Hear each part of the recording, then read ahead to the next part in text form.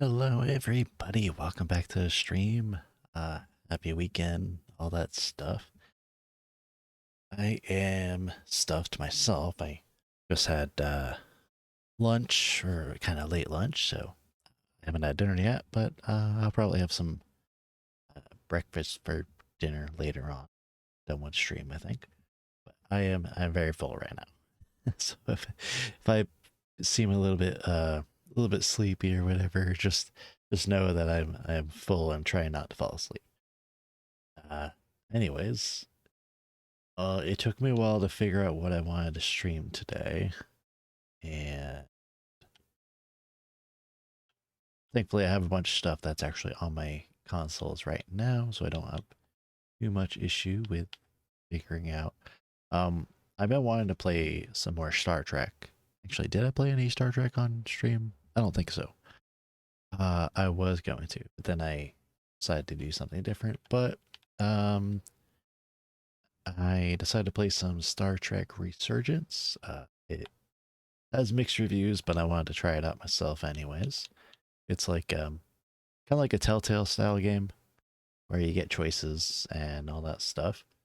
Um, I think it actually has action in it, so it's probably not all choices. And well, I was on a big Star Trek kick for a bit, so that's what I want to play. I also have been trying to figure out how to watch my episodes of Star Trek that I bought, which unfortunately I bought on the Microsoft Store when they were on sale, and it's almost impossible to watch them when you don't have a PC, unless I'm on my Xbox or whatever. But it's I'm not always home. I'm more often at work, and I like having stuff to watch. So if I want to watch anything at work, I would have to bring in like my console or something like that, and I don't think my boss would like that. If I'm being completely honest, I mean they probably wouldn't care too much to be honest, but I mean other people might, and then they'd be complaining and all that stuff, and yada yada, inter office politics. So so I've been bringing my iPad to work because it's it's small enough and it's easy enough to just have like in front of my screen. Nobody really notices. So I can just watch stuff there, but Microsoft has to be different and not allow anybody else to watch the stuff. The only exception is some movies that I have on there are watchable using the Movies Anywhere app, which is not always an option because only certain studios allow their stuff to be on there. And also it's not available outside of the US, which I saw people being like, "Oh, just use Movies Anywhere," and like, but these people that they're talking to are from like Europe and stuff like that, and obviously not an option. So one day, I really hope that Microsoft gets off their ass and actually allows the movies and TV thing to be on other other platforms, because they're losing a lot of money if they don't. Like, I mean, Google and like Amazon, stuff like that, they make a lot of money because their stuff is cross-platform. Speaking of Google, my phone decided to activate. Whoops. Um, yeah. So I've been trying to come up with ideas, and the best way that I figure is to have my console playing and recording it with OBS, which I'm actually using to stream right now, and recording from OBS to the cloud so that I can watch it while I'm not here. Because I could just download it to my tablet and then bring it to work, and it kind of works. It's just uh, sometimes the file sizes are really big, otherwise other times they're not. So it's kind of, it varies sometimes. So I'm trying to figure out a good way to do it because I don't have much space to install things. Unfortunately, space is a premium. So I wanted like, let's say, 3 or 4 hours worth of stuff to watch. Well, it could take anywhere from 2 GB to 5 GB or more. You know, it kind of like I recorded one episode of Courage the Cowardly Dog. Actually, 2 episodes, but it was in one. It was a gigabyte for the whole 22 minutes of episode. So I was like, wait, that doesn't make any sense. Why is it that high when I recorded an 11-minute episode of Robot Chicken? It was only like 200 megs. So realistically, it should have only been 400 for the one episode. I was like, okay, that's doable. But I don't know. Maybe it depends on the source. Maybe it depends on I don't know. It was very weird. I'm not sure what the difference is. So I was trying for like hours and hours to figure out of different ways to reduce file size, all this other stuff. I ended up actually finding um, a archive.org collection of Courage the Cowardly Dog actually, and it's uh, upscaled to 1080p apparently by AI, which is actually kind of fascinating. Which honestly, that should be the only like some of the only stuff that AI should be used for. I'm very much against generative AI. Um, but like assisting people with stuff is what AI should be used for, and upscaling old cartoons and shows and stuff like that is actually a really good idea. Because how else you gonna do that like by hand? You can't really. That's nobody wants to do that.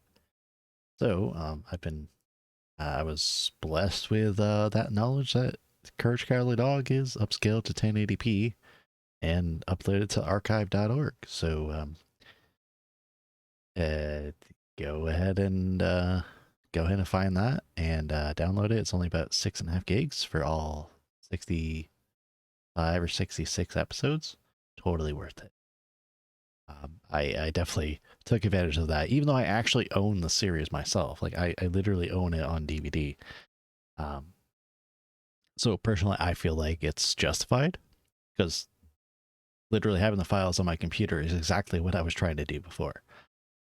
But it's more complicated feat than you would actually think. But thankfully, I did actually find that, so it made my life a hell of a lot easier. Just trying to find a way to record all the episodes in a timely manner is kind of hard because each disc was like 3 hours or something like that, and I was doing it while I was sleeping, so obviously I'm not going to be able to swap the discs or anything like that. So, yeah. But anyways, it was a win for me at least for that portion of it.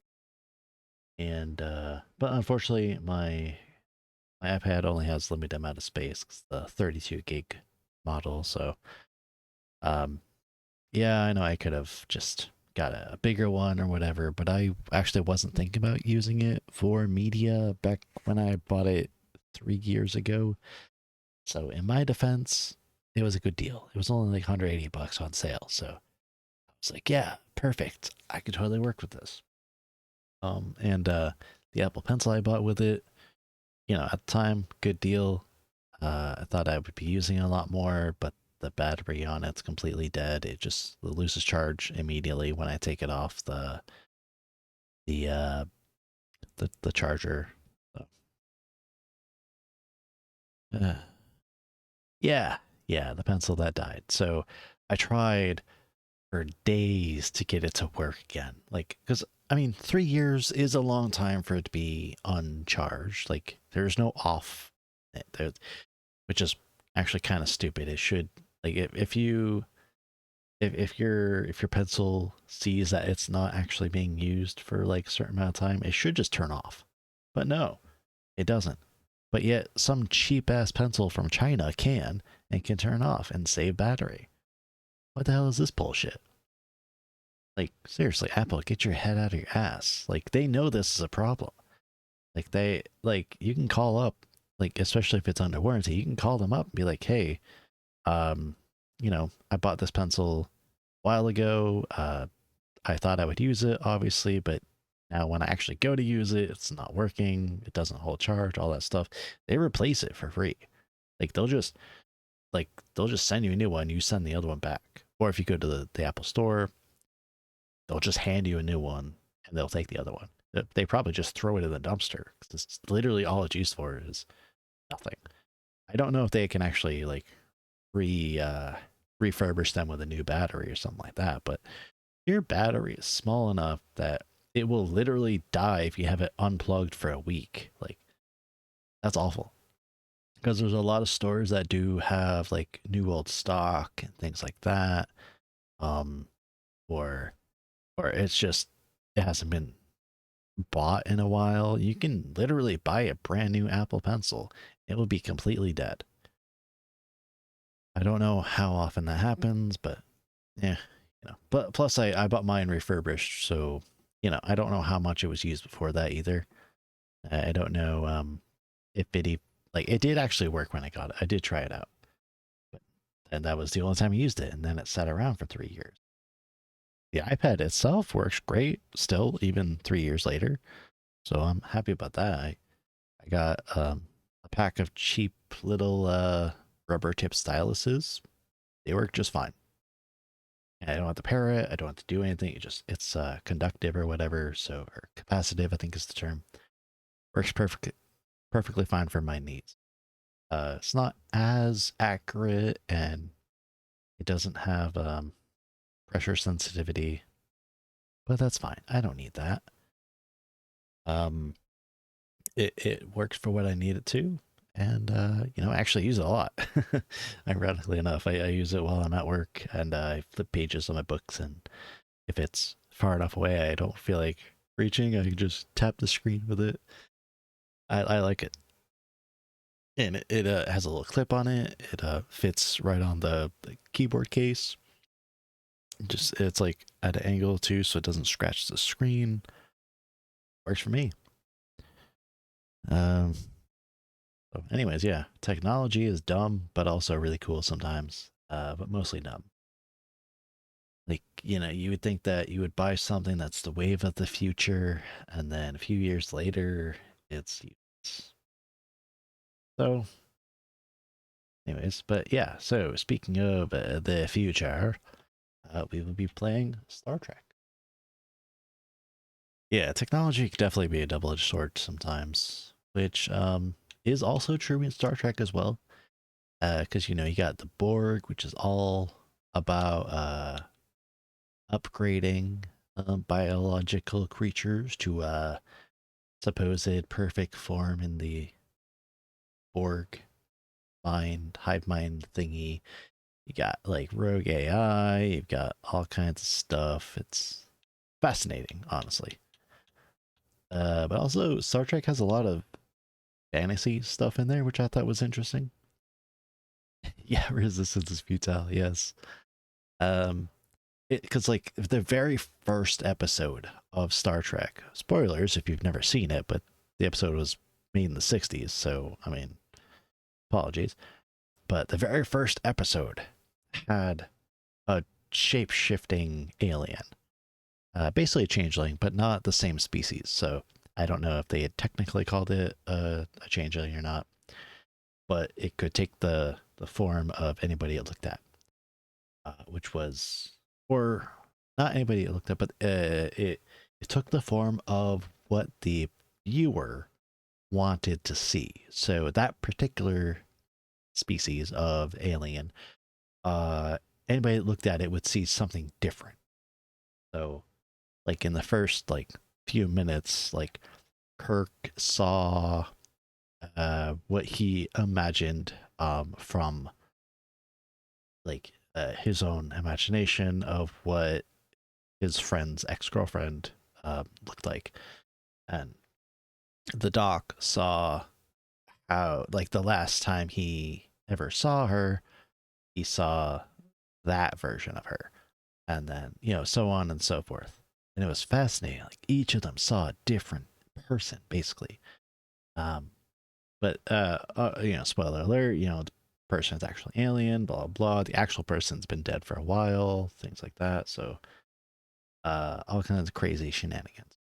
And then, second episode has literally a a guy who can explode things with his mind. He can melt things. He has like some kind of mental powers, right? They're given to him by an alien race that can exist as blobs of energy and like ghost into things. I just thought of Danny Phantom when I said that. Um, they apparently gave the kid the power to make things in his imagination reality. And it's just like, oh, what? How? like, and like a lot of people think that Star Trek is all hard sci-fi, whereas Star Wars is fantasy, starship stuff. And to an extent, yes, but also to another extent, no. They're both in the same vein of space opera with fantastical things going on and things that you just can't actually explain with science. So it's not actually hard science, or it's not hard sci-fi. It's not like The Expanse. It's still fantastical. So, which is why I love it. I love it a lot. It's so cool. And I could probably gush about it all the time, but I'm not going to waste any more time with that. I'm going to just go straight into the game, and we're going to see what Resurgence is all about, because I actually have no idea. However, I am very excited to play this. I really wish that there was more like classic style Star Trek, though, like with the original series. But the only way I can get that is through the online game, and even then, it's only like a very small portion of the game. Hold up, I want to change the size of this real quick.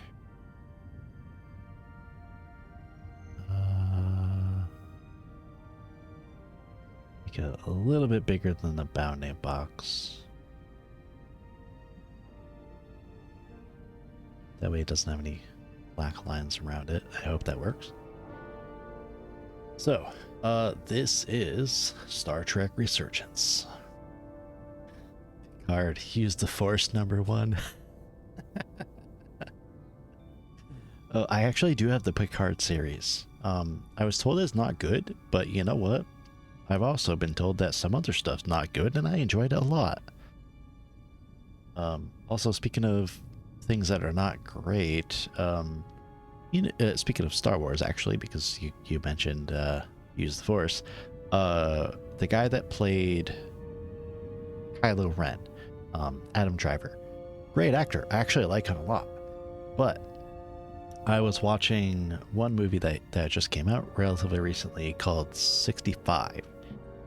And now, I'm not going to say it's a bad movie. It's actually relatively entertaining, but it wasn't exactly what I was looking for at the time. So for me, it was actually kind of boring. And the premise of the story was kind of dumb, in my opinion. Now, I'm not going to tell anybody it's a bad movie. I definitely recommend watching it if you want something that's different, because it definitely is different compared to some other sci-fi stuff that I've seen. I would say it's actually more like a more sci-fi version of, say, Jurassic Park. I'm not going to spoiler it, but you'll know why when you watch it within like the first half an hour or something like that. In some ways, it's a brilliant movie, and in other ways, it kind of made me want to bash my head in. but it is also more hard sci-fi. So they try to make things a bit more realistic and all that stuff, but it's it's weird. Like, I want to kind of recommend it, but I also don't. So, you know, it all differs, you know, from a certain point of view. 65 is a complicated movie, I would suppose. But, I mean, I think the characters actually did a decent job at being characters, obviously. I mean, the actors did good. But the movie itself, I mean, yeah, I could take it or leave it. That kind of looks like a holocron next to the chair. You mean that triangle crystal looking thing? Really, I don't know what a holocron looks like. Let's see. It doesn't really look like a holocron. I googled it, so wait. I remember holocrons. There's one in Star Wars Fallen Order. There was that was actually the whole plot of the game. Yeah, no, that looks completely different, but it is kind of crystalline. So, guess, I guess, kind of, maybe. There's some similarities. It probably has something to do with the plot, though, which is probably why it's on here. I'm trying to identify what that flashy light box thing there. Some kind of recorder, possibly. And then those things with screens are probably tablets of some kind. Let's see. Setting. I'm going to turn off motion blur because I fucking hate that. Turn on subtitles. Aim sensitivity. Oh, there's aiming. Okay. I'll keep the aim sensitivity there. It could be a communicator. Though a lot of times, at least the Federation has communicators that are built into their suits.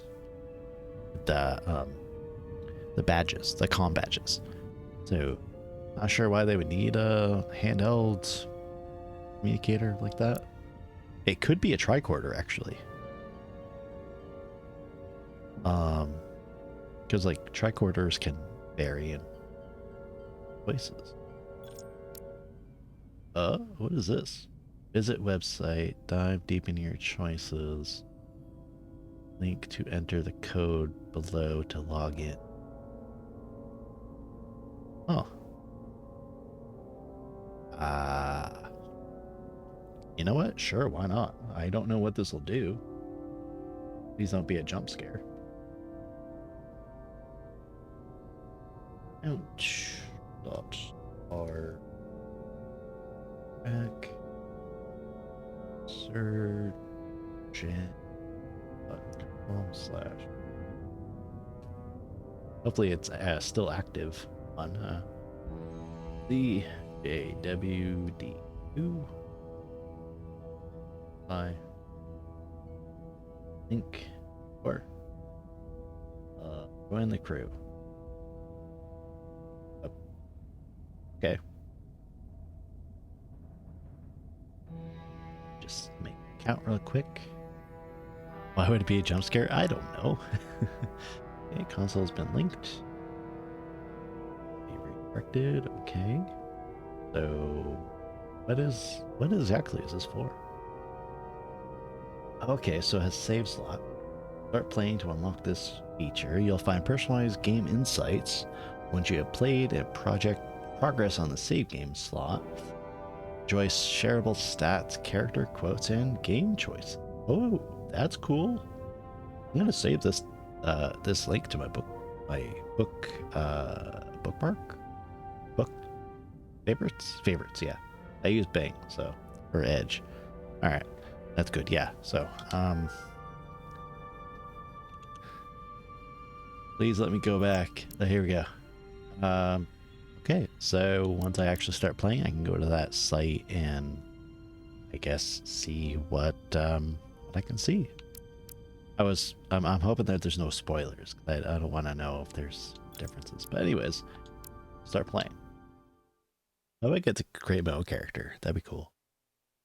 I want to be the captain. It's a dramatic lab's adventure, relationship adventure, but the experience will be shaped by the choices you make. Perfect. That's exactly what I'm looking for. I guess you could call that an RPG.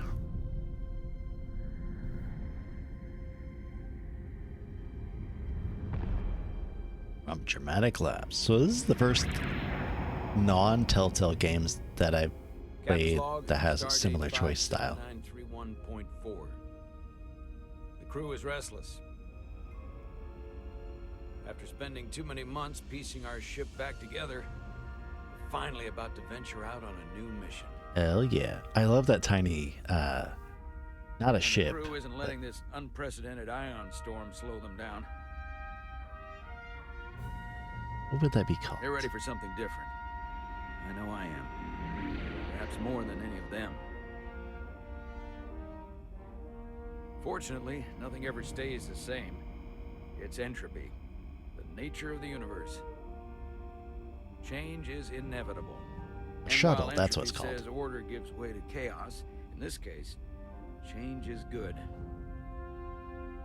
Why is there lightning in space? Is that thing that can happen? Actually, our new first officer is en route to the Resolute. Jara Rydek. I know she'll bring a welcome dose of new blood to the crew. Uh-oh. How is there turbulence in space? It's not an airplane.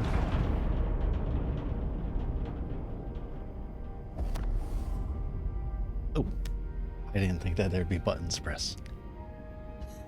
Thanks. No problem. I'm not great with flying. But these little shuttles are the worst. Here's a tip. Don't close your eyes. You'd think that would make it easier, but it only makes it worse. Look out the window, pick a star, and just focus on that. I'll give it a try. Crew is impacted by things you say. This is just like the Telltale games. Sorry, I'm a little anxious. I hadn't noticed. I'm on my way to my first assignment. When we get to the starbase, I'm transferring on to the Resolute. So am I. You know, I actually don't know what era this game takes place. It won't be easy for Jara to step in at the 11th hour like this. But if she's half the officer I knew she could become when she was a cadet at Starfleet Academy, she'll be the XO this ship needs right now. So I'm more used to the original series where red is engineering and security and gold is command and operations. So I don't, it depends on what time period this is in, but I'm going to assume that in this one, gold is actually engineering security, red is command. Ooh, cool. I love how it's backing up. Spacecraft witnessed dramatic lightning bolts crackling across the skies of Jupiter, Saturn, Neptune, and Uranus. Weapons most frequent electrical storms take place on Venus. Planet blanketed by a thick atmosphere that obscures the view from space. Oh, that's awesome. Well, yeah, but that's in... Oh, I can move around. Okay, that's cool. I mean, yeah, those are on the skies of the planets. Yes, that makes sense, but what about in space? Because, like, in Star Trek Online, I don't know about other Star Trek properties, but when you're going through the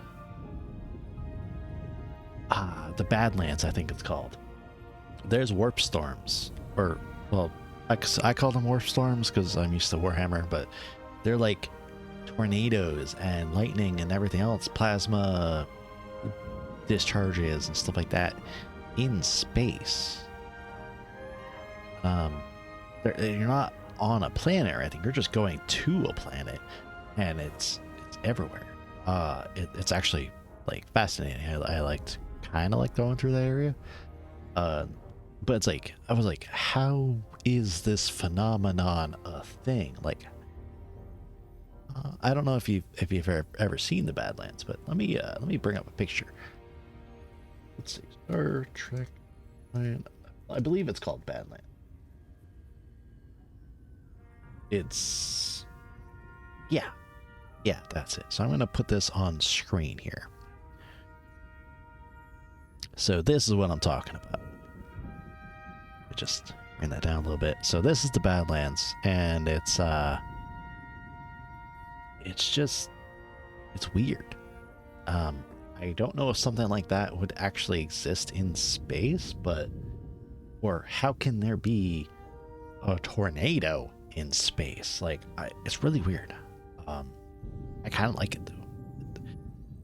I'm gonna move that now, but yeah. So that's from Star Trek Online. I don't know if Badlands exists in the actual series. But the description says it's a region of space known for intense plasma storms and gravitational anomalies. Plasma storms make starship navigation in the area extremely difficult, and most captains avoid the area. Now,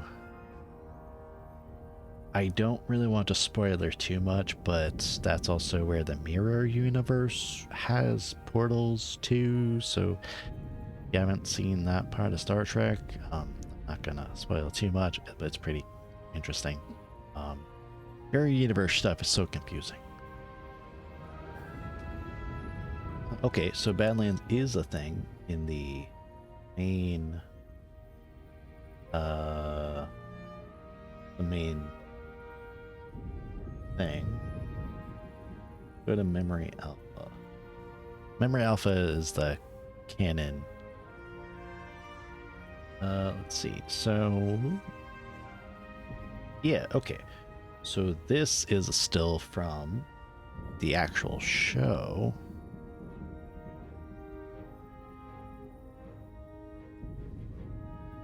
So that is the Badlands in the show. So it's pretty faithful to the game, or rather the game is faithful to the show. So it's from Deep Space Nine and also Discovery. So yeah, so I guess it's a thing. I never actually knew about it. So and I call myself a Star Trek fan. I mean, I am, but I haven't seen everything. Bizarroverse? Yes. The Mirrorverse is, well, it's like our verse, but it's also definitely different, and, well, I'm not gonna spoiler it. A starbase on the very edge of Federation space. Long way from home now. Starbase 121, Starfleet Operational Support Services. Looking at this actually does remind me of the Badlands. Wait, are we in the Badlands? Also, why is there a star out there blinking? A couple of them. Oh, there's more now. Do stars blink? Lightning? Well, this is a star base, so we are in space. Why is there lightning? Anyways, I guess we'll find out. Pretty sure you saw Commander Riker in the opening screen? Could be. I don't actually know.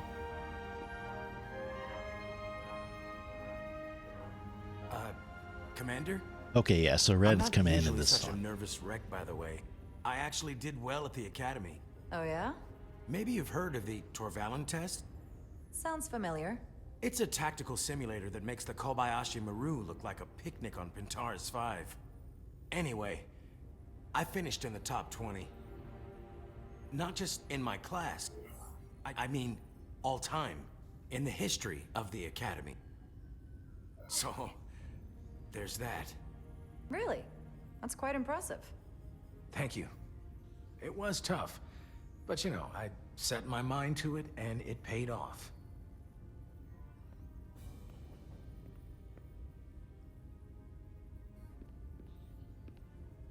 please place your hand here. Hold it there for a few seconds.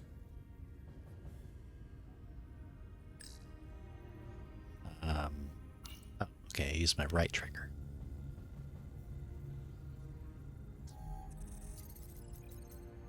Welcome, Commander Rydek. Wait, you're Jara Rydek?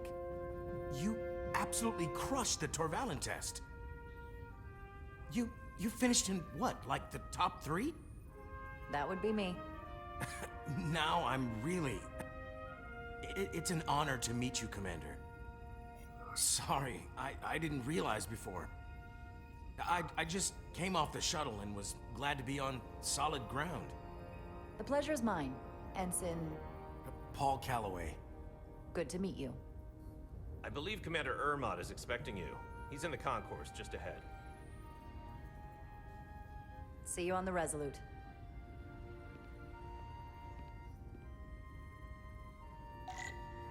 Alright, so for anybody that doesn't know Star Trek, there's various ranks and colors and stuff like that. So I can give a slight explanation. So Ensign is like the first rank, then you got Lieutenant, then Commander.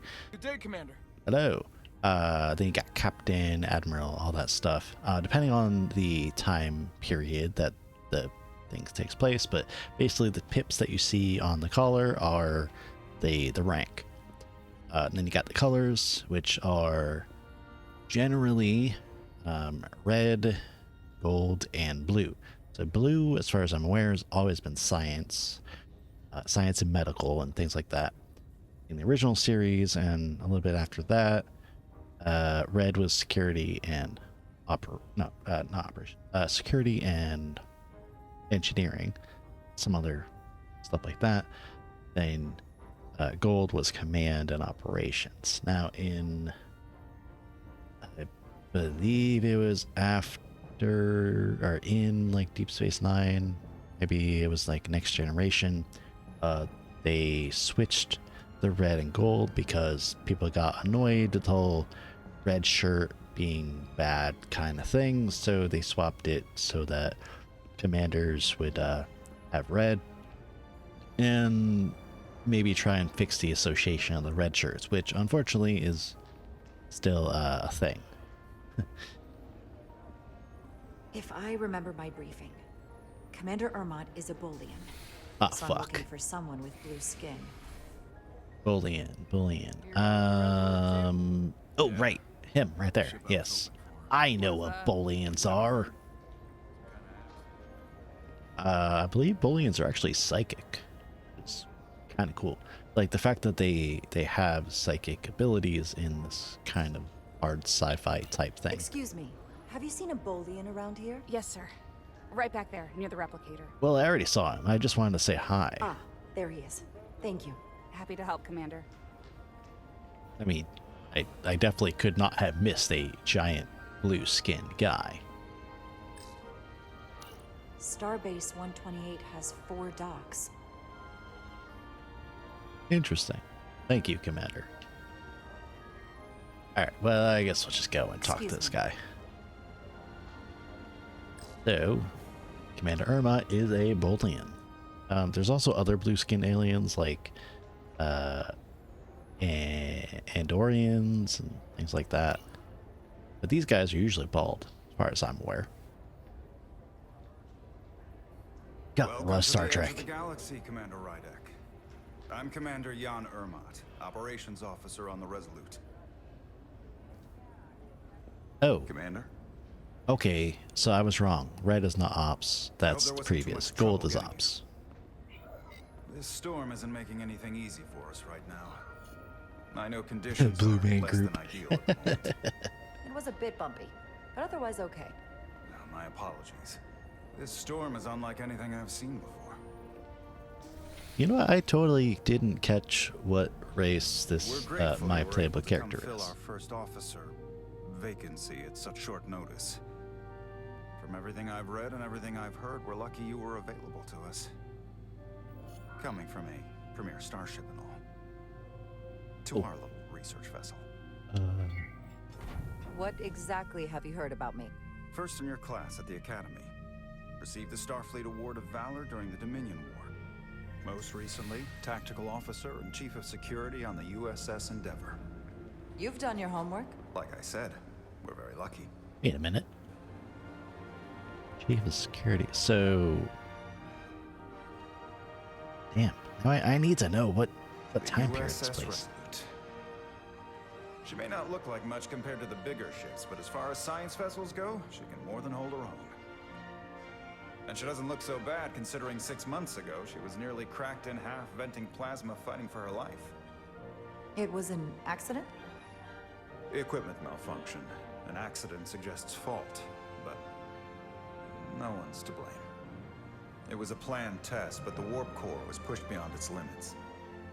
It destabilized the dilithium, there was a runaway reaction, and the warp bubble deformed. We thought we could reach a higher resonant frequency, but it was more than she could handle. Cost us our first officer and 22 of our crew. Damn. At the end of the day, we're all responsible for each other. I can't even begin to imagine what that must have been like for you. I'm so sorry for your loss. Thank you.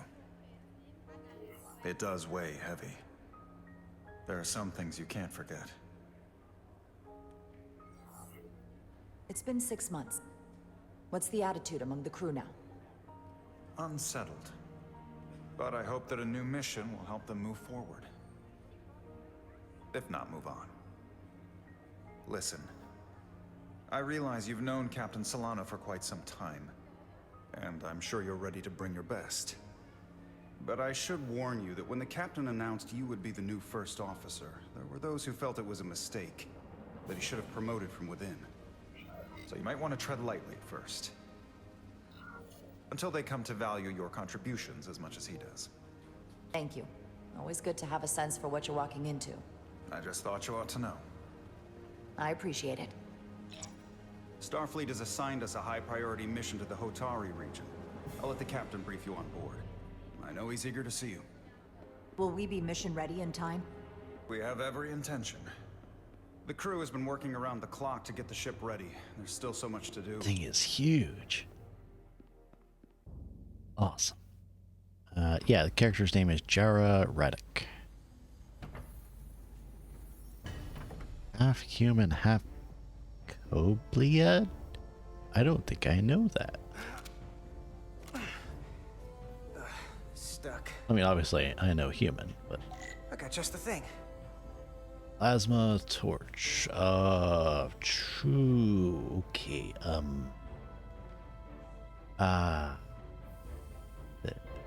This? That? Is that it? Yeah. Clear corrosion. I was not expecting actual gameplay, to be completely honest.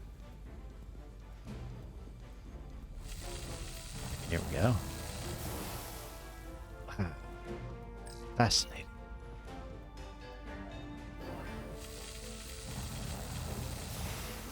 Some of this stuff could just be automated, though.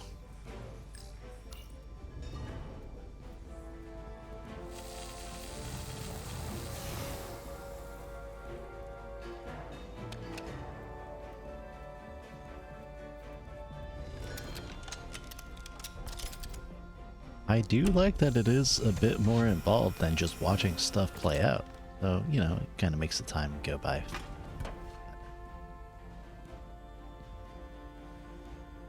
But if something is green and glowing, should you really be touching it? Is that?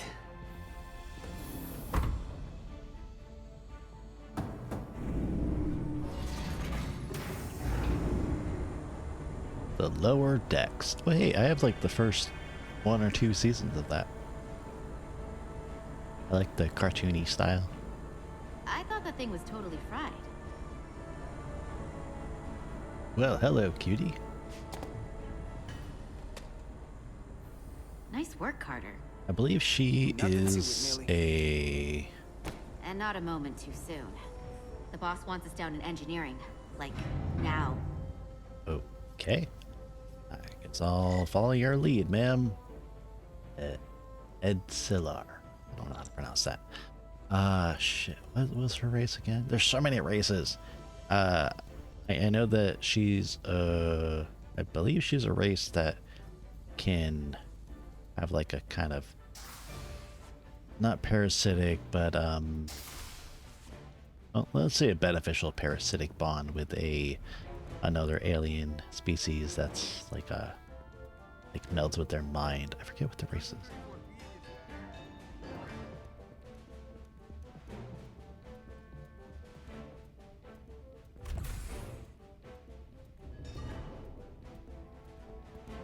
Engineering. I heard the new XO just arrived. Won't be long before we get underway.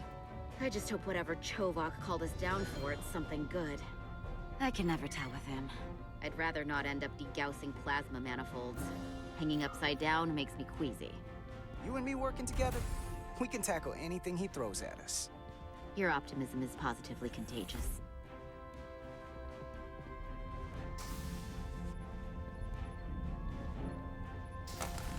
Looks like we got here before. Lieutenant Commander Chovak.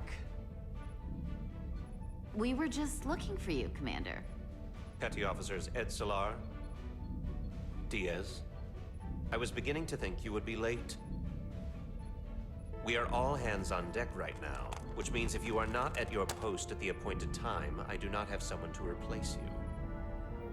A point I have been forced to make to Petty Officer Edsolar on repeated occasions. Apologies for the delay, Commander. I do not want your apologies. Simply see to it that it does not happen again. So, I don't suppose you wanted us down here to check in before we go off duty? Equip yourselves in EV suits to work on the exterior of the hull. I need you to tune the structural integrity field for optimal performance. The subspace distortions and ionic interference we are experiencing are preventing the proper calibration, but this ship must be ready to depart shortly, despite the storm. The precise nature of these disturbances are not fully understood, but many systems have been affected by the wide band of emissive activity. Whatever it throws at us, we'll be ready. We've got the best chief engineer in the fleet. I am a Vulcan, Mr. Diaz. Flattery is not necessary. All that I require is that you do your job. Right now, that entails critical preparations, because long-range sensors show that these disturbances will be more severe at our destination, the Hotari system. Hotari system. You have your orders. Do not delay.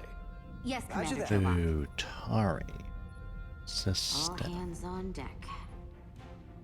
Oh, what's that? All hands on deck. That's what Chovak said. It must be new because You know what it that doesn't means? show up. It means this ship isn't ready to go out, and the brass know it. So they're throwing every warm body at it. And they're going to leave on schedule. Consequences be damned. It all comes down to us, Nelly. We're the ones who will get it ready. I know what we can do. But this isn't just any old refit or any old relaunch. Whoa. Excuse me. A lot of new faces coming on board. It's gotta be tough coming as a replacement. That's for sure. They seem all right. Something that happened 6 months ago while they were off on another ship? Well, that's nothing to hold against them. Yeah, you're right. I guess getting a little new blood on board doesn't hurt. Hold on. Now there's an old face I didn't expect to see again. Hey, Miranda! You weren't gonna leave without me, were you? Miranda, you're here? We thought you were staying on the Adirondack. Transfer came in at the last minute, so I figured I'd slum it on this bucket of bolts. Looks like you got her back together pretty nicely. I wasn't sure what to expect. I'm gonna take the high road here, pretend you didn't say that, and welcome you aboard. He's a better diplomat than I am. He still owes me a bottle of Saurian brandy. Don't think I forgot. Oh yeah, it's coming back to me now. Maybe Carter can rustle up that bottle and we can give you a proper welcome. Yeah, I'll probably As forget soon as we that. wrap up this quick little spacewalk.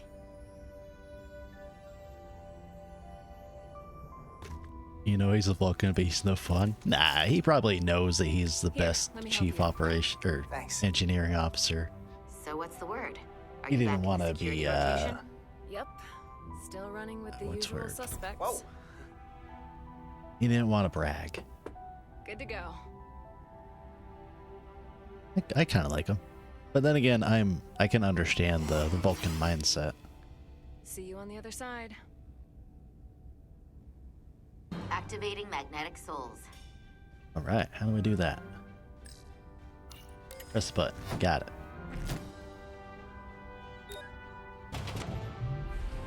it. We don't get struck by lightning out here. That'd suck. Pretty close to that storm there. Alrighty. Onwards and upwards. Or downwards? Downwards, yeah.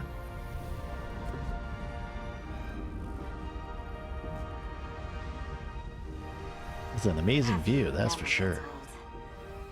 Oh, well, I guess she has the same idea. Wow. God, I can't wait till our technology reaches this level. Like, look at this shit. It's so cool.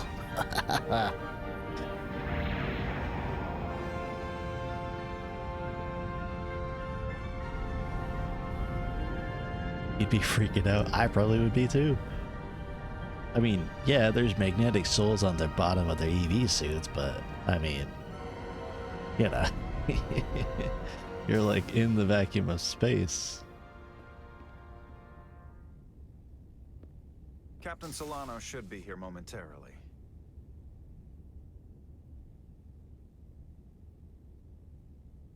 Okay. I guess we're just waiting then. Oh. You'll have to forgive me, I don't know much about Kobliads. Kobliad. But my understanding is you need a steady supply of duridium to keep your cell structure stabilized, or bad things start to happen. Kobliad. And we have plenty of duridium in sickbay, so there's no risk of running out. Thank you. Okay. Feel free to make They are a yourself at home. canon race. And help yourself to whatever you like from the replicator.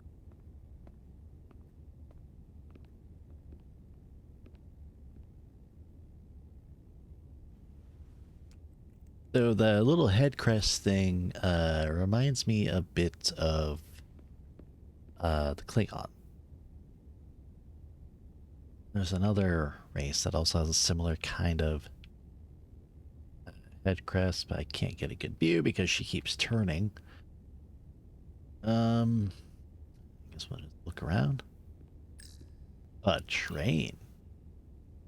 Ooh, that's cool. He's still got a thing for trains. I like trains. The warp engines of their day, apparently. Choo choo. Jara Rydek. Last time I saw you, it was graduation from the academy. You'd already secured one of the most prestigious assignments possible. And you were burning with enough ambition to fuel 7 trips around the Necrid Expanse. It's good to see you again, Captain. I could not be happier to have you on the Resolute. My only regret is that we couldn't provide you with a warmer welcome.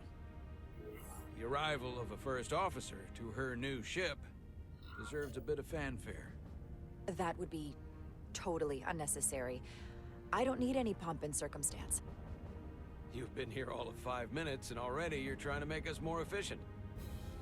I like it. As I'm sure you've heard, we've had a rough go of it these last 6 months. The ship suffered some damage, but not nearly as much as the crew. You'll have to forgive me. I don't really know the details. Starfleet has been kind enough to keep the story contained. Probably because they want to protect me. But I don't mind telling you. We were on the verge of a major scientific breakthrough. A quantum leap forward in warp core technology. 10,000 teradynes per second.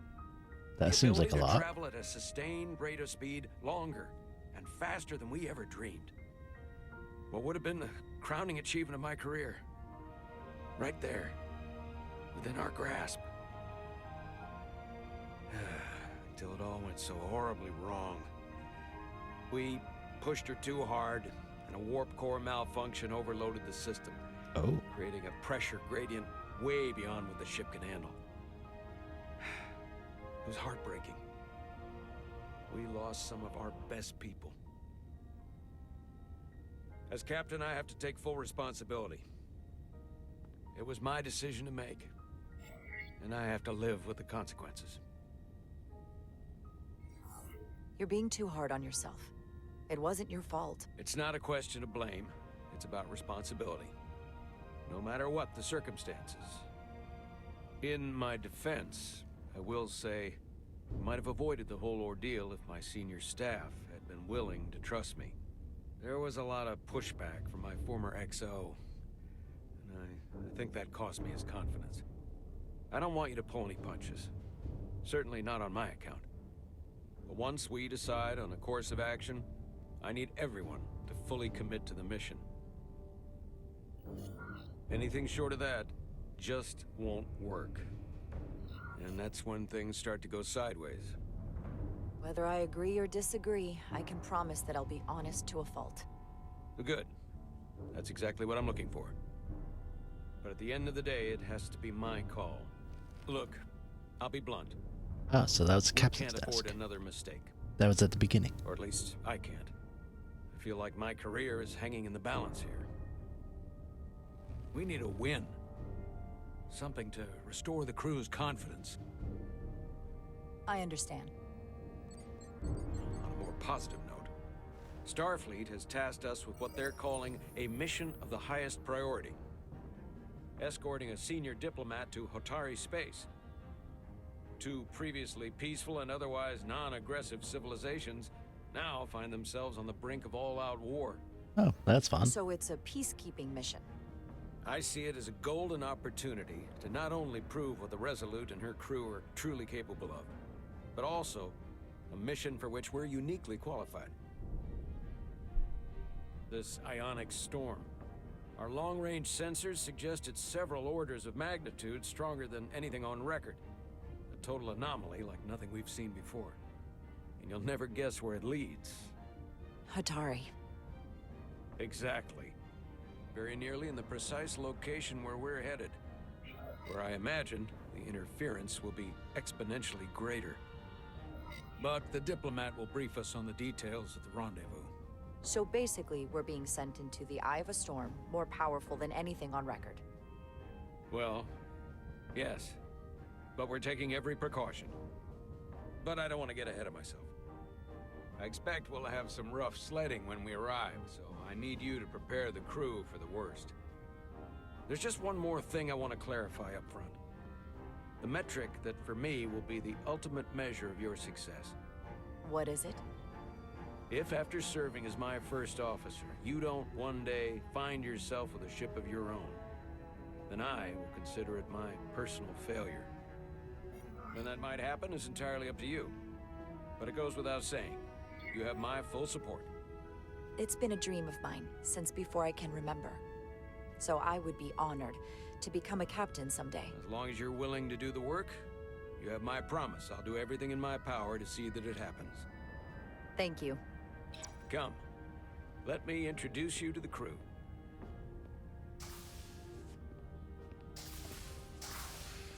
And those doors are too efficient. What if I was right behind him and then the door closed on me?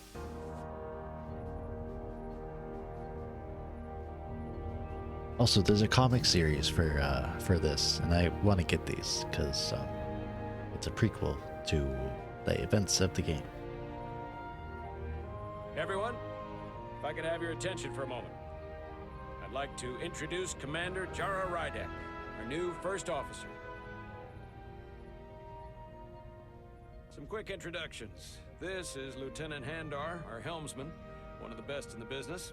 One of? Well, what he lacks in humility, he more than makes up for in ability. A pleasure to meet you, Commander. Likewise. Next, we have Commander Westbrook, our Chief Science Officer. I've come to rely on his expert counsel on a regular basis. Pleasure. Commander Rydek, it is such an honor to meet you. This is our tactical officer, Lieutenant Bedrosian, who's been looking forward to meeting you for about as long as I can remember.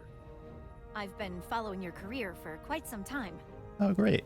A And I fan. look forward to learning as much as I can from you. You've heard of me? Well, I have to admit, one of the reasons I've followed your career is because you're part Kobliad, because of what you've overcome. Starfleet stands up for people who can't defend themselves. And you were one of those people once. But since then, you've done so much to protect others who need it. I really admire that. So, you've been something of an inspiration to me. You really do know a thing or two about me. I'm glad I could inspire you, but it's important to chart your own path. Thanks.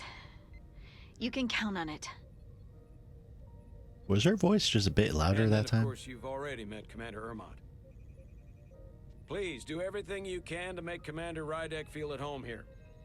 I'll be on the starbase. Have an urgent meeting with the starbase commander to get our authorization to get underway. If they drag their feet any longer, we won't make our rendezvous. The bridge is yours. Senpai noticed me. The in captain's chair when ready. Oh, that's a big responsibility. I'm not ready yet. I'm going to examine. Operations, staffing, supplies. There's a lot to keep track of on a starship. Good thing we have Commander Ermont.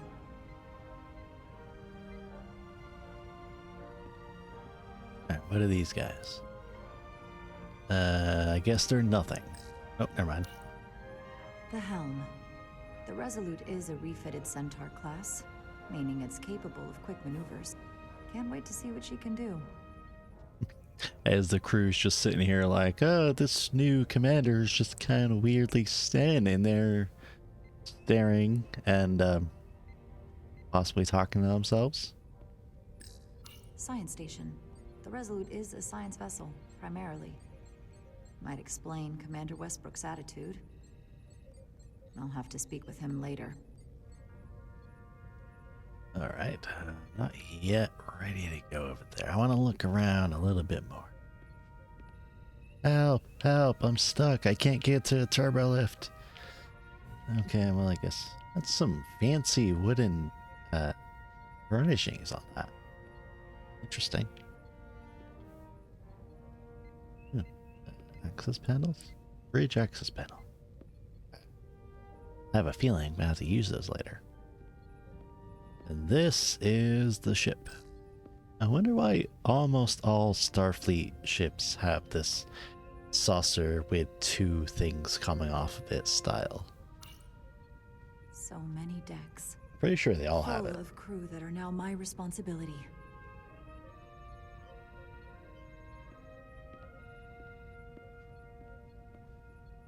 Right, well, I guess we've walked around and seen everything, so I guess I'm taking command, even though I'm not a captain. Commander, Chief Engineer Chovak needs to lower the structural integrity field. He's sent a crew out to recalibrate the emitters in response to the danger posed by the storm. We just need your go-ahead. Permission granted. Make it so. Lowering structural integrity field, now. Entering maintenance mode. Condition blue. What's that mean? Storm surge. The storm is getting worse. Great. Looks like they turned off the SIF. Great. Let's get to that emitter.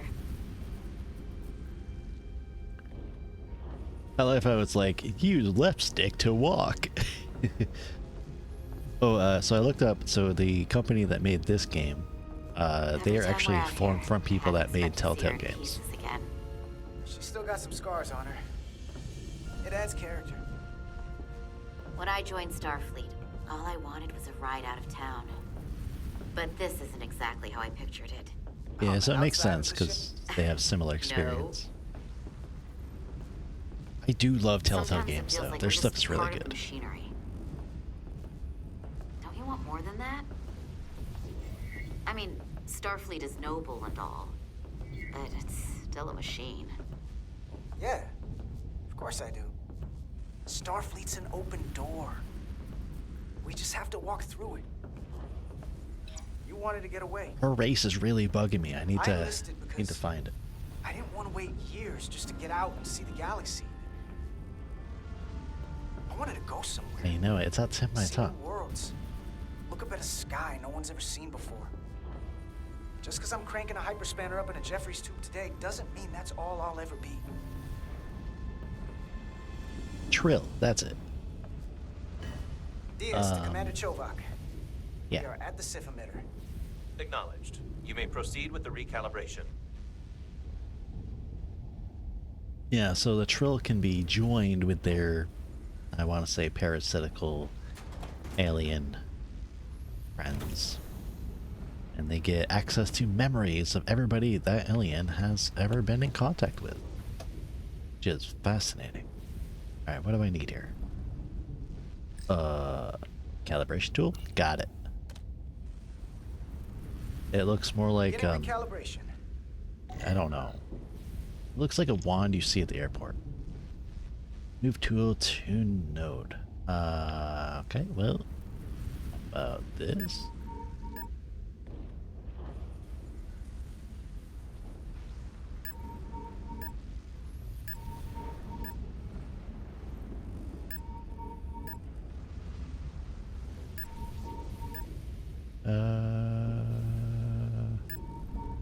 Oh wait, is it on these things?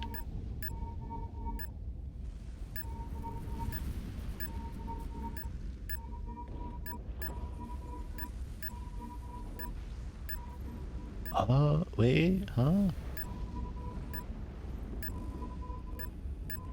Okay, so I gotta get it closer to the circle. Okay.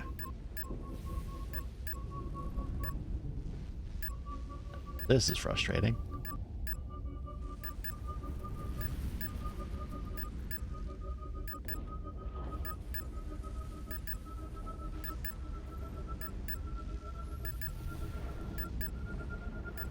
The fact that I have to reset it every time and I can't just hold the thing. Oh, wait, never mind. I can't. I could just hold the R button. There we go. Okay, that took way longer than I thought it would. Good. That wasn't so hard. Looks like a bomb. Oh, that's probably bad. Beep, Commander Westbrook, beep, right? beep. Chief Science Officer. You remembered my name and my rank. Impressive. Yes, I'm the Chief Science Officer, and I have the dubious honor of being the most senior officer on this bridge. I know this ship inside and out. Better than just about anyone. What a very impressive list of credentials. This is a research and discovery ship, first and foremost. Now with a former tactical officer as its new first officer. I'm curious, though. A Kobliad, or half in your case, is an odd choice for first officer, given your vulnerable condition and all. But if, as an example, we found ourselves in a hostile situation, and you were suddenly incapacitated because you needed an infusion, what would happen then?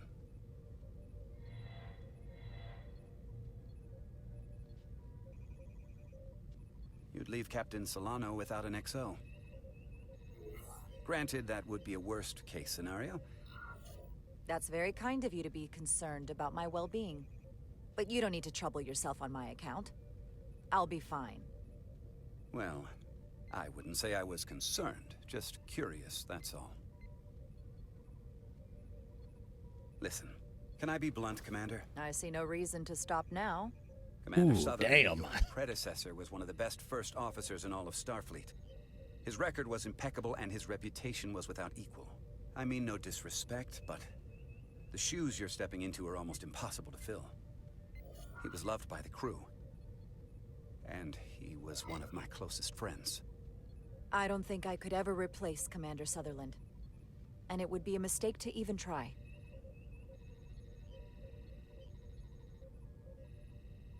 Seeing as Captain Solano is on the starbase, let me give you an update on this ion storm we're flying into.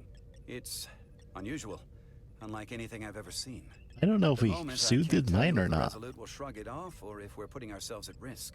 However, if we learn more about its patterns, its nature, we can come up with a scientific countermeasure. Yeah, I probably Just didn't a impress moment. him.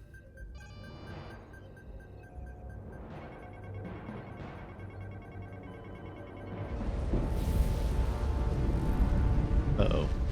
I have a bad feeling. Massive energy wave inbound. On screen. Uh-oh. Tracing its trajectory. Starbase docking clamps are holding. The storm's emissions are fluctuating, coming in waves. And if my projections are right, we're about to get hit by a wideband burst of ionic energy. Like a tsunami. I'm reading power abnormal. Red alert! Aye. Everybody, brace for impact.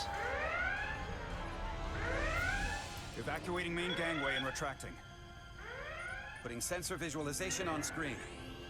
With the structural integrity field shut down, we can't take a direct hit. Time to impact. 1 minute. Shield systems are severely impacted. We have limited protection. I need every available solution. What are our options? We can weaken the impact of the storm with a deflector pulse. There's a better way. I'm sending all auxiliary power to the deflector dish. Send the aux power to the shields. We can't reactivate the entire shield bubble, but it's a directional threat. So we can orient all we have towards the wave. You have to believe me. We only get one shot at this. We can't afford to get it wrong. Okay, shields That's up. right, which is why we need to send power to our shields. Petrosian, get those shields up. Rerouting power to shields. Stand by. I need a heading. We've only got one shot. Understood. On my command. Shit. Forwards. Heading locked. Raise shields. I mean, she did say forwards, right? We're facing towards This it. is it! All hands, brace for impact.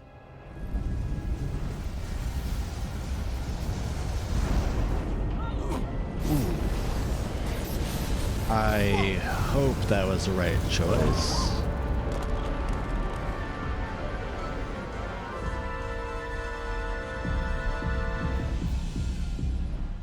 What happened? We have experienced a surge of radiation. Oh, you don't say. This radiation supercharged the plasma, forcing it to backflush through the system and creating a dangerous imbalance. That can blow out every primary system on the ship. Just tell us where you need us. I need you to traverse the hull to the access port to recalibrate the port nacelle plasma regulator. Nacelle, that's what those are called. Why not just have a saucer shape only? We've reached the first access point. Understood. Do you see the override for the level 1 failsafe circuits?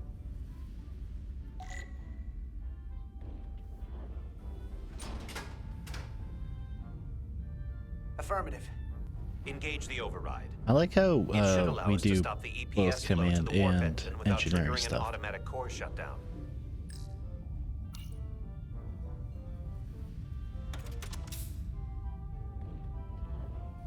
Like, you actually get to experience what it's like to be part of the crew, not just the guy in charge. Or girl in this case. Failsafe override engaged. Are you sure? Turn it I off, am turn it back registering on some it. That's what I crosstalk do with at my the job bypass all circuit. day.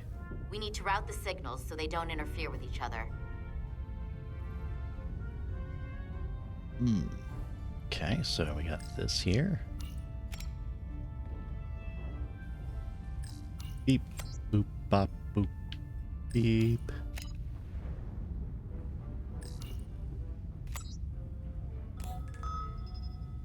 Diaz to Resolute. The failsafes are temporarily disabled. Moving on to the EPS regulator. Heads up, Carter. What is that? Oh, One of the his discharges backpack's missing. coalesced. It's coming right toward us. I'm gonna try to disrupt it with my phaser. Phaser? Really? Okay. Good. I love that style of phaser. So we gotta climb up the pylon. Not that there's really an up, but, you know. Shit, we have a time limit. Uh-oh. Use your phaser to clear a path. Okay. Choo. Choo choo choo.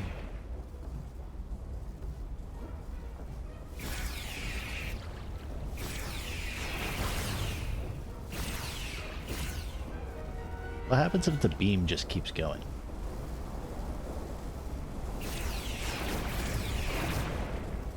Watch out, it's right by you.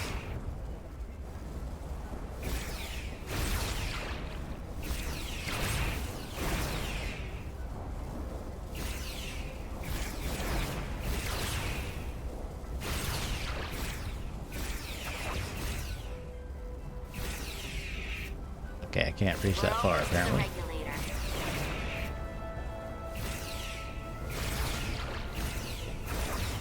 Okay, how many points do I got? Is this like a shooting gallery? Do I get a prize?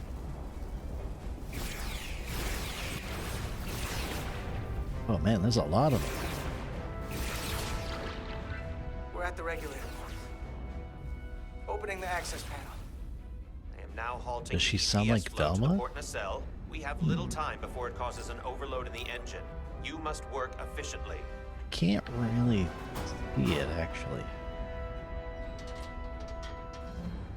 Or hear it, I guess.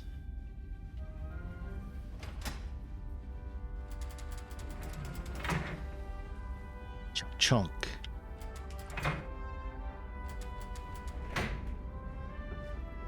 EPS manifold adjusters reset to neutral.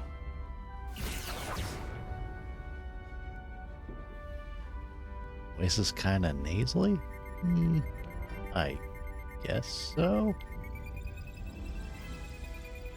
Okay, let's...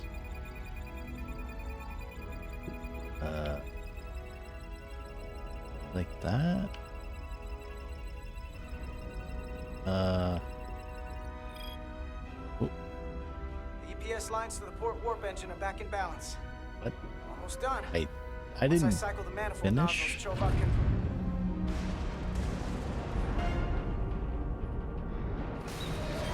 Uh-oh. Oh, ow, oh no. Uh-oh. What in the hell?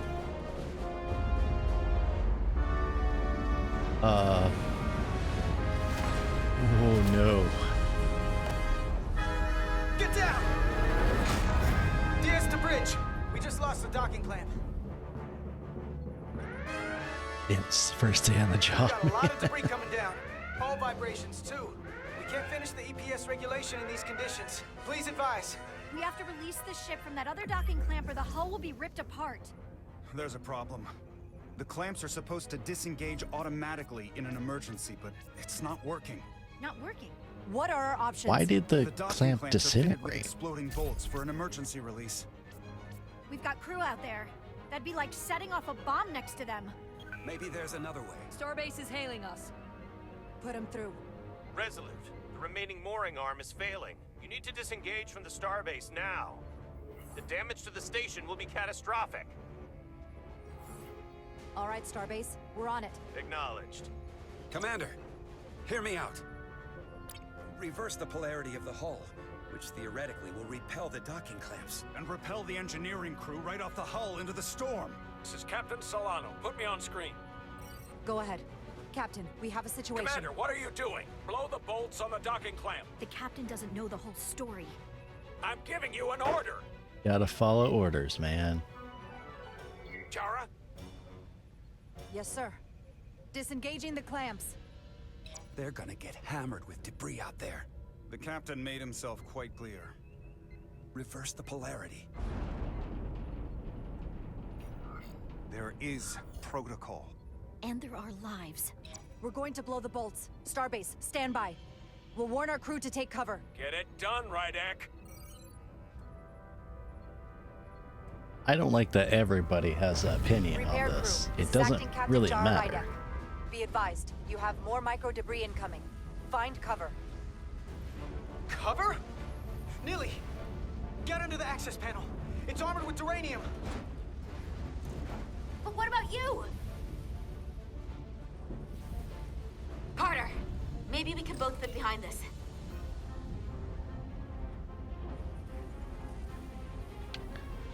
I don't really care about pleasing everybody because you probably can't. So I'm just trying to get through They've things blown the other docking clamp. Hurry! as efficiently as possible, I think. Uh-oh, that's no good.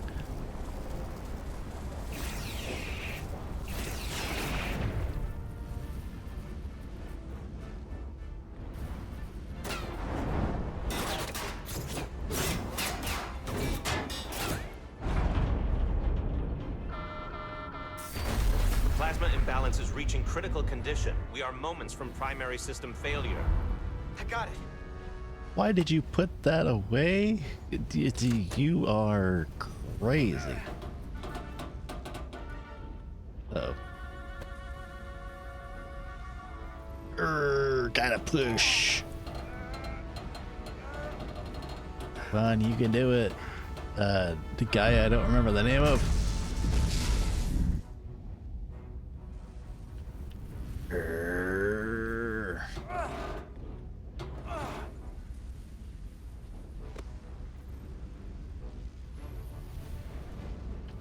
Yeah, the power of friendship. Let's go.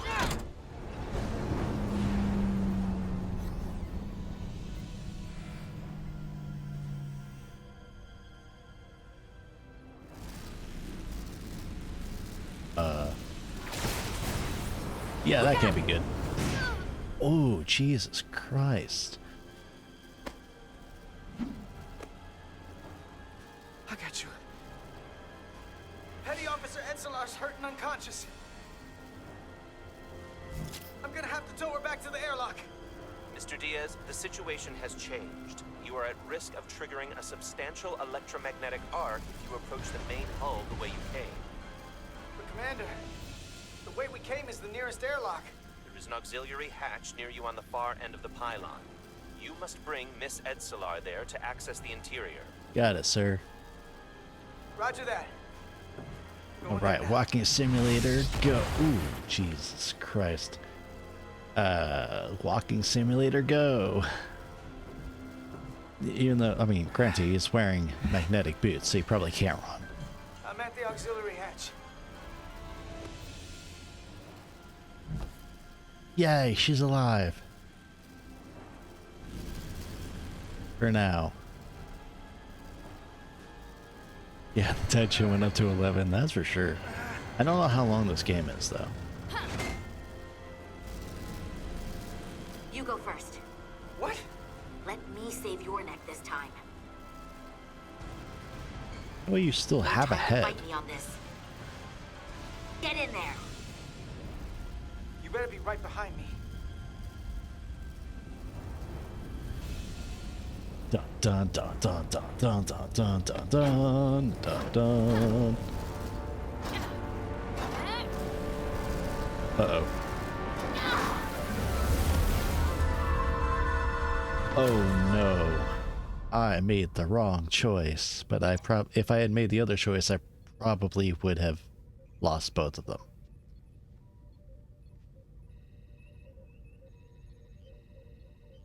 Uh-oh. We're in.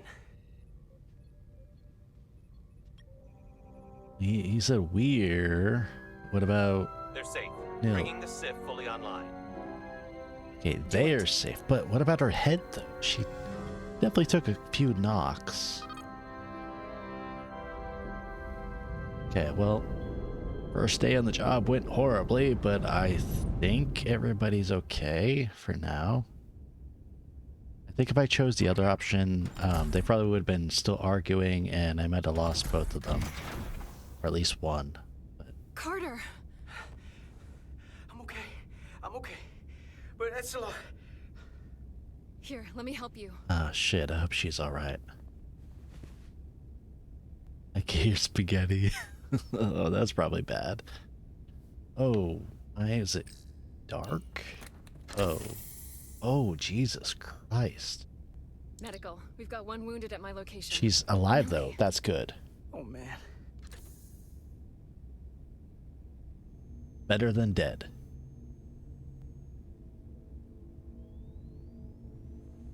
Save the Jaguar lady. Or wait, is that pattern jaguar or leopard? I can't remember. Status report. The repair crew made it inside. EPS flow is back to nominal levels. The SIF is back up. How does this affect mission readiness, Mr. Ermont? The Resolute suffered damage from the exploding bolts, but we've successfully moored to the station. The ship is secure. Our systems are coming back online, but we have a fair amount of repairs before we're ready to go. Put a halt on the roll-off of Starbase engineering staff. We have a schedule to keep. Send updates to my ready room. Commander Rydek, With me.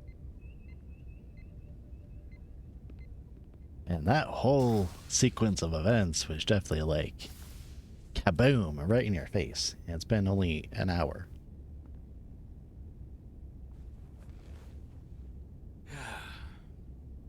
What a I have a feeling nothing would have been the right choice, I really. was caught with my pants down.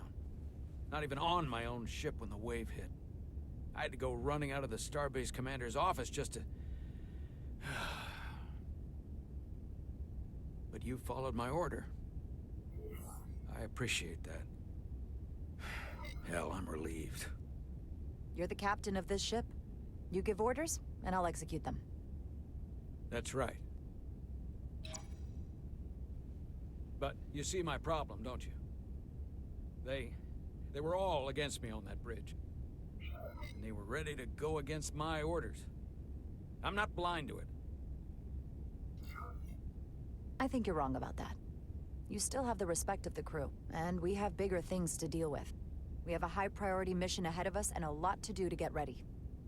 We're going to have a pretty big problem if I can't count on the bridge staff. To say nothing of the rank and file. See, the whole problem with the bridge staff being like, no, you can't do what he says because he doesn't know the full picture, because you don't have enough time to explain it. So his decision is law because he is the captain. He is the one in charge. It's just like, in some situations, yes, you have to supersede the order. But in this case, like, he's still the one giving the orders. If it was an unlawful order, yeah, sure. Your predecessor, yeah. Commander Sutherland, is missed. But for all the adoration of the crew, including the senior staff, I just couldn't rely on him. He would question, undermine me in front of the crew. I sometimes think they still hear his voice. That sort of thing is a way of lingering. And you can't argue with a ghost. Captain, perhaps you and the crew would be better served if you look at this mission as a fresh start. You can never really leave the past behind. If we don't, you can never move forward. Now, this won't be easy, but I'm glad I have you here with me. Glad to be here, Captain. Well, I guess we're not in trouble after And all. despite it all, we got our final Starfleet clearance to depart. So if you'll fetch Mr. Ermot, we'll knock out the final details of any outstanding repairs, and then we'll set out for Hotari. Yes, sir.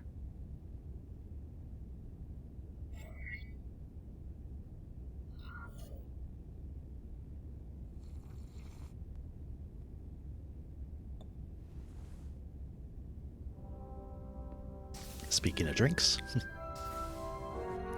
or not, here we go. When the president tells you, or principal tells you to come to their office.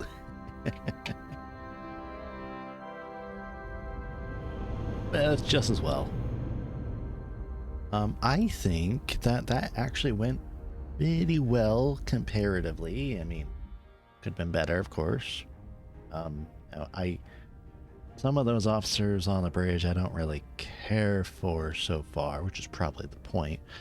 But the fact that they all said not to follow the captain's orders, that's just like, man. We've got our full complement on board. This is my favorite moment, right now. The start of a new mission is always full of possibility.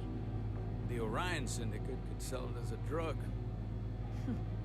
Don't let the Admiralty hear you say that.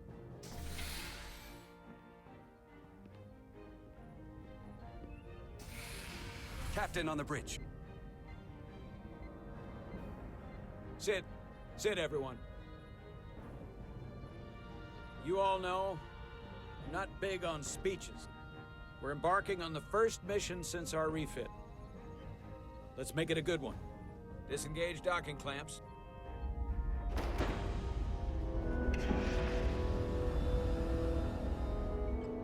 I wonder what would have happened if I did make the reverse the polarity field or whatever it was the science guy said.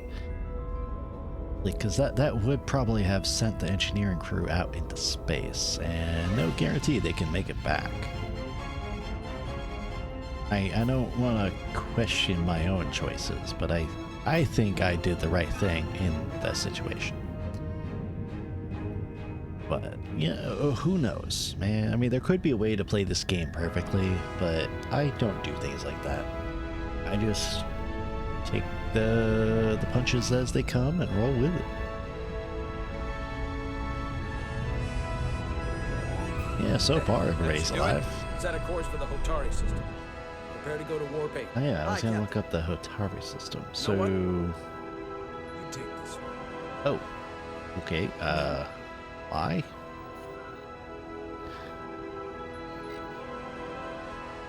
Engage. I didn't know if that was the right choice either. Probably each of those is probably like a specific catchphrase or something. Simple, but effective. I don't know which one would be like the classic Star Trek. 'Cause as from what I've seen, I love the original series. Easy. Thank you. I'm fine. Really, You don't look so good.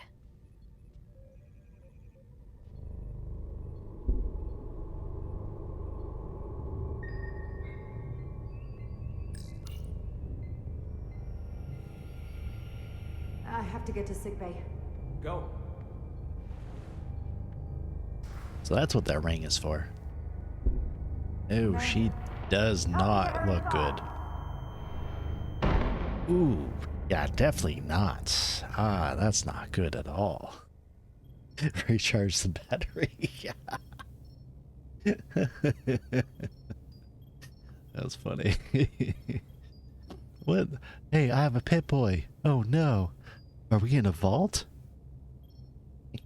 Well, that was quite a scare. A few minutes more and it would have been one of the shortest tenures on record for a first officer. Is that the engineer that was out on the hull?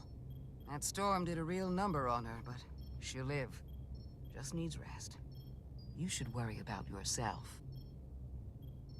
Your deridium levels got dangerously low and destabilized your cell structure. This is definitely one of the more memorable first days I can think of. Wonder if they still have iPads My in name the future. is Dr. Aram Duval, Chief Medical Officer. To be honest, I've never met a Kobliad before. You're rare. I know. I was going to say special. Your people's numbers have dwindled, despite the Federation's efforts to find a more readily available alternative to the deridium you need to survive. Yet you joined Starfleet and managed to thrive. I imagine the responsibility must be overwhelming. Maybe even a burden at times. It does make me unique, but it's not a burden at all. I'm honored to be Kobliad, to represent my people. As you should be. And don't worry, I won't treat you like a science experiment. I just do the science and leave the experiments to Solano. You don't agree with his methods? I don't agree with his definition of acceptable risks. Not when the lives of your crew are Hey, at stake. Solana, is he My the chief professional opinion is science that the officer? accident took a toll. More than he's willing to admit. He's overstressed, operating in the pressure cooker of his own mind. Which is never a good headspace when the lives of your crew are at stake. What concerns me is that now he's even further away from the thing he's been chasing his entire career. Breakthrough discovery. The major innovation. Something he can put his name on. But the more the time passes and the further out of reach it gets, the more risk he'll be willing to take. People become blinded by their own ambition. I've seen it happen before. I hear you. But that's my job, isn't it? To make sure that doesn't happen. And we don't lose sight of the bigger picture. Which is exactly why I'm so glad you're here. We need you now more than ever. I have to admit, I was concerned when I heard what happened on the bridge. You just followed Solano's orders despite having Solano's the captain. Ah, right. Huh. I guess word travels fast around here. It's a small ship. And everyone's curious about the new XO. Fortunately, your cell structure's almost completely stabilized.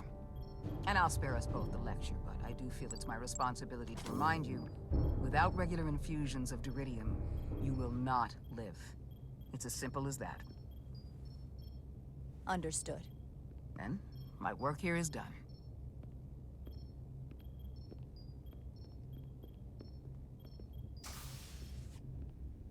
Lieutenant Bedrosian. I came to see if you were okay. We were all pretty worried on the bridge. No one knew what was happening. I'm feeling much better. Thank you. It's just part of who I am. You don't have to explain to me.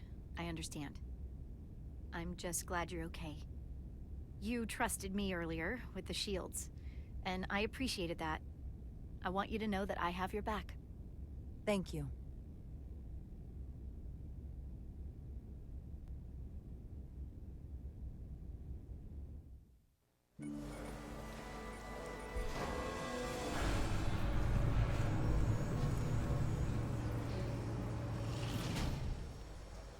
Complete the diagnostic sequence, and this shuttle will be cleared for service.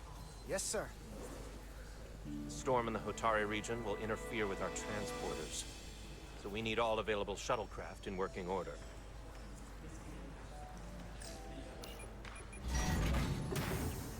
Beep beep boop boop. Excuse me, Commander Chobak. Petty Officer Maris, I will leave you to your work.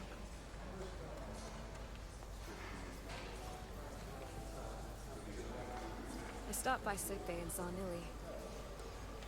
I figured you'd want to know. It's my fault she's in there. I should have made her go first. Maybe, but I wouldn't want to see you hurt like that any more than her. Dr. Duval said she'll be back on duty soon, though. Come on. I have to run the final diagnostic.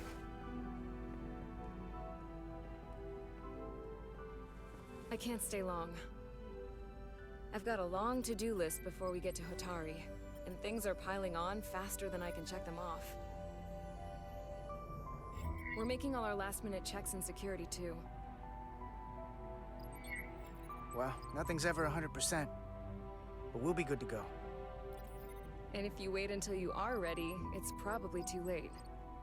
Which is why I didn't want to wait for just the right time.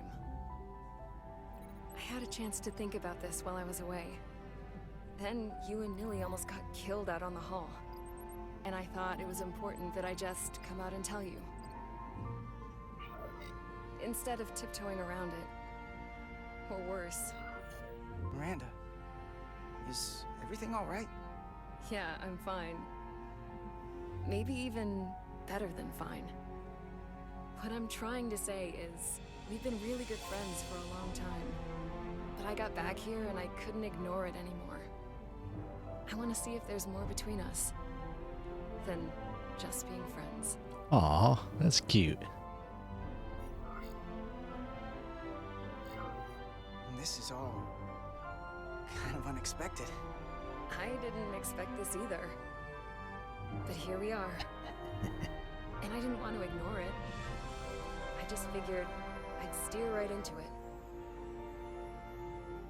Well, what do you think? I've been about as direct as I can stomach. I like you too, Miranda. Let's see where this goes. Okay. I was really hoping you'd say that. I like how cute the admission was. So you know, why not? Uncharted territories. I'd call it a chemistry experiment. You know, with us. I'm just really glad that you said something. I've seen how you operate. I couldn't wait for you to make the first move. I'm glad too. So whatever happens next is great with me. Level 1 diagnostic complete. I have to get back to that to-do list. They're probably looking for me. Can't blame them. Wonder if Starfleet has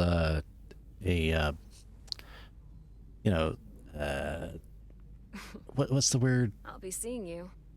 Fraternization rules, stuff like that. Like I'm pretty sure they might have something like that because they're on a ship, and I know that there's rules for that in the Army. I'm pretty sure probably the Navy as well. Helm, bring us out of warp. Dropping to impulse. Ionic interference surging, Captain. God dang, it's so hot out that my drinks are sweating.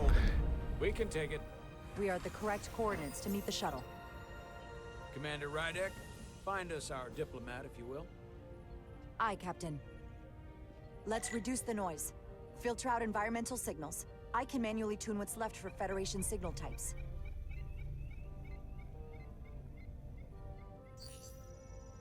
Oh, that was fast. I've located the shuttle. Opening comms. On screen. Whoa, Shuttle to flippy. Resolute. Shuttle to Resolute.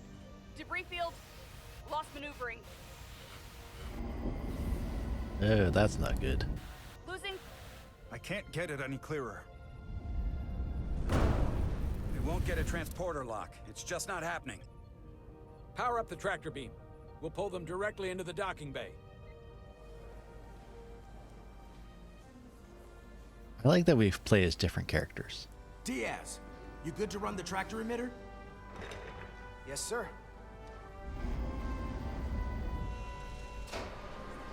Come on, Diaz. First thing, lock onto the shuttle and stabilize the rotation. Are we gonna play oh god damn it.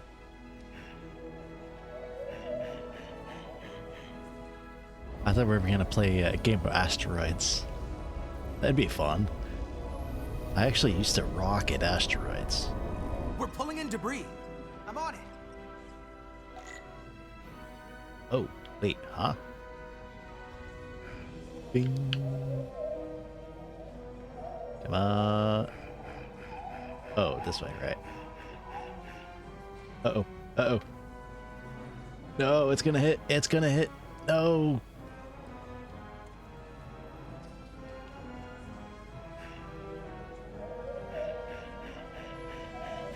Can you do that with a tractor beam? No. Shit. Uh-oh.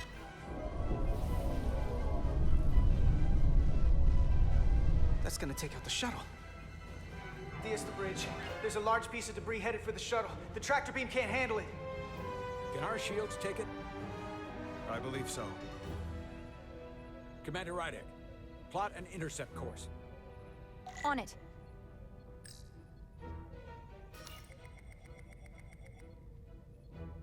Okay. Huh. Okay.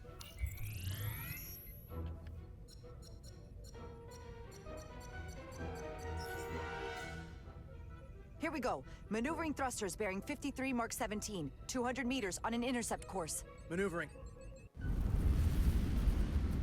You know, I think my mentioning of the game Asteroids is, it's probably going to date me, but I actually did play it when I was growing up.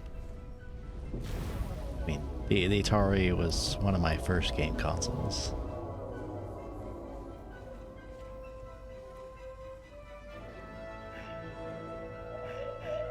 Whoop, whoop, whoop, whoop, whoop.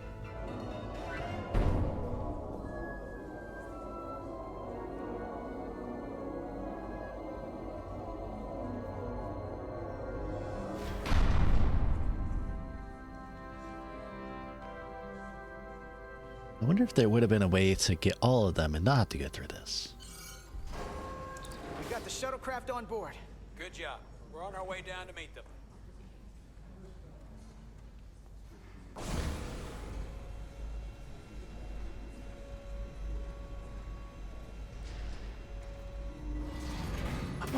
Terra firma, so to speak. It's Spock. Ambassador Spock.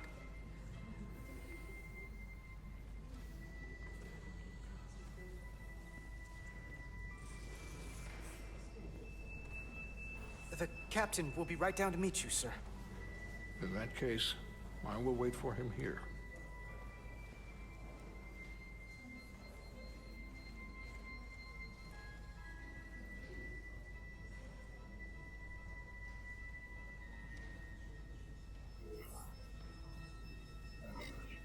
That was a bumpy ride. Are you all right, sir? There are some elements of space travel that I would prefer to have left in my youth. But I am, at present, unharmed by the ordeal. It appears I have you to thank for my safe arrival. I wonder if Leonard is the one that's Your voicing him. assistance arrived not a moment too soon, if I may say so. Well, it wasn't all me. I got some help from upstairs. A bombastic approach to clearing debris. We thought we were prepared for our arrival in Hotari space, but it is evident my craft was not sufficiently robust for such intense ionic activity. The storm has been pretty intense. There was an element that was most unusual. Before you came to our aid, It's not Leonard thrusters Nimoy. and impulse engines were rendered inoperable. Yeah, So we he was dead attempted a while. short reversal at warp speed, only to find that we could not achieve warp at all, even though our diagnostics computer showed no faults or anomalies. This guy does sound a lot like him, though. That's impressive. When all indications say that warp speed is possible, Well, onboard diagnostics can be wrong. I can take a closer look at your shuttle systems to get to the bottom of it. I would appreciate that. Take readings, run some additional diagnostic checks, and we'll get to the bottom of this. Quite logical, Petty Officer. Carter Diaz. Sir. Thank you. For anyone that doesn't Ambassador know, Spock. petty officer is actually an enlisted rank rather I'm than honored to have officer. you aboard. I'd like to get right to it. We're already behind.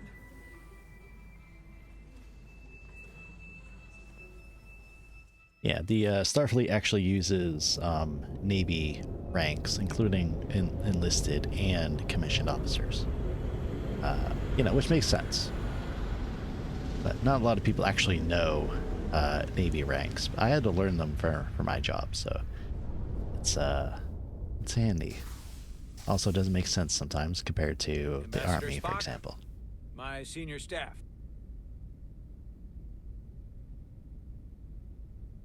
I would love to have Not met every day Spock. that a captain gets to welcome a Starfleet legend aboard. You flatter me, Captain Solano. But legend implies the past tense, whereas I am very much focused on our present circumstances. I didn't mean to suggest you were stuck in the past. You're right, Ambassador. Not the most diplomatic choice of words. Your experience comes from the past. But our present situation calls for it. True enough. We were hoping you could fill us in on the details. We got the basics from Starfleet. Two formerly peaceful neighbors are now on the brink of war. Indeed, and the tension between them grows fiercer by the hour.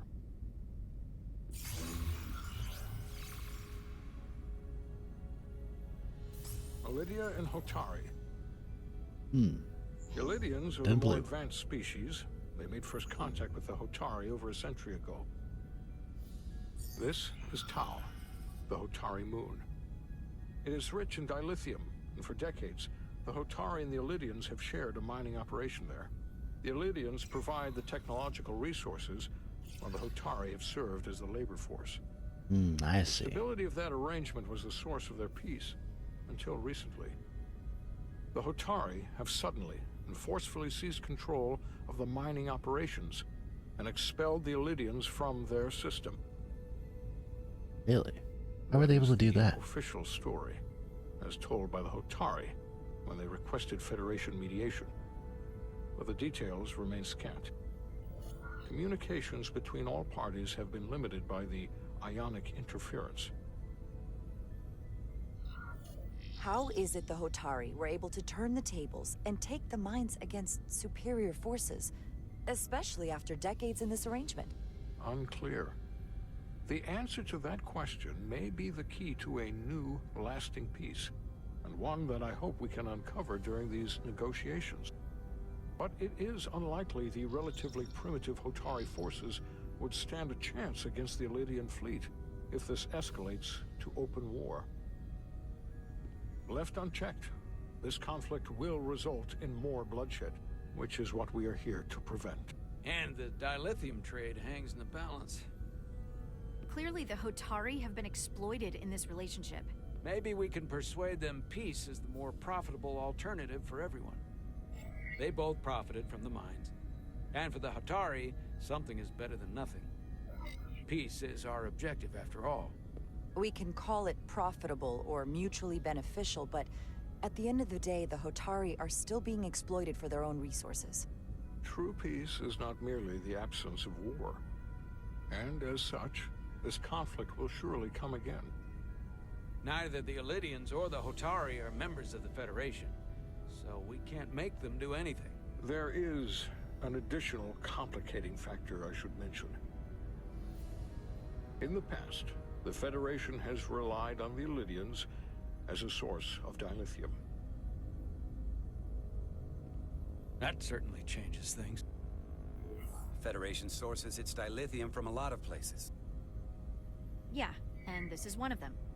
That means the Hotari have no reason to trust us. I wouldn't go that far, Commander. We are completely neutral in this matter, on neither one side nor the other. Any suggestion otherwise would compromise our position. I have a feeling I'm going to have to Given make the a choice. Federation's involvement in the Elydium dilithium trade, Captain Solano and I must make every effort to appear neutral in these negotiations.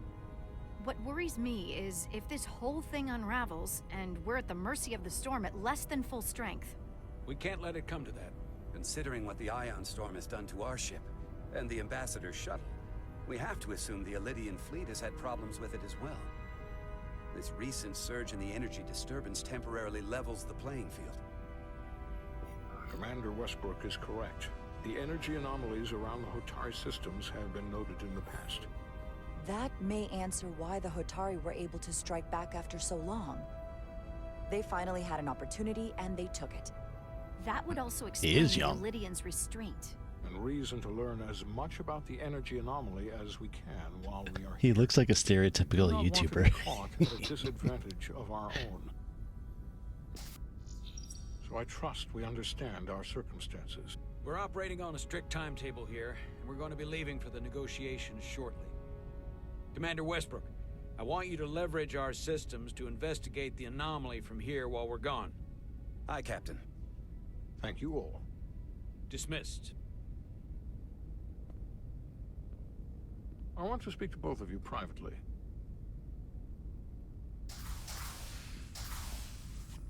Ambassador Spock, I'd like to make a formal introduction. My first officer, Commander Jara Rydek. Commander, as you are aware, there are limits to what Captain Solano and I can do in our official capacity as representatives of the Federation. But someone in an unofficial capacity, your first officer, for example, would not be bound by those restrictions. Commander Rydek could ingratiate herself to certain parties behind the scenes, where they may be more candid in revealing information that could lead to a resolution. She certainly goes her own way. Maybe that helps in this case. I'm honored to be included in the negotiation process. You're not just included, you are instrumental. Well, I hope Commander Rydek will have more luck finding out what really happened than we will through official diplomatic channels. The fate of the negotiations, the interests of the Federation, and the prospect for peace may very well depend on it.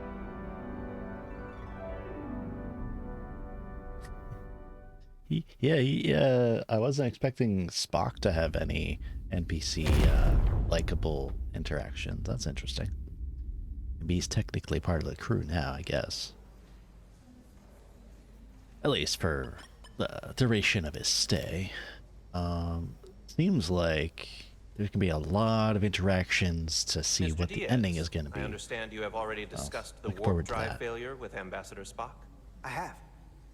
It is imperative that the Ambassador's shuttle be flight ready. I need you both to ascertain the root cause of the system failures he encountered.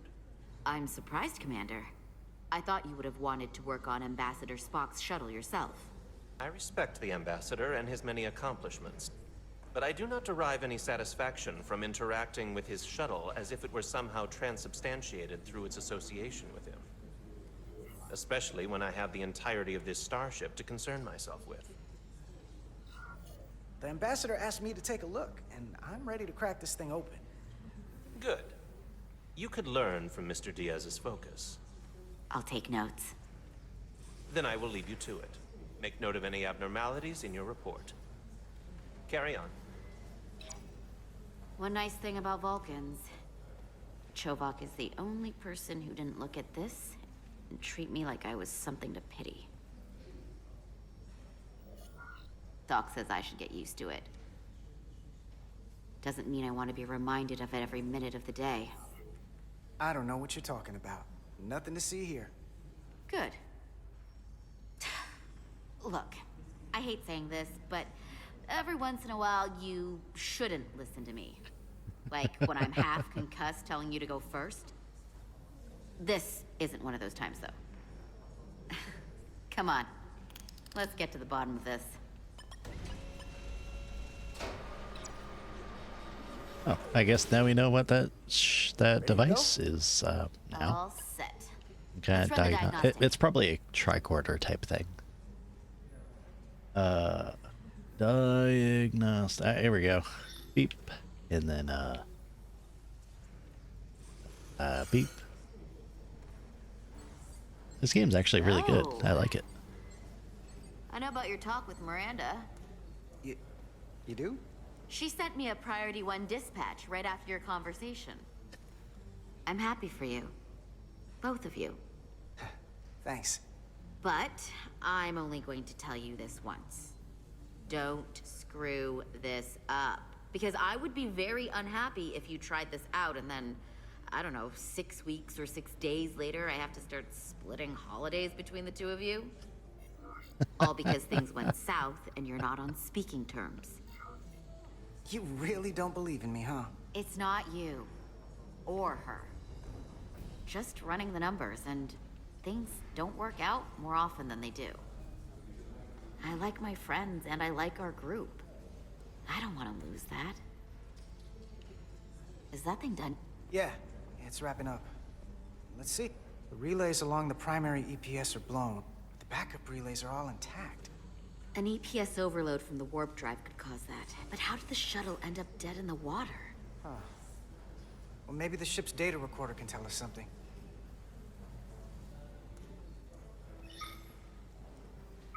Whoop, whoop, whoop, whoop, whoop. Here. They were only about 8 minutes from their plotted warp point. And they No had faults, 3 just errors? those warnings. What are they? I suspect sabotage.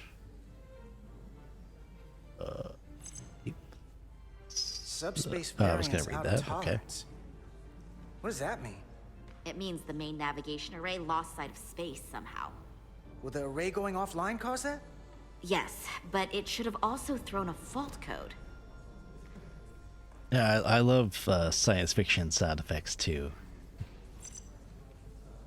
The warp field became inverted suddenly. I've seen this happen when the center warp coil cracks. A cracked warp coil throws a fault code. Still, we should take a look. There was a complete warp cascade failure. Wow. They're lucky the shuttle didn't turn inside out. Makes me think the computer panicked on the warp field equation. Any one of these failures should have thrown a fault. If it was caused by a system failure. None of this caused the relays to blow. Roll forward to when that happened. Yes, ma'am. So here, they take a moment to get their bearings and they attempt to re-engage the warp drive. There. That's the relays blowing. And look, there's another warp system alert. You'd feel under pressure too All if you the had same. Spock's lightning hands. Subspace variance out of tolerance, or warp inversions. Finally, there's a complete warp cascade failure. Then it's one of two things. Either a warp coil is cracked or the navigation array is offline. That makes sense. Divide and conquer. You want to check the warp coils or the navigation array? I'll check the other. Let's not overcomplicate this. One of these systems is likely broken. Let's go with the navigation array. I'll check the navigation array. I have a feeling the choice doesn't really matter too much. But I think we had already dealt with the warp coils on this ship before, so I know that. Okay, yes, that was the tricorder. That was correct. Alright, tricorder can record and analyze data, look through it, will reveal the unseen. Use X to equip or holster your tricorder, hold RT to scan objects. Must be close to some objects to scan. How much time frame on the screen to see if you're too far, or the frame. Screen to see if you're too far away. Got it. Beep boop. Beep boop, beep boop, beep boop. Alright, I gotta get here to the front and go. Some objects you scan will activate a deep scan. During deep scan, use shoulder buttons, switch between different scan modes, and search for glowing objects. Mode indicators of tricorder will blink if there's an object find in that node. When you have scanned all objects, frame will change color. Holding LT to analyze data and finish screen. Whoa, what are you doing? Okay. Anomaly? Isolinear field or isolinear fields. Circuits, power, and subspace sensor array are functioning normally. Alright. Beep boop bop bop beep bop boop bop.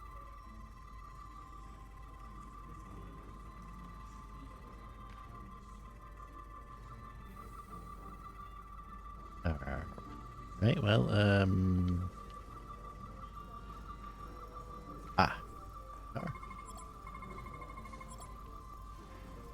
Shuttle subspace sensors are vulnerable to backscatter interference from other internal systems. Okay. Subspace sensor array monitors gradient transitions between normal space and subspace while the vessel is traveling at warp speeds. No physical damage detected. Weird. So there's no issues so far. They scan? Okay. Nobody told me I was on observation duty. Array checks out, I would not be able to play that must be game. a coil. Except it's not. Checked and double-checked. Well, the readings don't lie. Here comes the security detail for the way team.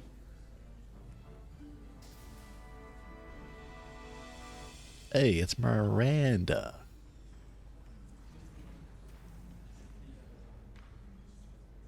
Hey. Hi. We're escorting the negotiating team to the surface as soon as they come down from the bridge. I don't want to interrupt some important work. I was just hoping to see you before I go. The captain and the others will be here any minute now. Should be an interesting ride down to the surface. You're the one with the important job to do. Keeping the captain safe. And Ambassador Spock. It doesn't always feel that way. Baking in the hot sun, standing guard next to an empty shuttlecraft. But it has its moments. Hey, Maris. Aren't these those button pushers you're always hanging out with? And you're the phaser jockeys we always beat in Parisi squares, right? All aboard for Hotari. Hell yeah. That another one of the captain's railroad things? Gotta be. I just usually zone out by the time he gets to the whole, steam engines were the warp drives of their day part. Catch y'all later. I like trains. Remember when you were growing up, did you ever see that commercial with the lots and lots of trains VHS? They might have DVDs now. But I kind of remember it. I remember the you know, repeating the lots and lots of trains a lot. More important things on my mind. Do me a favor. Come back safe. Deal. You worried there'd be some animosity between those groups? Be seeing you. Between... Oh, you mean, between, the girl that got hurt and Miranda? Etzelarda Diaz. If you could float back down to reality, we still have a ways to go. All right, where were we? So, the warp coils in the navigation array are fine, but the nav computer doesn't seem to think so.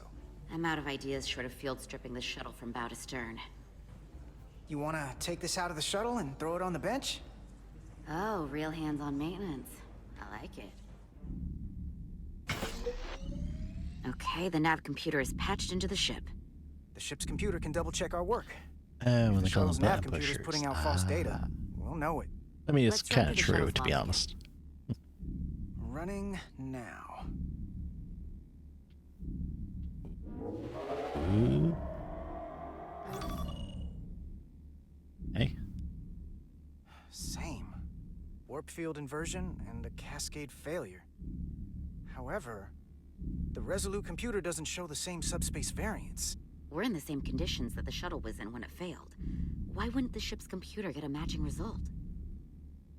What if the subspace variance was a momentary occurrence? That's a possibility, and it would explain why the simulation under our current sensor readings failed to reproduce the issue. But a subspace anomaly strong enough to cause a warp field collapse would leave graviton ripples for days.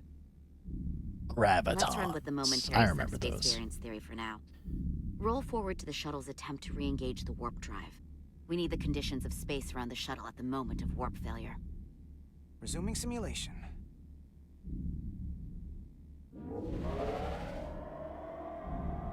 So is this current? Error in warp field calculation.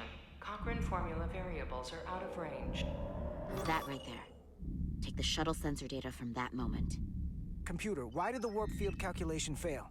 Warp field pressure returned non-orthogonal. Results are undefined. That doesn't help. Wait, what if we use a different ship? Put the Resolute into the simulation instead of the shuttle. Yeah. Oh, it's a Should work just fine. simulation. Unless... Computer, run the simulation with the Resolute. Resolute simulated.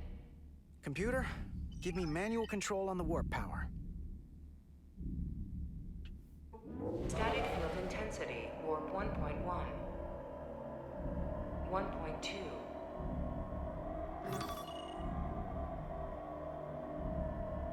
1.3. Warp pressure is destabilizing. Error in warp field calculation. The warp drive has experienced a system-wide cascade failure. Warp field collapsed.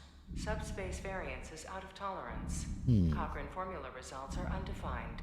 I'm only an IT guy, so I don't really understand that. The same moment when the shuttle failed to warp, so did the ship. Whatever happened to the shuttle just happened to us. The Resolute will not sustain warp. We can't leave Hotari space. Dun dun dun.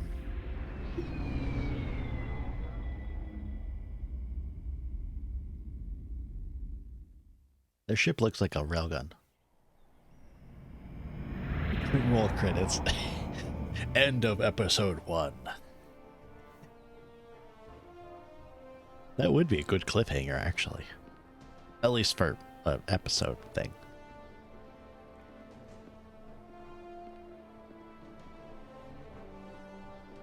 Oh, these guys look interesting. Ambassador Spock, Captain Solano, welcome to Hotari. We are honored you have come. My name is Tylos Altaris, Minister of Diplomatic Affairs. The honor is ours, and this is Commander Jara Rydick, first officer aboard the USS Resolute. You'll find she has a keen mind, and unique insight into the dynamics between the Hotari and the Illidians. We are honored to be here as representatives of the Federation. I'm so glad. These must be the representatives of the mighty Federation, the reigning authority in the galaxy. Or so we've been led to believe. Whether that's true or not remains to be seen. But, either way, we're grateful you've made the time to come to our little corner of the universe. And you are? This is Galvin, and this is Sidron, the heroes of the revolt in the mines. Definitely looks kind of rude. And these guys look mean. Well, stern, I guess. Let's hope this is the last time we ever have to come here. If you'll excuse me.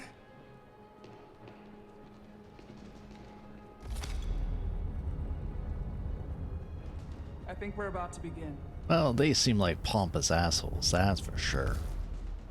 Did you hear the arrogance from that guy? I don't know what we're walking into here. That guy was something. Something about his tone tells me this won't be easy. That was my sense as well. I doubt he speaks for all of Hotari, so I would urge patience until we speak with their queen.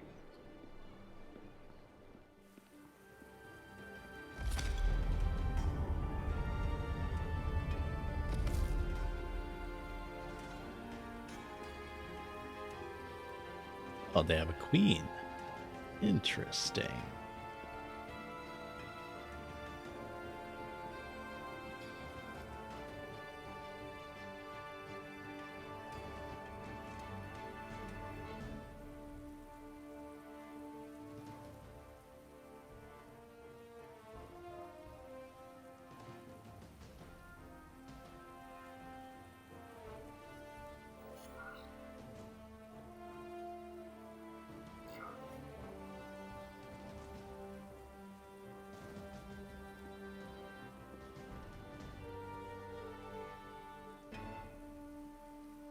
Ambassador Spock, welcome to Hotari Prime.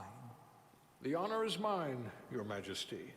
That the Federation would send one of their most respected representatives Evaluate is not the only argument. an honor to the Okay. Hotari people and their I am bad at this. but a recognition of our stature and importance. Let's get on with it, shall we? With all due respect to the Federation and their ambassador, they have no authority here. We are not members of their alliance. We are not subject to their rule, nor yours. We demand the immediate return of all mining operations to Elydian control, as it has been for centuries and will be for centuries more. That has always been our understanding. That understanding has changed. Then you invite war. Hey, yes, You get on. cannot remain silent. You will be silenced. Game so far is not bad. But his More point is well involved taken. than I thought. What is the Federation's interest in this matter? Perhaps you would have us trade one oppressor for another? The Federation remains neutral. Our only interest is the peaceful resolution of this conflict. We are here at your request, Your Majesty. For now. Saying this wouldn't be easy was an understatement. I thought they wanted us here. Was there something you wanted to say, Captain? Oh, no. My apologies. And what about the Kobliad? How would she know what she can she speak is? for herself, can't she? Then let her. I did not want to be part of this, but okay. Why is she going up here?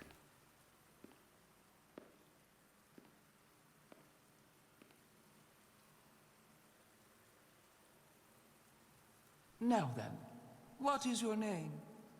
Commander Jara Rydek, Your Majesty. Being a Kobliad, you would know better than anyone. Your people suffered brutal treatment at the hands of the Cardassians. Oh yeah, I remember Their the injustice Cardassians. towards the Kobliad is as unimaginable as it is unforgivable. Not unlike how we have been treated by the Elydians. As much as they'd have you believe they are the victims here, remember it was the Hotari who attacked us. Hundreds of innocent Elydians were slaughtered without mercy in those mines. The blood is on their hands, not ours. Quiet! I mean, they were being kept slaves, technically, so, I mean, who's really at fault here? Kobliad suffered. You finally had the chance to right that wrong. To get out from under their control. Would you take it? Or would you negotiate a peace?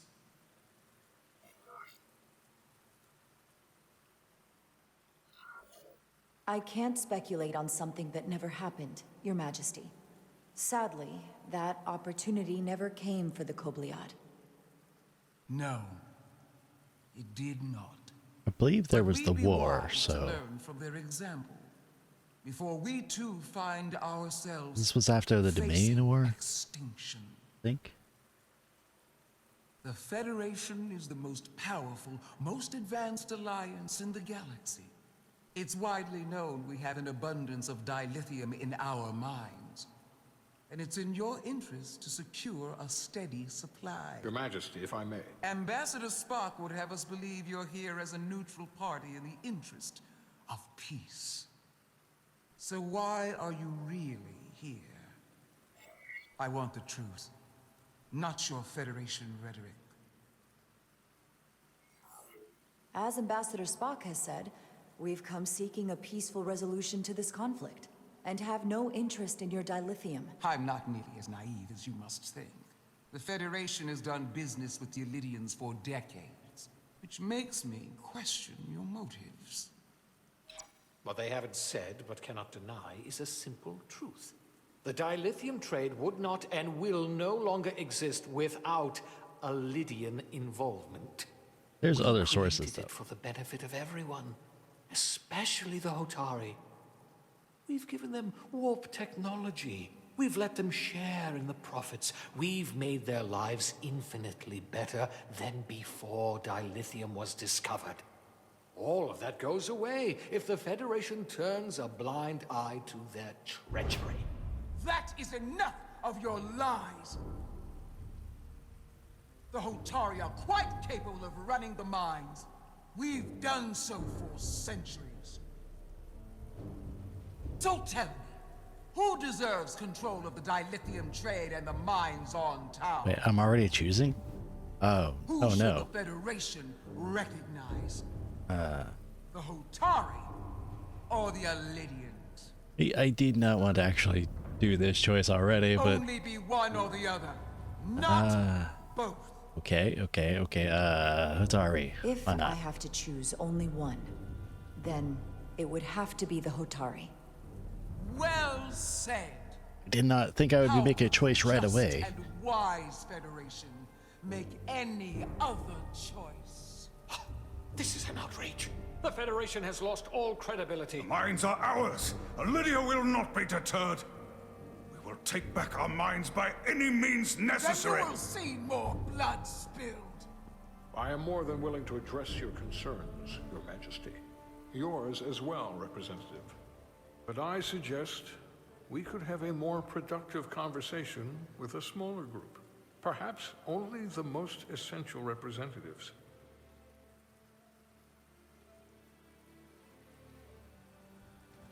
Yeah, I think this game is after the next I generation. suppose there is some sense to that. It's during Voyager, I think, technically. I believe so. I hope we meet again, Jara Ryder. I'm not really sure how long most of the series is actually last in terms of years, so you know, it could be up to interpretation, I think. But at least the specific date for this game is Spock and I will 2380. cover everything on the diplomatic front. You make nice with the locals and see if you can get some answers. We need to find out why the Hotari are so willing to risk war. What happened in those mines? Does it really count though? Because like, you know, you know, Spock's a complicated character and he is an ambassador. So at this point, I think it would be after his mishap and getting better, and you know, he's a resourceful guy, I guess. But let's see. All right. I guess I just walk this way because we're already facing this way. So the graphics in this game are really good, actually, and I was not expecting it from a more or less simple game that's mostly character based. But the environments are great. Why there's those weird looking trees on top of a mountain, I don't know, but it looks Such awesome. rough terrain. No wonder the Hotari are so tough. Okay, so we had a mini cutscene for that, and this guy's just sitting there ignoring me. Great. Story is set in 2380, roughly a year after Star Trek Nemesis, and during the events of Lower Decks. I actually can't wait to watch Lower Decks. I love the style of it for some reason. It's so silly, and you know, it's I think has some comedic moments from what I've seen, and I think it could do pretty good. But I am watching the series in release order, so it'll be a while till I get to it. Commander, I'm glad you've chosen to side with the Hotari. I knew the Federation would see through the Elydians' baseless claims and protect the interests of my people. The Hotari have suffered enough at the hands of the Elydians. I couldn't agree more. I'm just saying that so that they can get more liking You were there to me. the day the mines were seized from the Elydians. Not seized, reclaimed, and restored to their rightful owners. Yes, I was there. Why do you have to be rocks? decisive, before the Elydians could even realize their worst nightmares upon them. Did you have help from someone else? Hotari stands alone against the Elydian forces. We don't need help from anyone. They respect one thing above all else, and that is force. The greater the force, the more certain the outcome. Any talk of making peace is just that, and worth little without the strength to secure it. Which makes me wonder about your ship, the Resolute. Undoubtedly the Federation's finest warship. Probably not. Ready to contend with anything the Elydians might have in store. I mean... Or is that not true? Maybe I've misjudged it. It wasn't designed as a warship. More for scientific research and exploration. But the Federation must have ships designed for war. Technically, they're Starfleet ships representing the Federation. But yes. I see. It's gonna be really hard to be neutral. A pleasure meeting you, Commander. I'm sure we'll cross paths again. Also, why do these guys have rocks in their faces? It's very awkward.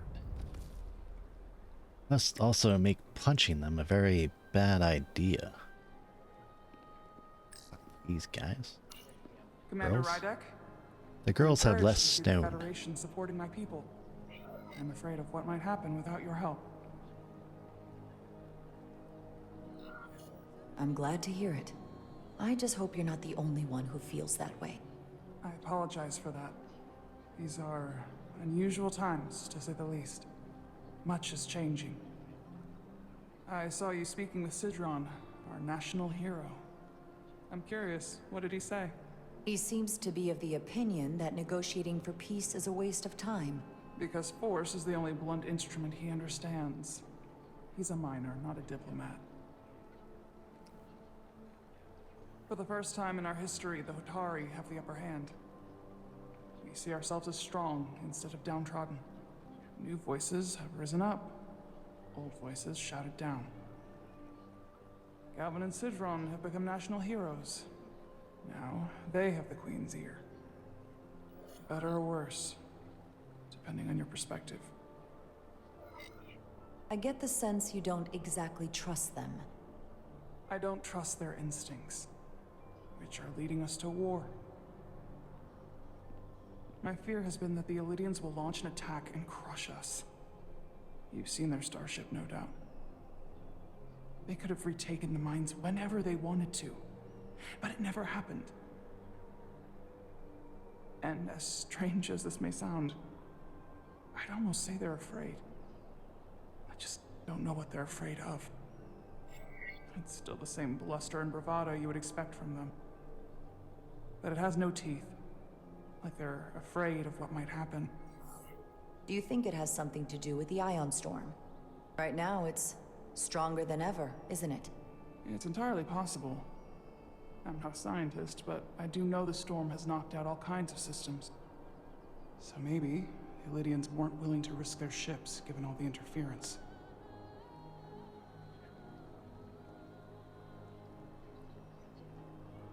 Since the day of the revolt, Galvin has seized control of the mines and restricted all access. No one's allowed without his personal authorization. And they've taken over a section of the palace with just as much secrecy and security. Suspicious. It could be something they brought back from the mines. I've made inquiries, but everyone pretends it doesn't exist. I strongly suspect they're hiding something. Why would they do that? I don't know. But that's what concerns me. Whatever they're hiding, it can't be good. How can we know?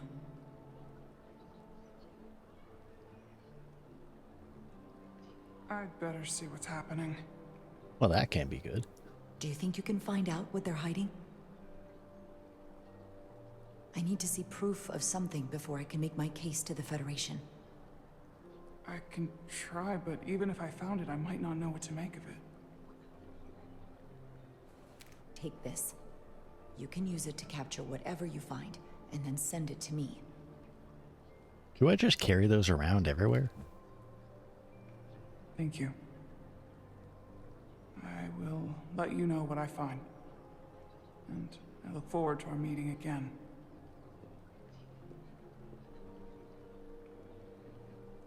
Sorry, I couldn't help but notice you were speaking with the Hotari this whole time. I figured in the interest of fairness, I should offer another perspective. Of course. I'm probably not telling you anything you don't already know, but these negotiations rely on the Federation's neutrality, as does any hope you might have for a supply of dilithium in the future. So, why you would choose to side with the Hotari escapes me. Without Lydian involvement, there is no dilithium trade. But clearly, you weren't aware. Of all my concerns, dilithium is not one of them. I could care less about securing a supply, now or in the future. I'd be curious to know if the rest of the Federation shares your indifference. They probably don't. Major Salit Arminta, Special Attaché, Lydian Armed Forces. Pleasure to meet you, Commander. I have my issues with the Hotari, but I have to give them some credit. They know how to seize an opportunity. Those guys remind me of Inciting an uprising the Solarians same from day Mass as Effect. a massive, once-in-a-lifetime ion storm. Our assumption was that this storm was just an anomaly. Yes, a very convenient anomaly. At least that was what we were told. Of course, I wasn't there. But who am I to say otherwise? You sound skeptical. Well, the official story is that it was the storm that enabled the revolt. How else do a bunch of unarmed, unorganized miners seize control of an entire moon, much less thousands of mine? But I've talked to people who were there. They tell a different story. They say they're lucky to have escaped with their lives. That it was more than just the storm. That somehow the miners were able to harness the energy from the storm. I know it sounds crazy. It does. Not even sure I believe it myself. But that's what they said. You said the Hotari were primitive. Well, they are. Except for the part about weaponizing ion storms.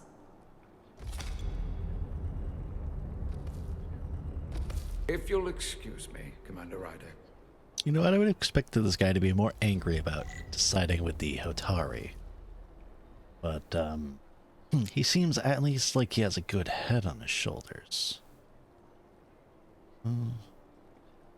I'm sure that there's probably other characters that will not have a good head on their shoulders and will be very angry with me. But of course, I mean, what do you expect when you get like, you get just thrown the decision of who does the Federation support? And it's just like, excuse me? I am nobody. I have no authority within the Federation to make this this decision. So even if I explicitly said I support these guys because the Federation is about this and that and this and that, it doesn't make sense because I have no authority. I am literally just a first officer. even the captain and the ambassador, they wouldn't be able to make this decision. That would be something up to the president of the Federation, who is all the way on Earth, and we probably can't even send a message to them. Whoever the president is at this particular point in time, but, depending on what sources you claim as canon or not, they could be a different person.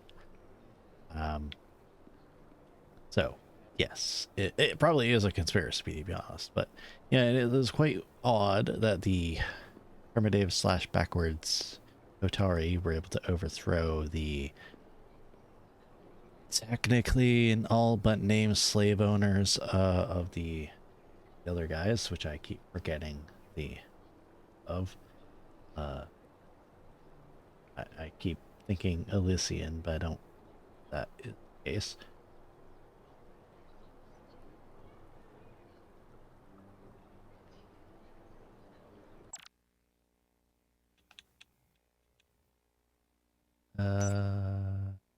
It's not. Oh, they're not on here. Okay. Well.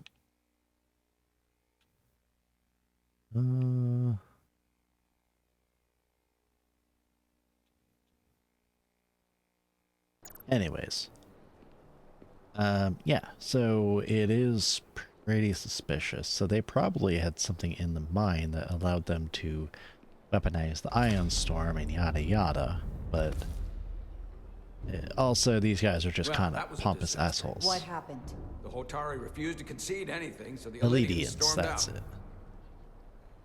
Elysian is, I believe, The an Hotari did not ancient invite us here as civilization. peacekeepers. Maybe that's I hope your efforts were more fruitful than ours. This. Oh wait, that's from Avatar. Thing.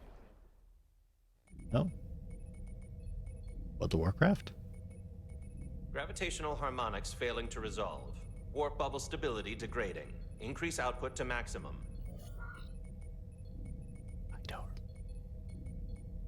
Elite. Oh, oops. So Elysians are the basically slave owners. They use their superior technology to lord over the Hotari and so on and so forth. It is evident So that morally, presently, the yeah, Resolute we should cannot probably achieve side with warp Hotari. propulsion. Since our diagnostics rule out any problems with our warp systems or anything about the ship, the problem appears to be the fabric of space itself. Space itself? You're saying something about this region of space prevents warp travel? Prevents it, or can't sustain it. However improbable, that appears to be the case. The storm didn't stop us from leaving space dock and traveling here. But could it still be causing this interference with warp travel? We must follow sound investigatory principles. Do not let an assumed conclusion drive your analysis. Sometimes we need a little inspired thinking, Mr. Chovak. Captain Solano is on his way back from the negotiations, and I want to have some answers for him when he gets here. Indeed. Given the facts at hand, we may be able to deploy subspace probes around the ship to construct a clearer picture of the phenomenon. Around the ship. I'll prep a shuttle.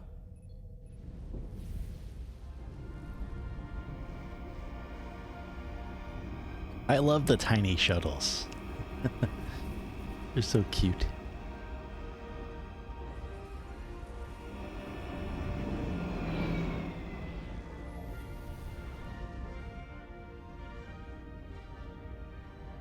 I'm setting up a waypoint at a distance roughly corresponding to the edge of our warp field. When we get there, I'll deploy the first probe. The shuttle to your objective to complete a mission. Forward, back, turn, strafe.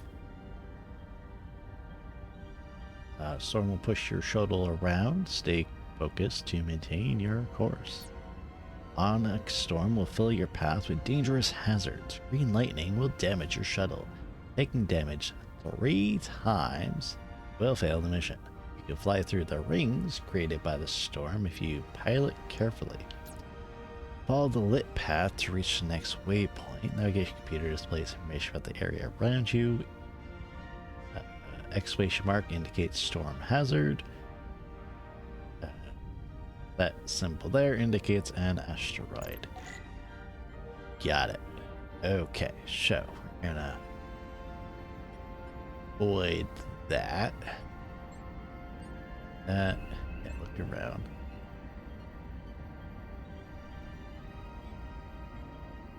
Commander Man. Westbrook, the Resolute systems are calibrated to receive the probe's readings.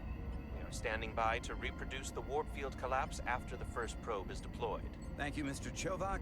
We'll be in position shortly. Down, down, down, Mr. down. Diaz, do take care in piloting the shuttlecraft. Now is not the time to indulge in the human penchant for joyriding.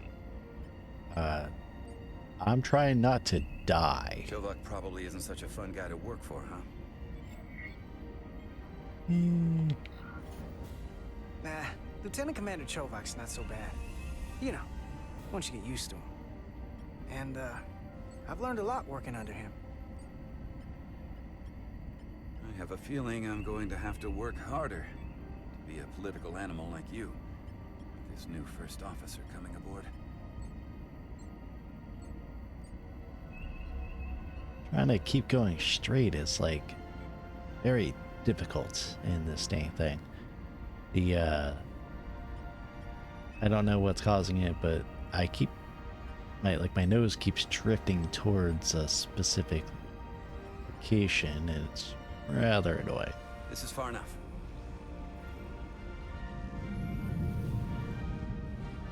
Transporting the first probe into position.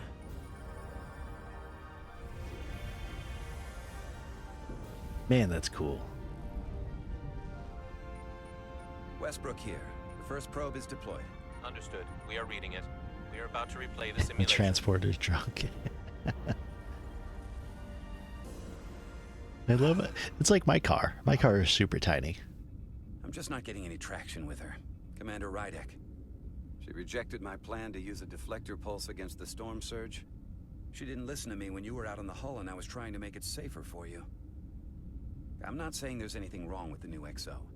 I'm sure she's a fine officer, even if we don't see eye to eye. But she didn't go through what the rest of us did. You know that. And it's hard to figure out why she'd be the one Solano chose instead of, well, one of us. I've heard some good things. You should at least give her a chance. I'll take that under advisement. Test is running. Warp field collapse in 3, 2, 1, mark. Whoa, what in the fuck? Whoa. All right, that is definitely a problem with the fabric of space. We need to get another probe out there. Why did it turn into like a crystalline glass type 2 points thing? of data, the Resolute and the probe. We've managed to get an interference pattern. I'm setting a waypoint to a particularly strong area of interference. We'll deploy the second probe there. So it's still hilarious that people think that Star Trek is a super serious sci-fi thing. Like, it's definitely not. It makes no sense You're never sometimes. just one thing. And don't get so focused on what's in front of your face that you lose sight of the big picture. Before Rydek showed up, the captain pulled me into his ready room and told me he didn't think I had the people skills to be first officer. You definitely don't. What a load of crap. I appreciate the advice, Commander. I'll make sure I keep my options open. I don't need to tell you how to operate. You're already well on your way. You're a capable engineer. You're good in the field. Keep up the good work, and who knows? Solid jack of all departments like you could be Commander-in-Chief of Starfleet one day. Hell, Admiral Jellicoe started as a shuttle pilot. And there are places to go in the enlisted ranks, too. I love it. So put me up for promotion. I'm ready for my next challenge. Well, I think you're going to have to prove that to your boss, Chovak, first. He's the one who has to put you up for consideration. If I were first officer, it would be different. Well, then I'll just have to change Commander Chovak's mind.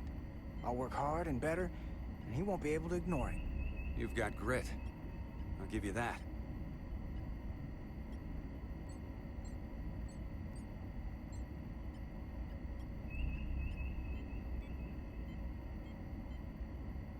Okay, we're almost there. About 500 meters left. And here we are. Next cutscene. This is close enough. Stop the engines. Deploying the probe. Westbrook to Commander Chovak. We're ready for another sampling of data. Let's see if there's any more of those Running crystal the simulation things. Again. Warp field collapse in 3, 2, 1. Start. What? Fuck. There it is again. I saw it. It seems to be directional. Well, what about the scans? Anything?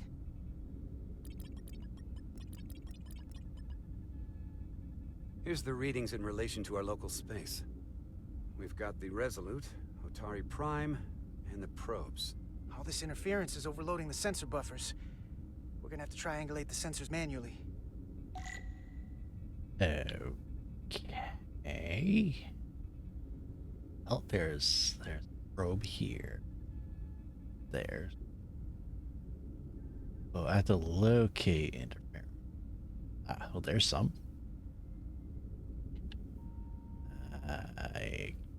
Oh, never mind. Beep beep boop boop beep beep boop. We got There we go. These markers indicate peaks in the gravimetric interference patterns. Let's see if I can find some more. Found that one. You found that one. So let's check out. Here we go. There's another one.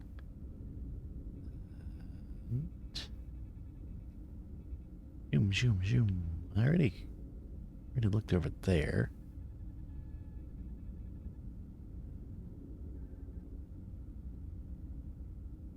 There it is. But how? I already went over there. Hold up. This is coming from the moon. A beam that blocks warp travel.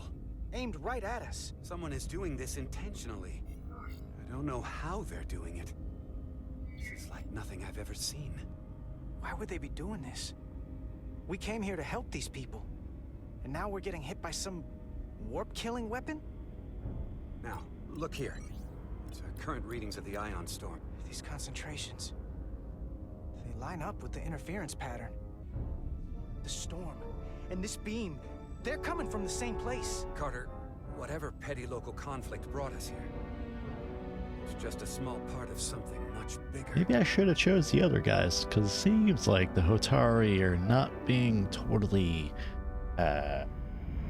honest with their reasonings. Presently, we don't have an explanation for how they're doing this. But one thing is clear. This is no fluke. Thank you, Mr. Westbrook. I want a full briefing when I'm back on board. Solano out. A targeted weapon that inhibits warp travel. Coming from the moon Tau. That would explain the difficulties my shuttle encountered. More importantly, the tenor of the Hotari during the negotiations. And here I thought the Illidians would be the problem. Coming to peace talks in a warship. I mean, they're not entirely blameless either. This wasn't supposed to be so complicated. For all their posturing, every indication is that the Illidians are afraid of the Hotari. They didn't bring their warship as a threat. They brought it because they're scared. From everything we witnessed, I would say that is highly likely. But what are they afraid of? Tylus, the Hotari representative, said she thought they found something in the mines. Galvin and Sidron brought it back to the palace, but they're keeping it under tight security. She's going to investigate it. I gave her my tricorder. I expect she'll contact us soon. You found an ally. Why would Tylus help us? Go behind her people's back? It's a fair question, considering. She's worried that her people are being dragged into something that isn't going to end well for them. She's trying to save them. That may be true. She's certainly more likely to help than the other Hotari we've met. That raises another question. Specifically, what do the other Hotari have to gain in bringing us here, only to make this hostile maneuver against us? There must be some motivation. Given their indifference to the negotiations, and what we now know about this warp-disrupting weapon, it's almost as if they want to start a war. And Sidron was convinced the only thing the Illidians respect is force. I would say he's right about that. But at least they know when to hold back. But that does not explain why they would turn their aggressions against us. It might be an automatic thing. I don't think the Illidians know what's really down on that moon either. Major Arminta said the revolt defied explanation. That the Hotari miners somehow harness the energy of the storm. harness the energy of the storm. Doing that is beyond even our capabilities. So is a weapon that disrupts warp travel. There have been civilizations and entities, both past and present, far more technologically advanced than the Federation. The Illidians and Hotari don't fall into that category. But that is all the more reason to investigate further. Commander Rydek, sorry to interrupt. We've received an urgent call from Hotari. The Queen's advisor, Tylus, has asked to speak with you. Put her through.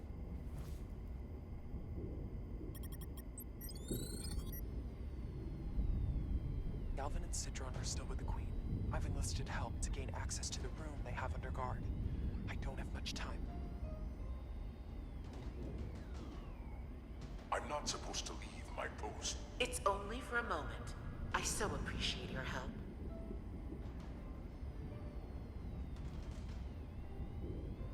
Man, she's really quiet at running. Sending you a scan.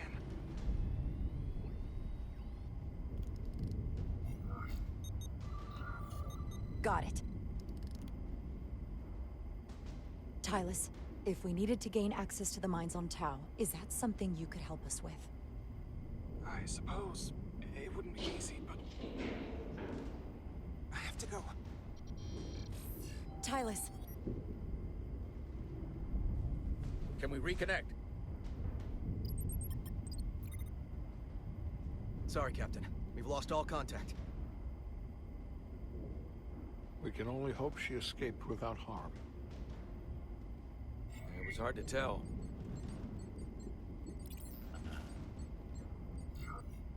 I'm the one who got her into this. If something happens to her, it's my fault. She's one of the Queen's closest advisors. I'm sure she'll be fine. Assuming the Queen isn't part of this. Let's see the scan of whatever the hell that was.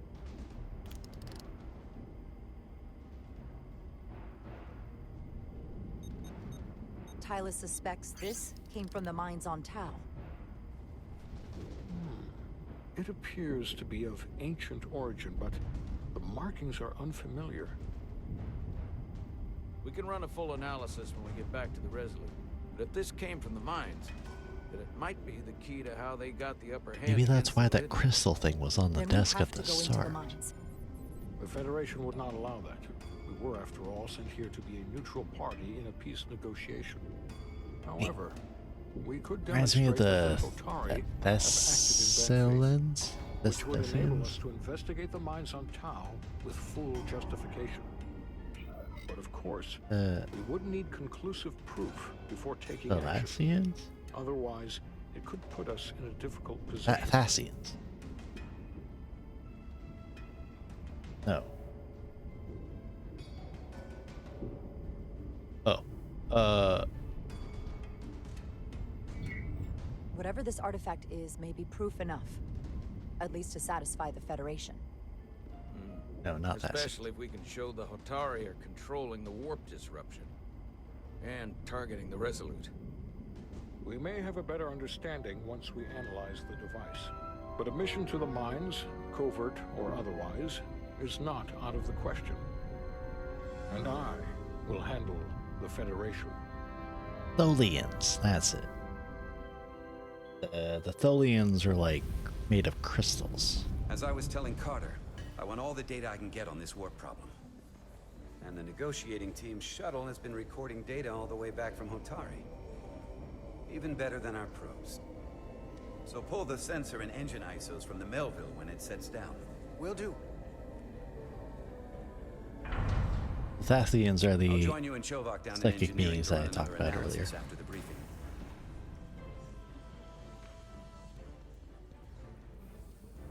I didn't like this warp problem when we thought it was some astronomical anomaly. And I like it a hell of a lot less now that we know someone is doing it to us. How does it work? What do we even do about it? What do you say we pull these chips and find out? Took some damage on the way.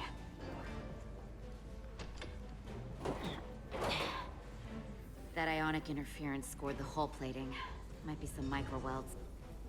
Let's try pulling together. All right. 3, 2, One. Yeah. It won't budge. Gotta be the storm damage. We need to... Welcome back. Any excitement down on the surface? Excitement? No. Nothing like that. Hey, can you hand me the EJ7 interlock? From the toolbox. I don't know what that is. Not much use for one on a security detail, huh? Carter? Yeah, I'll get it.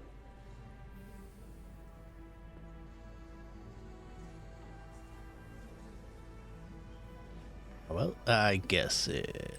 Oh, that's the plasma torch. Yeah, well, I guess I have to get the plasma torch.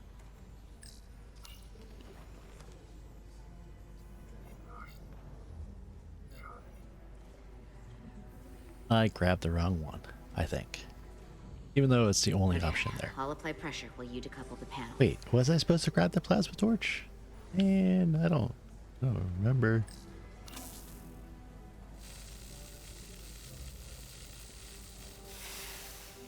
Cool. Here, I'll help. Okay, don't know what that thing is, but let's go.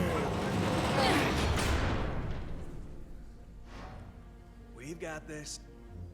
Open up and say ah. Thanks for the hand. We have to get these isolinear chips down to engineering. No problem. You really know everything about these ships, don't you? The tools, the systems. Like a walking Starfleet technical manual. Well, I wouldn't say everything, but I know my stuff. She's just like, oh, come on. Come on, start pulling chips.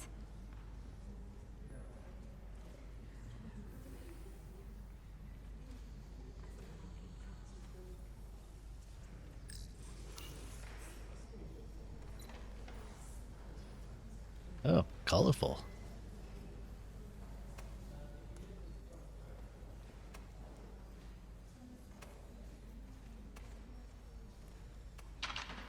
Oh. Okay. What the heck is that? This? It's a... Some kind of crystal formation? Crystal. Beep, bonk, beep, bonk. Whoa. This substance is a quantized spin crystallization of hydrogen, carbon, and lithium.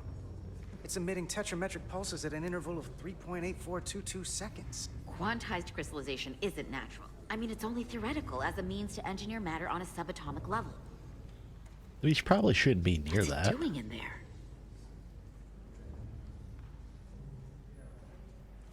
I shouldn't pick this up.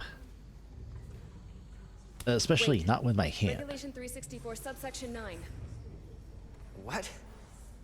Regulation 364, subsection 9 orders that in the case of an unknown foreign substance infiltrating a sealed system, it will be placed in secure confinement before further examination. Retrieve a containment module. Don't you think we're more equipped to deal with whatever this is? No. Before anything else, this is a security issue.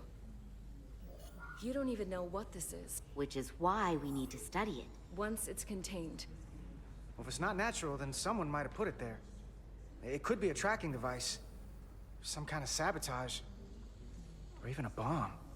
Which is why we need to get it to the containment lab. Come on. I can't make an exception. Not even for you. I'm still going to report these crystals to Commander Westbrook when we send the shuttle data. And I will inform my superiors. I'm taking this just as seriously as you are. But I overheard talk about the warp disruption on the shuttle. Now these crystals? Maybe this situation is more than we can handle with just a science vessel. We could trigger a distress call, get Starfleet to send more ships. Or I could send a message to my old CO on the Adirondack. Get some combat-tested vessels. We're at the edge of the quadrant. Help isn't just gonna pop over like we're in Sector 001. Wouldn't hurt to try. You talk like you've never had your backs up against a wall before. This is Starfleet. We solve our own problems.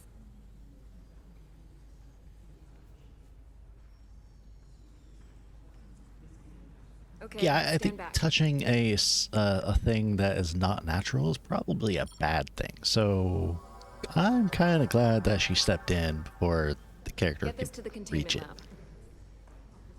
Because We'll get it set up for you. it could be I'll let you know when it's radioactive, safely could be confined. harmful to Oh, we'll be touch. Who knows? Last thing you want is to study this down in main engineering and have it explode next to the warp core.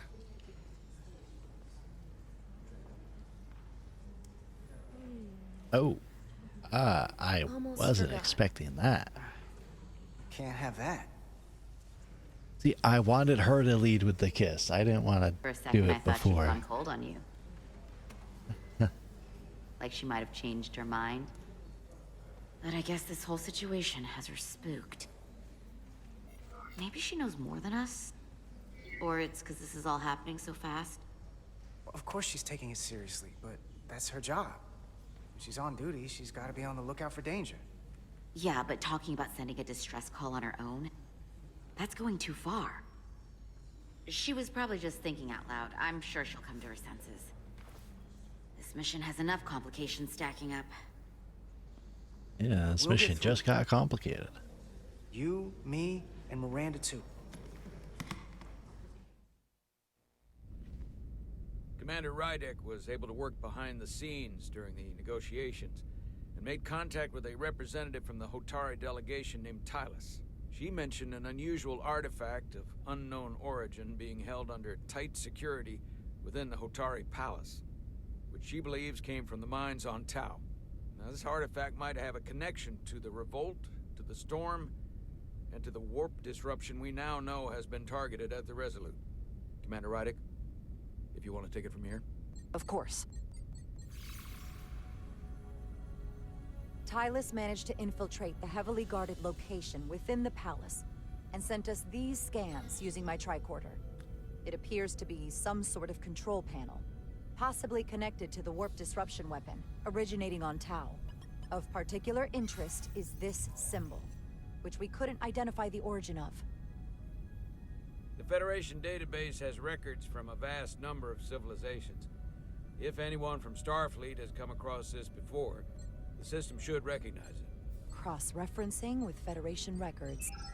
Displaying symbols from Federation database with a 90% probability of match or higher. Select a symbol to further analyze.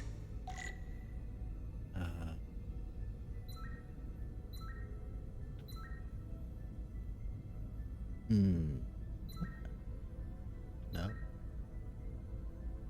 Not quite.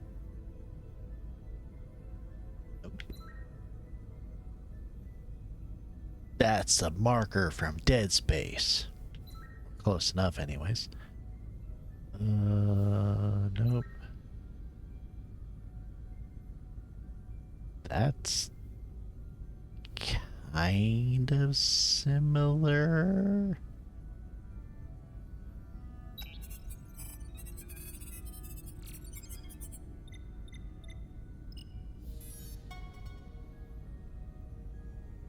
I mean, it looks the same. 99.2% match. Got it. Takan. So, what are we looking at? The design and composition indicate this is a glyph associated with the ancient Khan Empire. Their civilization collapsed over 600,000 years ago, but once spanned millions of systems with a population numbering in the trillions. Fascinating. The Takan were once the most advanced, most powerful civilization in the galaxy. Is it possible the Hotari found Takan technology? I wonder if they even know what they have. Our knowledge of the Takan is limited. I have only encountered passing references to them. I can't speculate about how much they know, but one thing's for sure. They know how to use it. Indeed. Which might explain how they seized control of the mines. And targeted us with a weapon that prevents warp travel.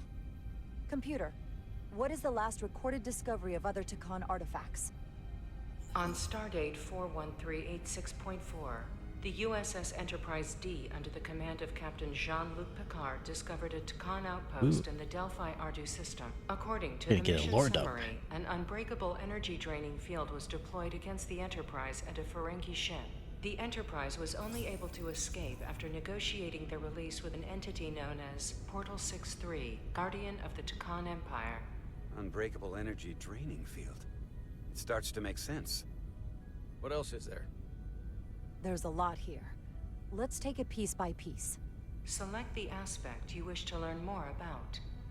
I'm honestly surprised because I thought they were going to say something like they got help from an entity named Q. Because, you know, Q has reality bending power.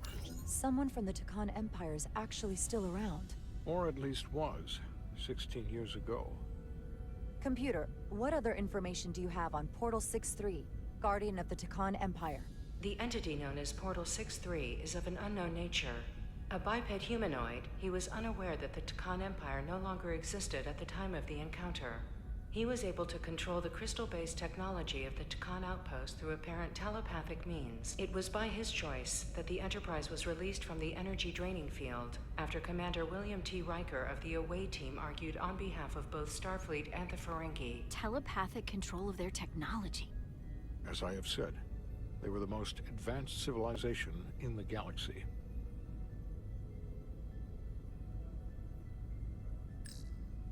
The technology to capture and hold the Federation flagship would have to be unbelievably powerful.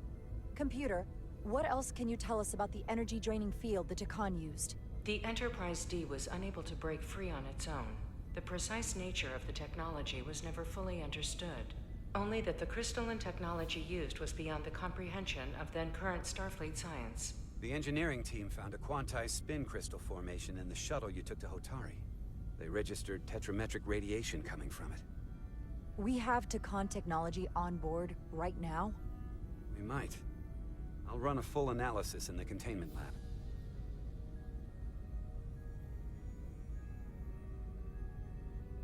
I wish that moving the cursor around was a little bit faster, and I wonder if I can actually do that. Game sensitivity?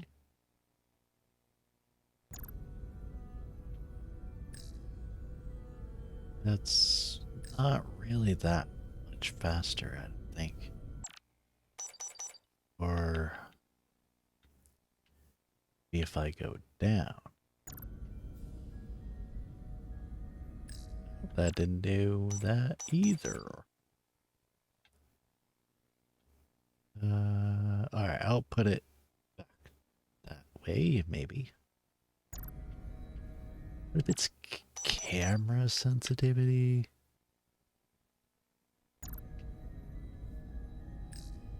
That actually seems slower. No, that's the same. Never mind. Placebo effect. Right. There appears to be some sort of restriction order from Starfleet. Computer, explain this restriction. A Starfleet directive similar to General Order 7 forbids entering the Delphi Ardu system or attempting to make contact with Portal 6-3. Starfleet doesn't throw up a no trespassing sign for just anybody. I suppose it makes sense considering what happened to the Enterprise D.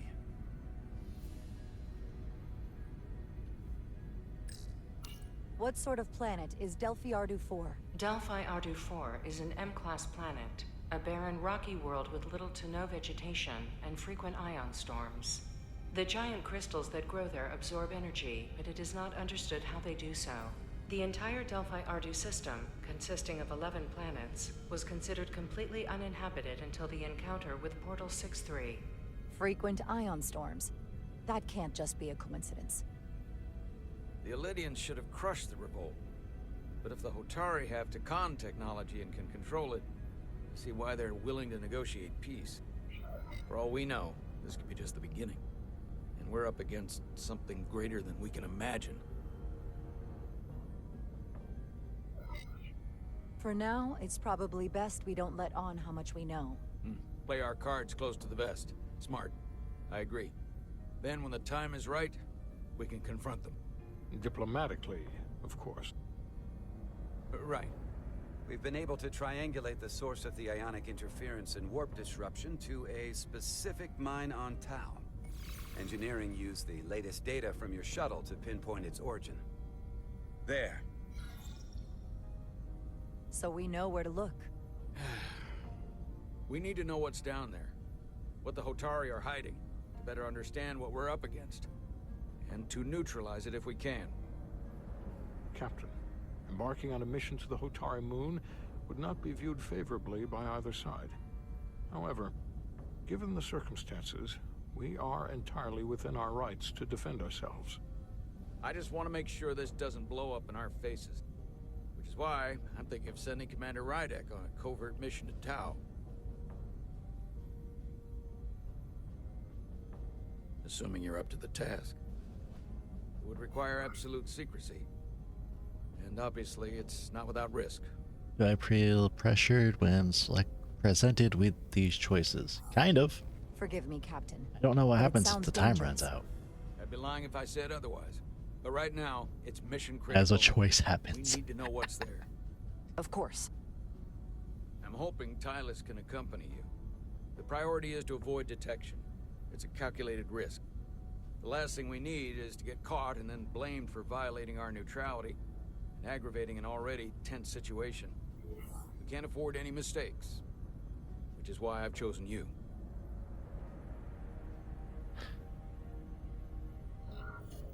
It's a risk we have to take. We need to know what we're up against. Agreed. And of course you'll have the full support of the Resolute throughout. We must take every precaution. Get in touch with Tylus and make the necessary arrangements as discreetly as possible. Bridge to Captain Solano. The Illidians have moved additional ships to the edge of the Hotari system. Current heading is straight for the homeworld. Understood. It would seem we no longer have the luxury of waiting. In that case, may I suggest you and I return to Hotari Prime? Doing so will provide Commander Rydek as much time as possible to complete her mission. Agreed. We'll hail the Queen's delegation from my ready room. We all know what we need to do. Dismissed.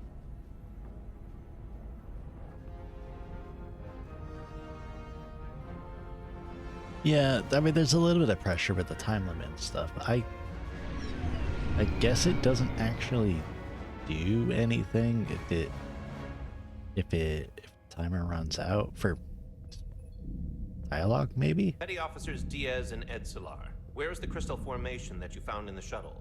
I have tasked Ensign Calloway with performing a full analysis of the tetrametric pulses. Security brought it to the containment lab. I was just there. They don't know anything about it. Security never checked it in. Miranda never got there? She's the one that had the crystal formation? Yeah, her and the rest of the security detail from the negotiations.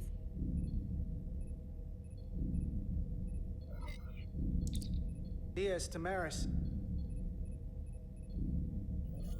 So stuff with just a single choice like this is just kind of annoying. They could just do it themselves. Commander Westbrook to Petty Officer Miranda Maris. Respond.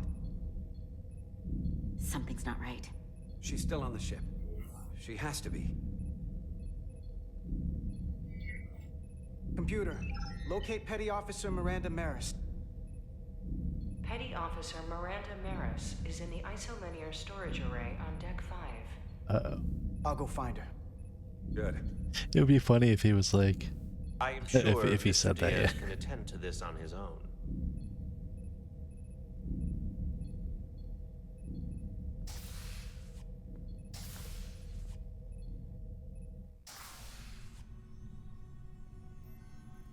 It's very dark in there. Odd.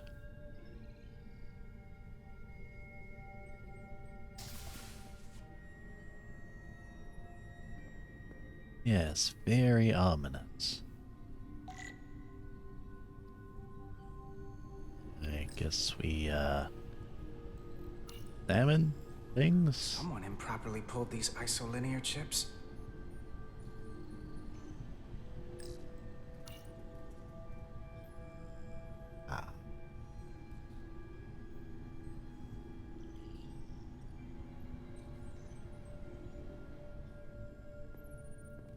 Yeah, at least I can walk around, so that's something. Anybody down there?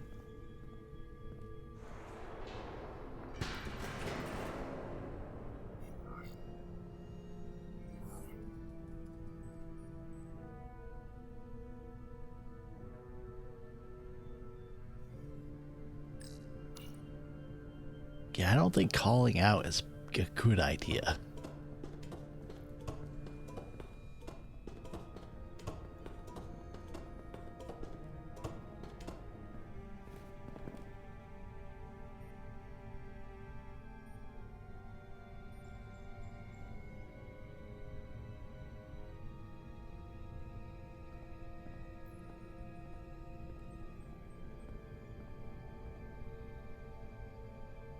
You're bracing yourself for a jump scare. I mean, I would not put it past them to do something, but it's not like The Walking Dead, so probably not. Is that Miranda? What the?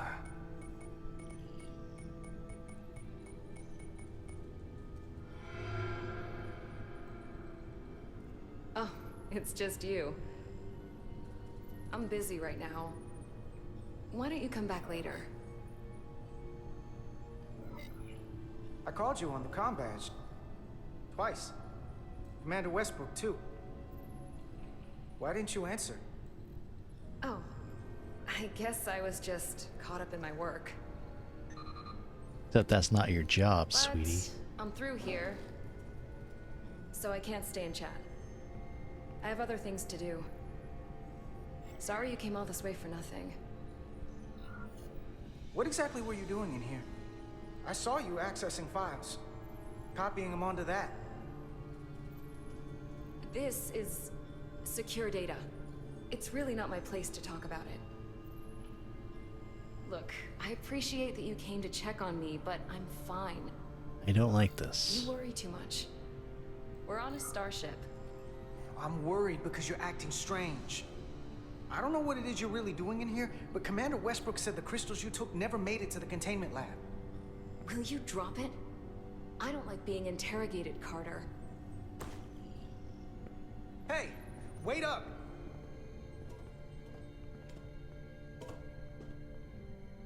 She's sus as hell. I'm getting some very mixed signals from you right now. I'm sorry. I'm under a lot of stress right now. Just tell Chovak or whoever I don't know where the crystals are, and let me go about my business. I know we have some things to figure out. I don't have time to stand around and debate with you. I don't know what it is, but you're hiding something. What's in that storage drive? I told you, it's secure data. So drop it. Miranda, hold on! No. Get out of my way.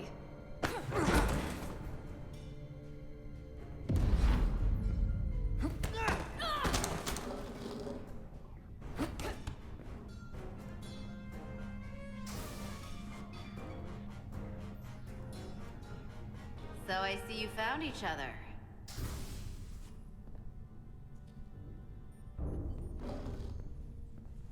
You were taking so long, the commander sent us to see what the problem was.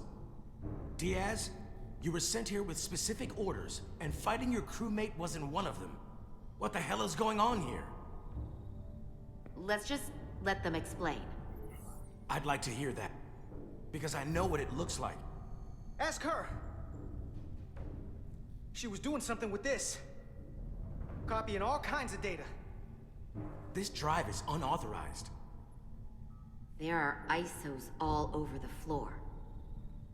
And that's why I was in here, investigating this situation. And when Carter came looking for me, we got our wires crossed. It wasn't anything more than that. Even if that was true, it still doesn't answer what happened to the crystal formation that she took. And she isn't helping. I can't tell you what I don't know. I brought them where they belonged, and that's where I left them. I don't know what's going on here, but I think we need to call it into security. She can explain herself in the brig. Hold on a minute. we don't need to put this on anyone's permanent record. Miranda, maybe you're feeling out of sorts and we should head to sickbay so the doc can check you out? Yeah, I haven't felt right since I came back from Hotari. I think I should see the doctor. You two know her? If you really think she's not well, we can take her to sickbay first. But what I know is this is a security breach, and we should treat it as such. Please, just let me go see the doctor. Let's take her to sickbay. I don't trust her Better than either. Brig, isn't it? Yeah. Yeah, it is. Fine. Get checked out by medical. You two But go I mean, with her. like they should have guards there Put this back together. in the med bay anyways. So if anything does happen, then they could take her to the break if needed.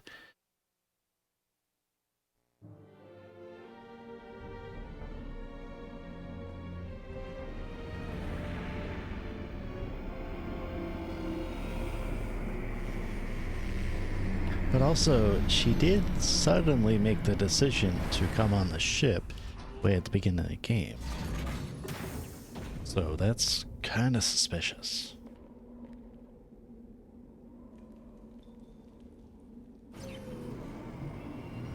I hope I didn't make the wrong choice and cause something bad to happen, but find out. I mean, really, it should have been like somebody that's actually in charge decision, but eh.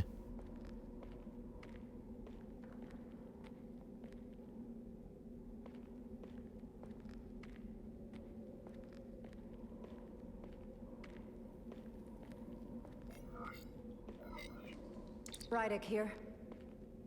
This is Zermatt. Any trouble getting to the surface? I'm really starting to miss transporters. As long as this storm is around, you'd better learn to like shuttles. But if you can find the cause of the interference, we might be able to get back to transporting. As if I needed another incentive. We both know there's a lot more than that riding on this. Fair enough. You'll need to get in and out of the mine undetected, so I hope Minister Tylus can help in that regard. So do I. And to keep this covert, we'll refrain from contact unless absolutely necessary. Understood. Rydick out.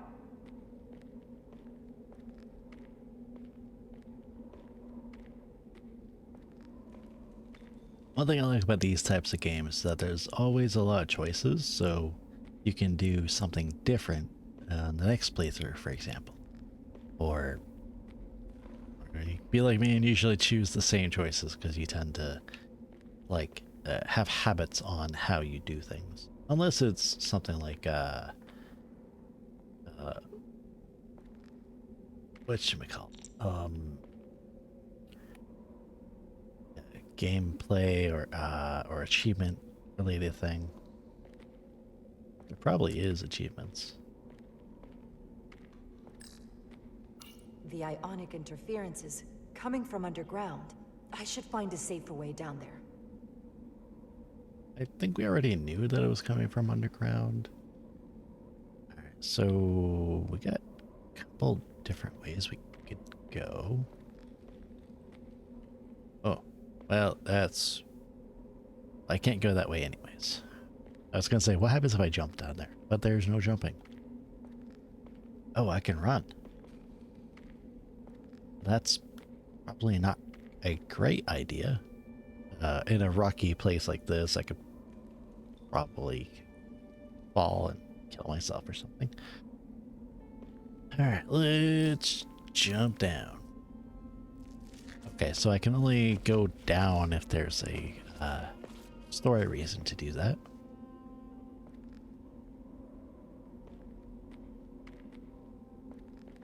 You know, these guys remind me of a character from Baldur's Gate.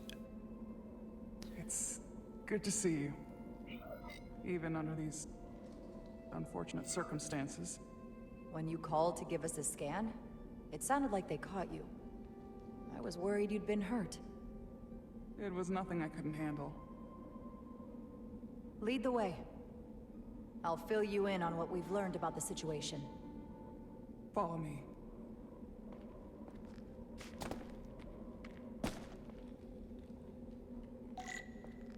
The device Galvin and Sidron brought back from the mines is being used to control some sort of warp disruption weapon that has the Resolute trapped in Hotari space. According to our readings, the power source for that device is on this moon, at the specific coordinates I sent you. That sounds impossible, but explains the rumors of the Hotari controlling the ionic storm.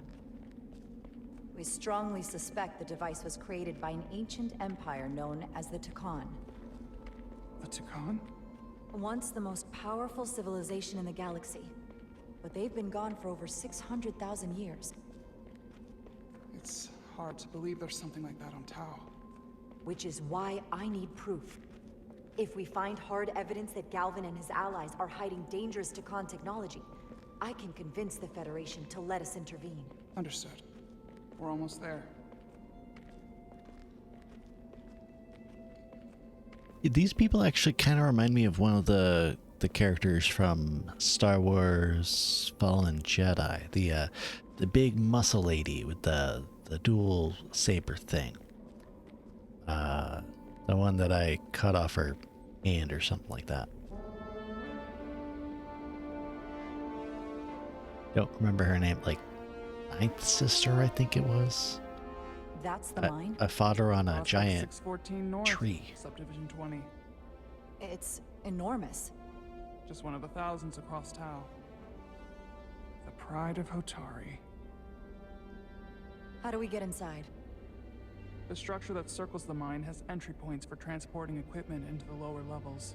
They're guarded, but nothing I can't get past using my authority. Well, that's good to hear. As long as you can avoid being seen, I should be able to talk my way past any miner. And provide a little distraction for you in the process. How do I avoid being seen? You don't use the door.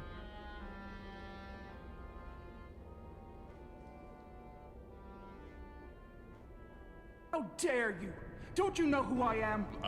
I am Tylus Altaris, Minister of Diplomatic Affairs. That's not... The Queen would be furious to hear you tried to deny me entry. the Queen. But I just... You just what? Just now realize the trouble you've made for yourself? And who exactly do you think you're going to report this to? Because I'll be reporting it as well, to someone much further in the ladder. You have no Okay. authority. I'm not sure what I need to do Understand here. Who pays your wage? I can inform the Queen directly of this insolence. I guess just Everything walking, you said maybe? today. You should have opened the doors the second I heard your Yeah, I want to speak to your manager. I didn't know Each you second were... you delay my entry will be recorded, processed, and permanently marked on your record. Alright, well, there's some stuff over here, Can't so I believe think Does this your brain would function? Do you be speak our tongue? I have orders. How should a fellow Hotari important. not understand this? You're digging your own grave. I've reached the end of my patience. Escort me to the maintenance bay. Okay. I told you. Let's get a look inside you. But fine. A wise choice. Lead Oh, the wait. way. Not that. Quick. Okay. Do. Do.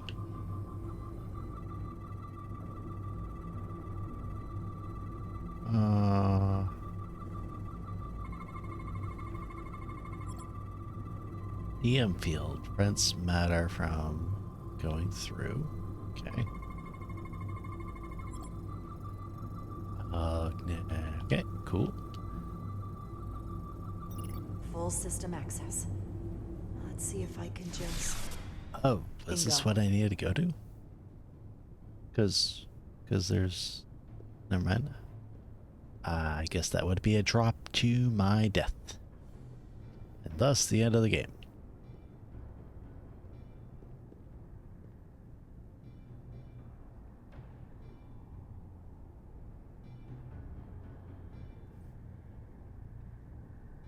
Better hurry. Not sure how long she can keep him busy.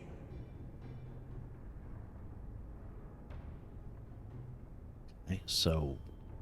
Where do I go? Because it's kind of dark up here. Guessing this way?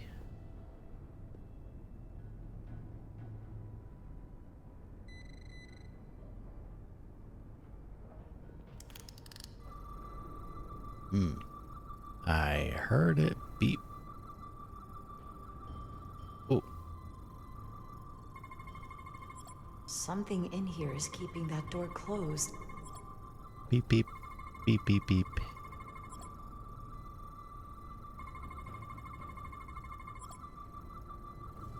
Got it. Should remove the security check on the door.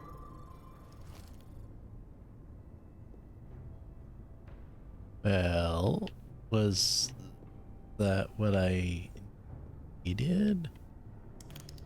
Or is there still something else I gotta do?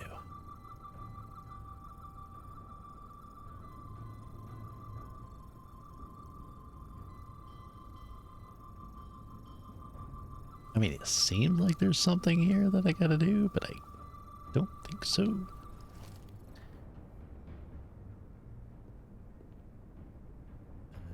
I don't think the door's open.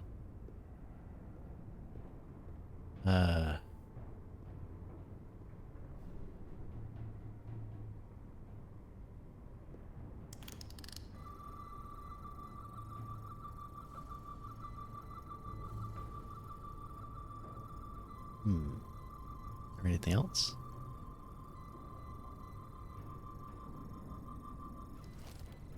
I don't know if that's what I need to do. So let's, I guess, go this way, maybe. Because there's a door here. Oh, that's cool.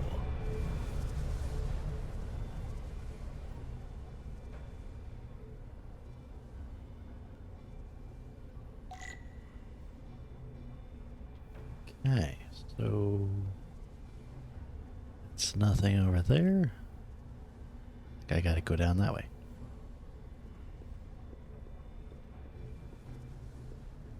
Gotta keep my ear out because it makes noise if I'm at a place I can use my tricorder.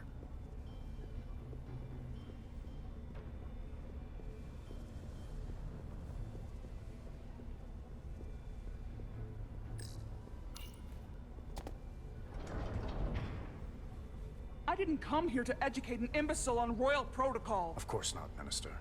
So I will be about my business here, and you will take yourself out of my sight.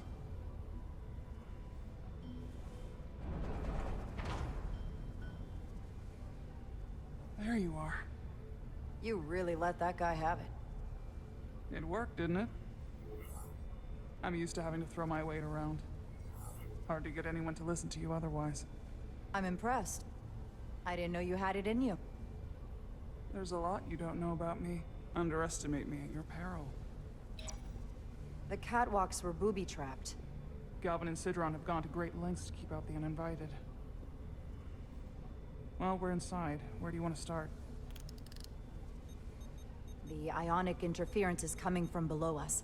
We need to go deeper. That lift goes down, at least to the changeover station. But we can't use it without DNA authorization from one of the guards. I have an idea, but we need a few samples of DNA from the miners who work here. Samples? Fingerprints, sweat, blood. Which will trick the machine and get us control of the lift. That's the theory. Let's test it. Okay. So I... Oh, this looks scannable.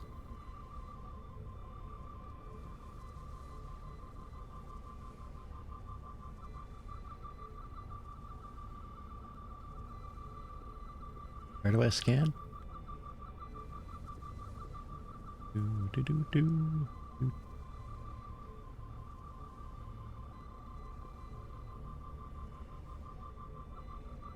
A game theory?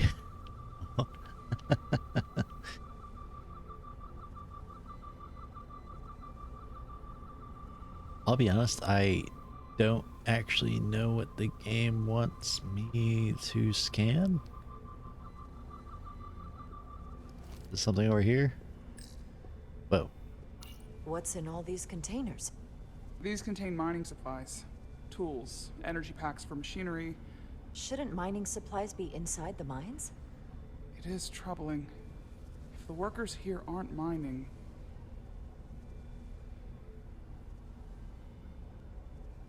Yeah. If the workers here aren't mining, what's the what's the rest of that sentence? Ah, here we go. There's DNA on this console, but it's only partial. I can't use this. Maybe because we're outside.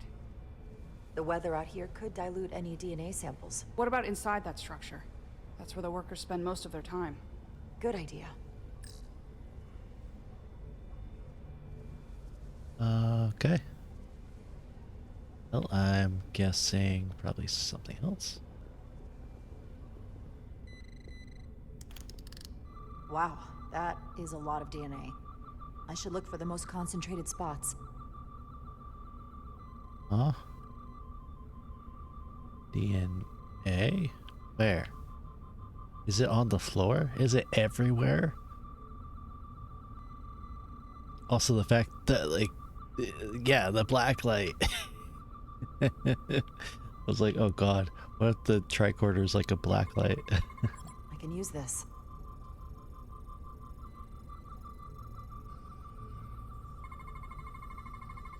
Oh good, it's only a handprint.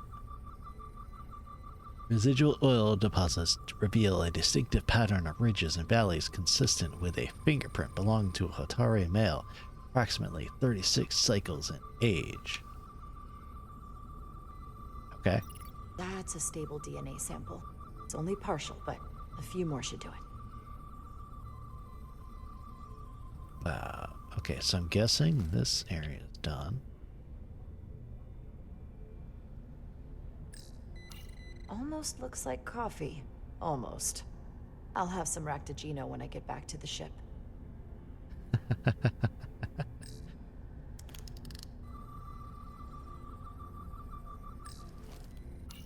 If they eat in here, it's likely there's some DNA in the room. There should actually be DNA everywhere. Hotari must be tough on the inside, too.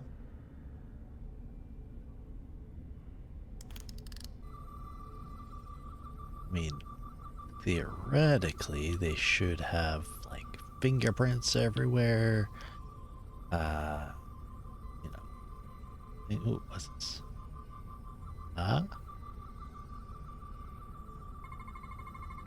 There's gotta be stable DNA here.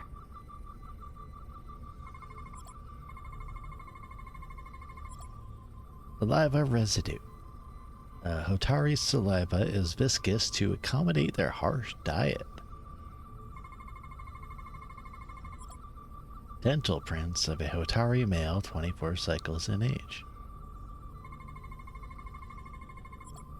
Hotari food is often dense, allowing use of a single pronged utensil. Good. That's another I can use. Just need one more sample. Yeah, I guess he didn't finish his... Well, I wouldn't call it bacon. It looks, I don't know. Leftovers. I should give this a scan. I don't know what that would be called. Some kind of glowing mineral being used as a light source. Might want one of these for my cabin, actually. Well, that light source sucks. Nothing on there. Alright. Got some from food. We got a fingerprints. Here we go. I got some here. This'll work.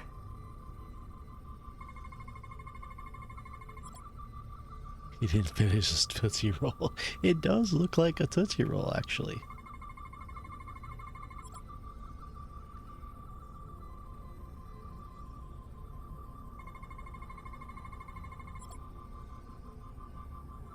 A pattern of saliva consistent with a sudden burst of air from the nose and mouth, likely caused by environmental irritants. Residual oils reveal a distinctive pattern. Yep. Detected presence of cells shed from the outermost layer of skin indicates recent contact. Perfect. That's enough to make the DNA profile. Yeah. Good thing that's only a sneeze. And not anything else. Totally not anything else that is... Not concentrated enough. I should try somewhere else. Splattered, I guess, would be the word, for lack of a better term. Because thankfully this guy didn't know how to cover his mouth. Something. You're not coming inside? There are some things I'd rather not smell. Ah.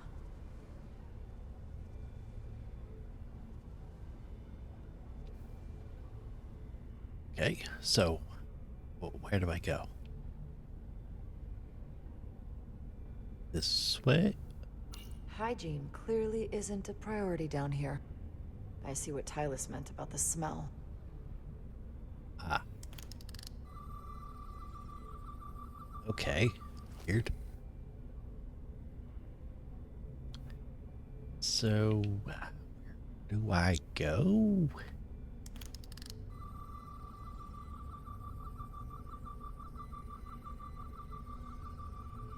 And just call me Cotton Eye Joe because I don't know where to go.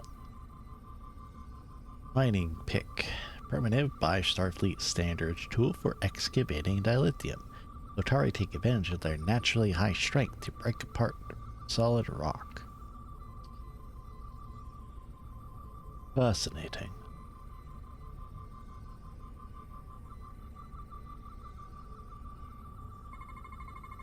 Not enough. Gotta keep looking. I don't know what that is. That's why I scanned it.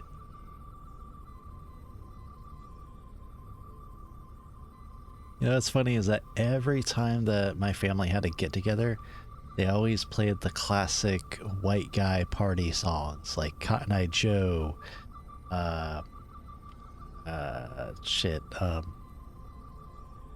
you know the ones.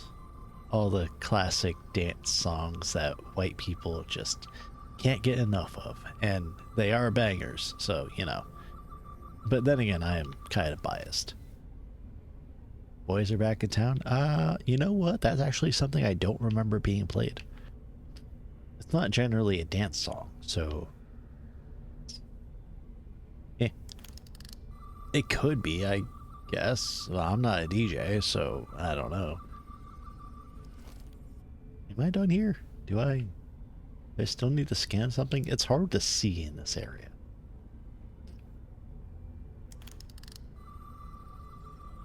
I'm going to assume that this is not an anomaly. It's not really glowing. It's most white guy song according to your brother-in-law? I mean, it is. It's just not like a usual party dance song. Maybe it is for some other people, but maybe my family's just like different. But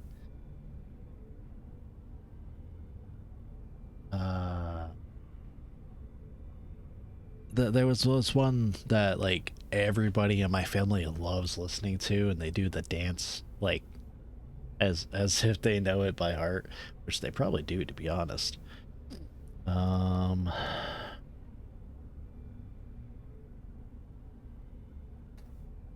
Macarena, that is one of them, yeah. And then there's Sweet Caroline.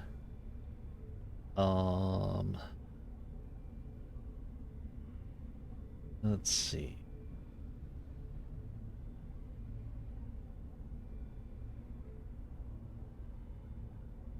What is the ones that people like dancing?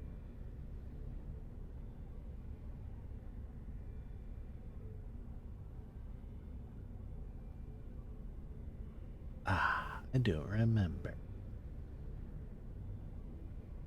I remember one of them was just like kind of like country-ish, I think, but not actually country. I don't remember. Anyways, it doesn't matter. I'm trying to and also find out where I need to go in this dang game because I'm confused. Let's see. Laser, recorder modes. camera.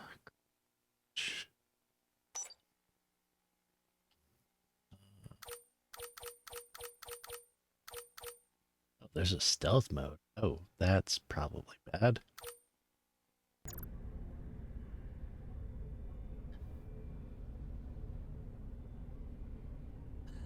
Oh, that song from like Chumba Wumba or something like that. That's a good one. Are we done in there? Okay. I guess, yeah, I guess we're done there. Yeah, Chumbawamba. Tub humping is a very weird name for a song, and definitely not one I would want to choose myself. An Illydian console. All the managerial technology in the mines is Illydian. So they can keep an eye on their investment. That's how it is.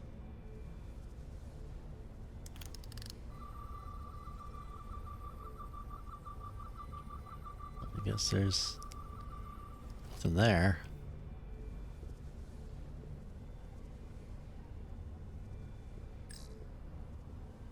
This facility doesn't seem well maintained. Tub thumping.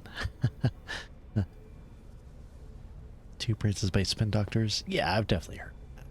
So I haven't actually heard Spin Doctors in a long time. Speaking of Spin Doctors, or, well, Spin Doctor, really, that used to be a game I used to play all the time on my old Macintosh. And I also had it for the iOS, but the game was outdated, at least for modern systems. You can't actually play it.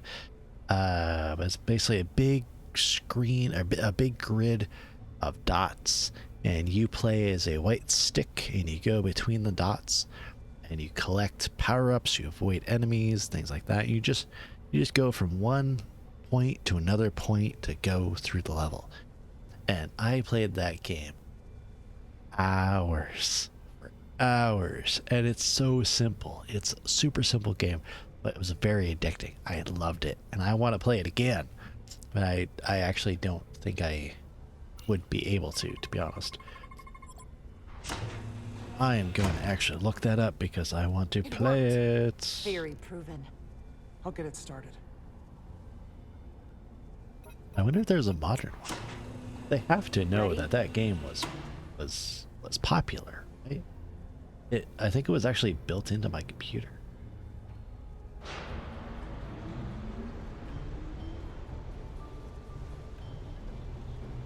Apparently it's on MacintoshGarden.org. We'll be okay. I've survived worse than this. It's there. Holy crap. Awesome. For now. Pump Up the Jam. I do like that song too, yeah. Oh, we're going down. I did not realize that. Jara. No, stay back. There's a guard at the station. You'll have to hide. Oh no. Anything about Backstreet Boys or NSYNC? Yeah.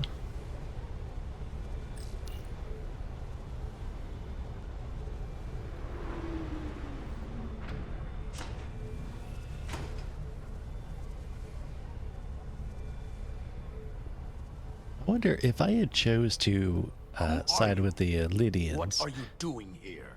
Would I be working with this lady? Minister of Diplomatic Affairs. I speak for the Queen herself. This is a restricted area. No one gains access without the approval of Galvin or Sidron. Wait. Jues Gawad Abawenja. Let me go!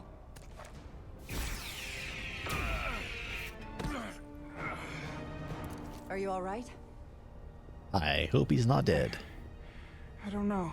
Are you injured? No, I thought if I could talk my way through like always, I'd be fine, but I'm a diplomat. This isn't what I do. I've never even fired a weapon. This is just... It's real now. I wasn't ready for this. Hey, I'll keep you safe. Can you? I was a tactical officer before I was posted to the Resolute. I know my way around a phaser. You saw how I handled our large friend here. I suppose that is somewhat reassuring. My authority has never been challenged like that. It meant nothing to him. So we should assume any Hatari we encounter from here on can't be reasoned with. Agreed. The only loyalty they have down here is to Galvin and Sidron. Can you switch over the lift? The guard should have a scan card that will allow us to operate the switch.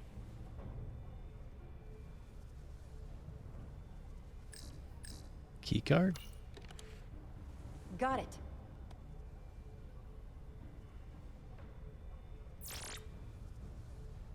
He's not dead, is he? He's still one of my people, and I didn't come here to take Otari lives. My phaser's set to stun. He'll be perfectly fine, just unconscious for a while. I see. We don't have that sort of technology on our weapons. Good to know. What if I had grabbed anything else? Probably would not have been good.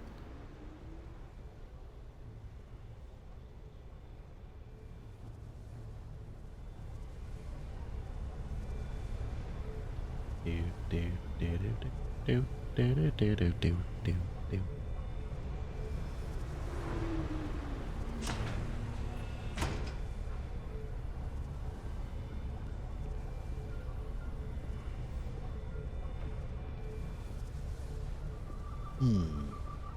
Suspicious. The energy readings are emanating from this tunnel. It's sure to be guarded in there. Stay low and follow my lead. It looks like I'm nearing a final boss battle. The game's nowhere near done yet, that's for sure. It's at least like a 10 to 15 hour game. Dilithium? Not all of it. We excavate large chunks of rock that contain varying amounts of dilithium ore. It's sorted and processed at the collector ship above.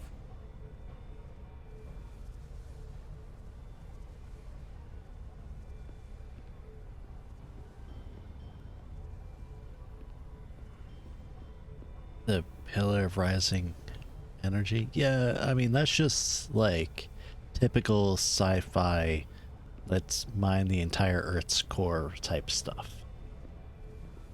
Still cool to look at, though.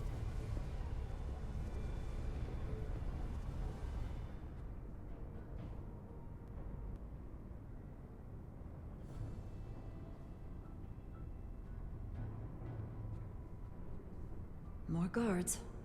I take that as a sign we're getting close. I'll get a closer look. Ooh, there was a sequel to Spin Doctor called Clockworks. Interesting. Looks like they've improvised a barrier. Yes, we must be getting closer.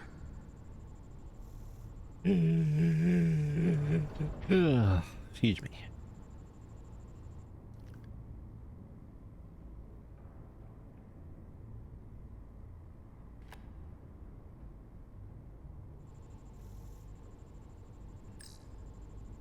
We need that particular card, don't we? I'm afraid so.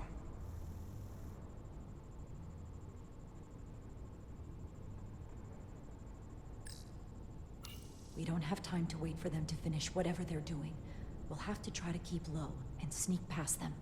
I'm starting to see the utility of a phaser. I wouldn't stand a chance against all three of them. What are you talking about? I could take them.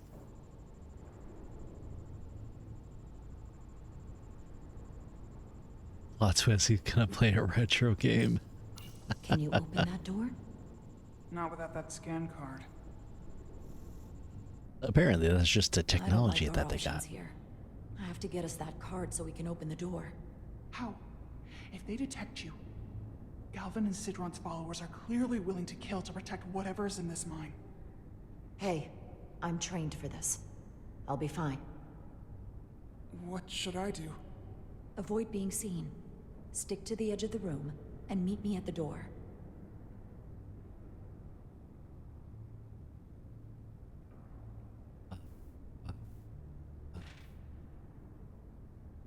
Time to go Metal Gear on this. Alright. Stealth scene. During stealth sequences, there are enemies that, if alerted, will hunt for you and try to catch you. If you're caught, your mission has failed. Enemies can see you if they're looking in your direction. Stay crouched and avoid their line of sight. You can use L to sneak faster. If an enemy sees you, a arrow thingy will appear. If it fills all the way, you'll be caught. Cast it quickly, you'll lose their attention. Enemies will take predictable paths. Watch them learn the patrol patterns, find a time to move forward safely. Certain locations will be interaction points that distract the guards. Use these to draw the guard to that location. They open up a path where they're guarding.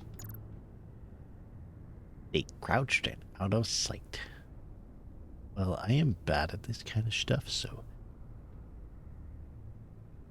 well, let's give it the old college try. I would laugh if I just lost that right away. Strange.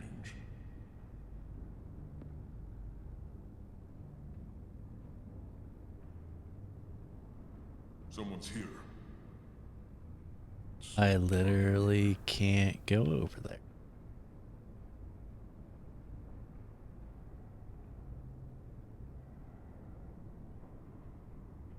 Okay, never mind. I can go over here. That fills up really fucking fast. They saw our power, our resolve. They're terrified of us. Until the plan is complete, we're vulnerable. Then get back to work, and we'll complete the plan more quickly.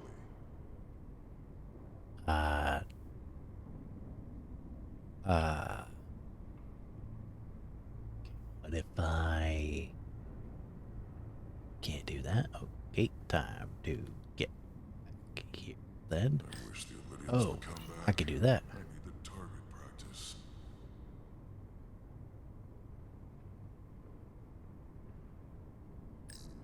Yeah, you know, I wish that there was a thing that was just like, if anything happens, call me on this frequency on my tricorder. It's just a matter of time. Something like that. Okay, I guess I gotta wait for him to go around.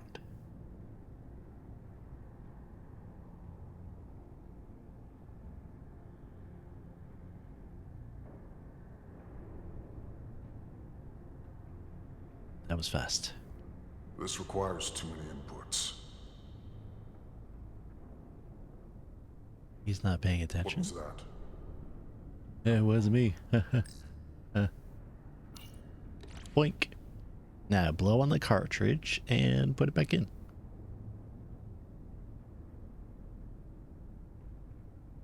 Those guys just came out of nowhere.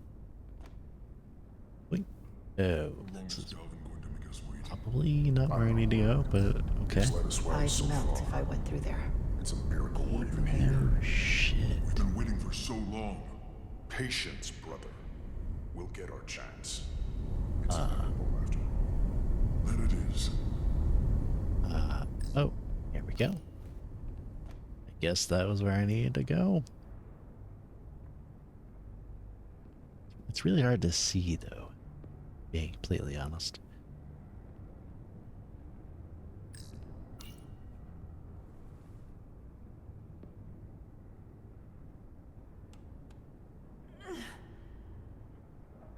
Come on, you can do it. Oh, hi. How'd you get over here? Sneaky little goblin, you.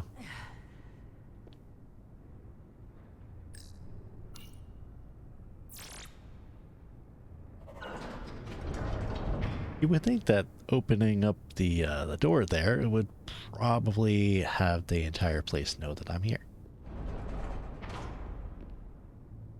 Maybe up the brightness. I was considering it. Stay close.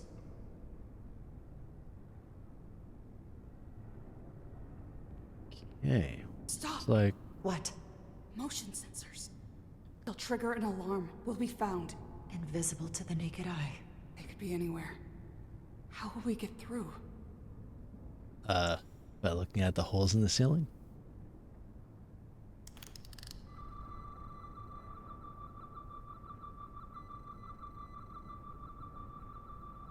Well, I guess getting those.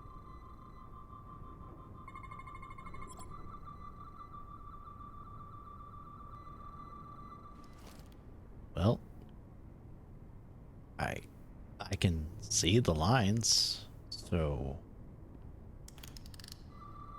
you know,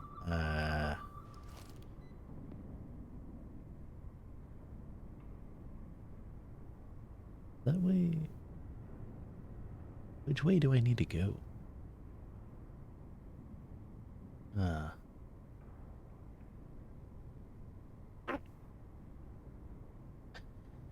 Time to Mission Impossible this. Oh yeah. Yes. Definitely gonna be difficult, but I think we can do it. I unfortunately can't stay crouched unless I don't have my tricorder up. Okay. Okay, there. Mention.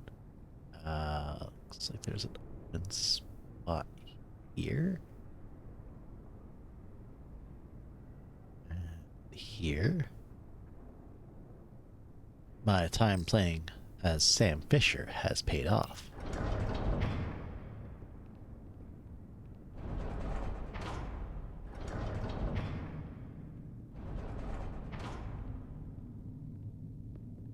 Alright, good. Made it. Why does it look like blue blood everywhere? Do these guys bleed blue? Oh. Oh. Ah, they do bleed blue. Classic alien blood. Oh, holy shit. No wonder they sealed this place off. This? Maybe I should have sided with the Already Illidians. uprising started.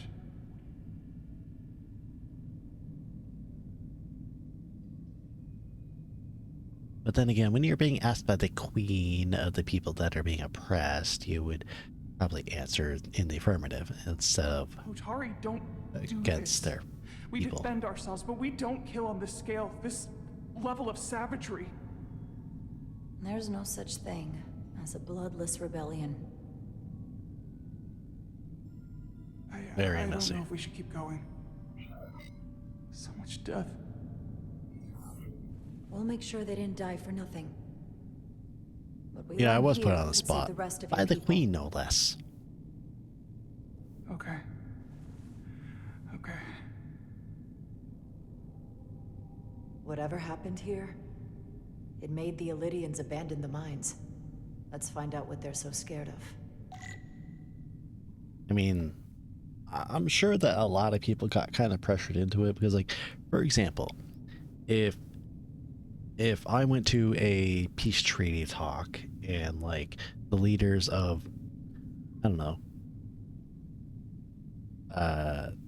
France and Germany were there, they're like, you gotta choose between one or the other. My answer would probably depend on whoever's the one asking the question, because, like, you know, the ruler of one nation asking me if I'm deciding with them or against them, you know, I'm more likely to side with that person so I don't get shot or something. You know, it's just human nature. These crystalline particles, they're not dilithium. Are they common in the mines? Not that I've ever seen.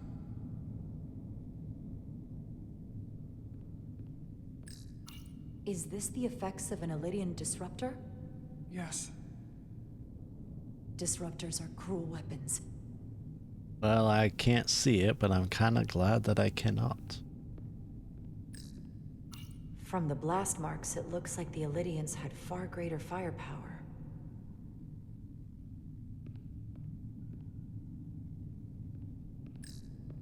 The Hatari fortified the side of the room opposite the door. It's a good tactic, but a few crates aren't going to stop fully armed Illidian soldiers. How did they win?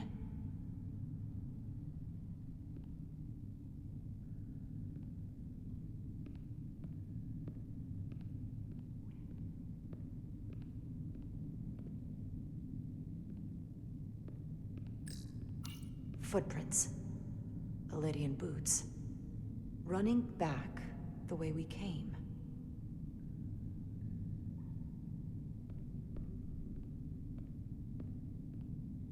Tylus. What?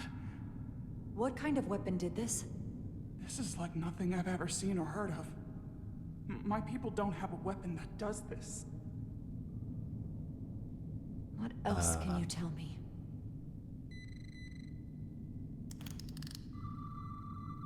It's a body full of crystals.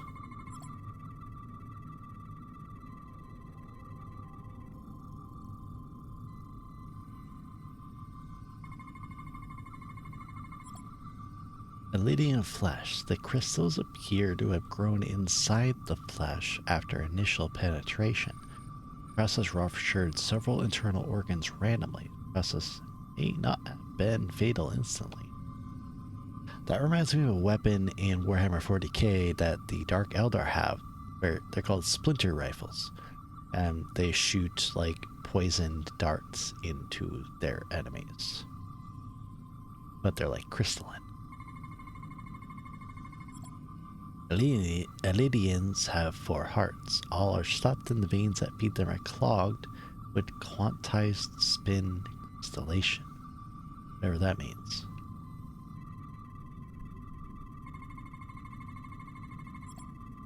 Crystal growth. Crystal growth of unknown origin lodged inside the Lydian skull emits low levels of tetrametric radiation.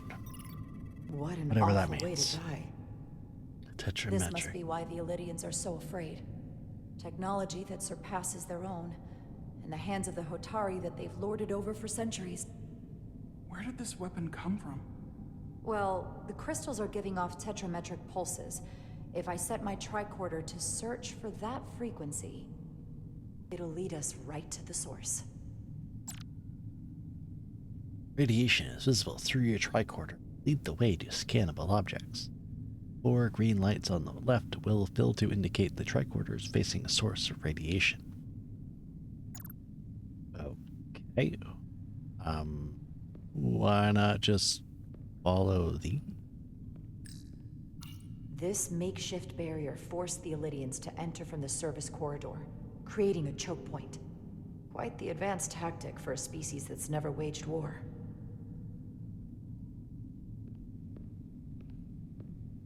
Interesting.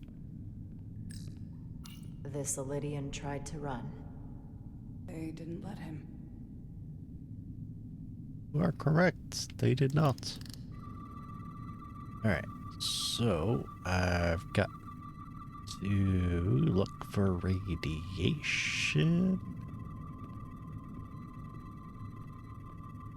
Yeah. Oh, look, there's something there. All 4. Is this thing I can get to?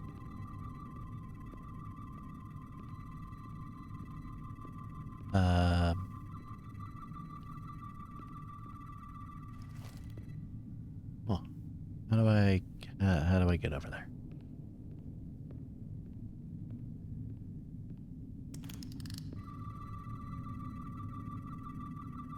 Well, there's obviously boxes that are blocking my way. Alright, so maybe it's this way, but like around a corner somewhere.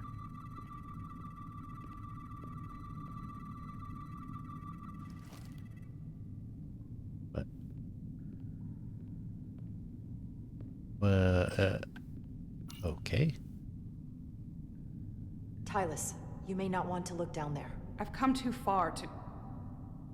What is this? They've been dumping bodies down here.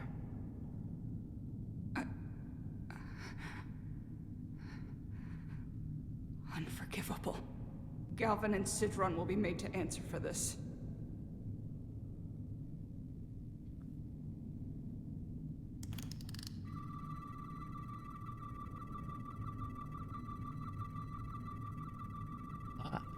See. Well, they certainly were efficient. Killed by the same crystallization as the Elydian. Whose side was the killer on?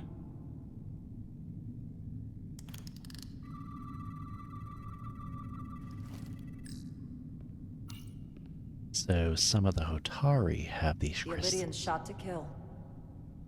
But if they killed him, why was he shot in the back? Huh, you're right. The shot came from the side the Hotari were defending.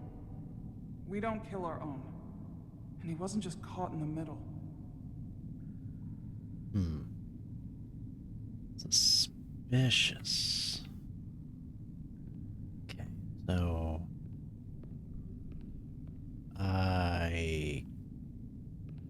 oh no, we're back where we came from.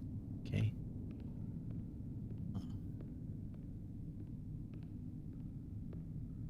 So we went around here. Now we wanted to go. Ah, here we are. Heard something.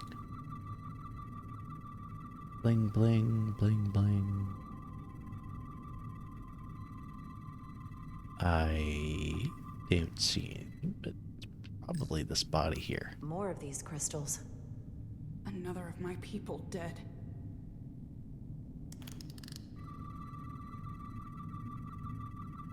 Nope. So... Wait. Oh. Here we go. That's exactly what I was looking for. What is that? Think they parked this here on purpose? One way to find out. Need any help? I've got it.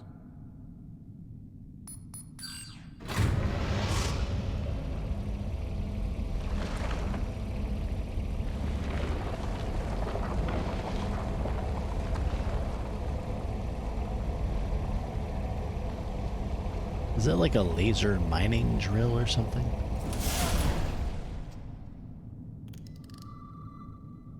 This concentration of tetrametric radiation has never been recorded. Whatever they're hiding, it's right through here. What is tetrametric radiation? That sounds like some space magic bullshit to me.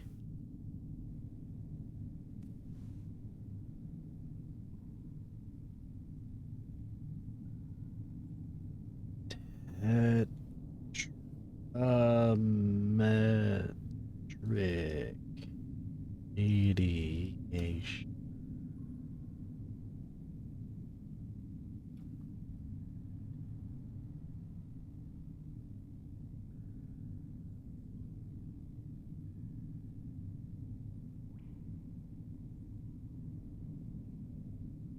Nope, doesn't show up, so I have no idea what it is. Alright, we keep going forward then.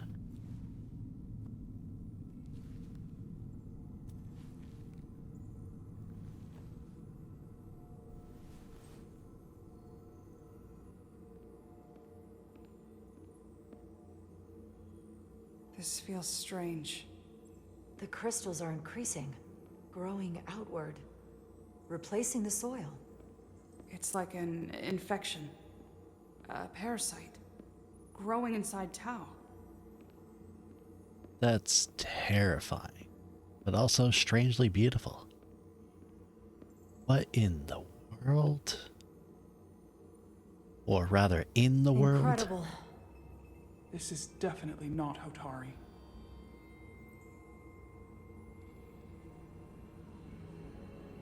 Oh. It's the remnants of the Takan Empire. Did I find the Fortress of Solitude? I don't think we should be here. This is exactly where we should be. Every strange thing we've seen in this system, it might all come from this Voices room. are sounding weird. We need to learn everything we can. You hear that crackling?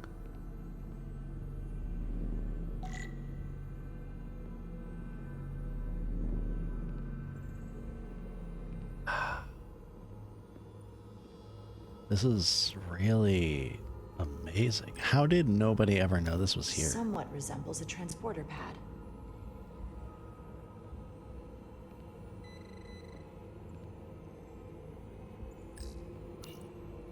This is the console. Look familiar? It does look Almost like identical to the console Galvin has hidden in the palace. Tholian stuff. It looks like a Because control surface. Tholians are made of crystals, and so are their technology. And this looks a lot like the same colors that Tholians are. Maybe they just have borrowed technology from the Tekon. What are we looking at? It's made of the same crystalline material as the rest of this place. But I can't tell much else. Might be some kind of sleep mode. I can't analyze this further unless it starts working normally. Maybe we can turn it on from somewhere else. Hopefully. Let's keep looking around. Well, then I guess we gotta take one of these. Possible transporter. Or not.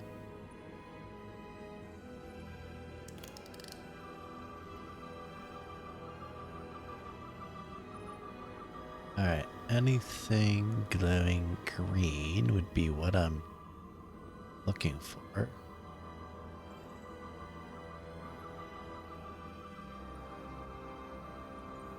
I guess those things don't count. What do you think? How are you holding up? I knew Galvin and Sidron were dangerous. Now I know they're more powerful than I could have imagined. But the worst of it is knowing they got there by turning our people against their own. So, these are not the way forward. So I'm going to assume that I got to go back and be around somewhere. Oh, yeah, okay, I did see stairs. Like a run, so yeah, we'll do that. These weird symbols on the wall probably have something to do.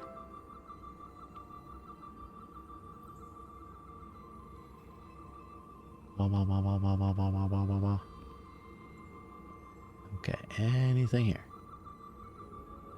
No.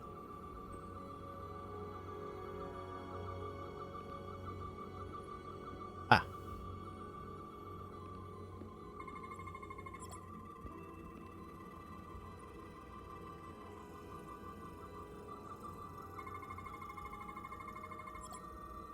Empty and full slots are differently constructed. Does the solid matter change form?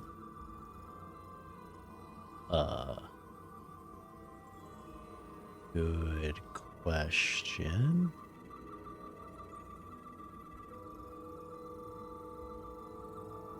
Okay,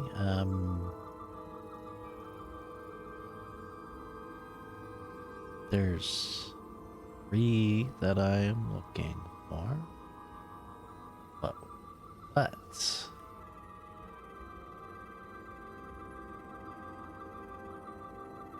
feels like it doesn't want me to go down up too high. Ah, here we go. Tetrametric radiation consistent with other devices nearby. Okay. So I gotta look for the cursor to change, like, shape.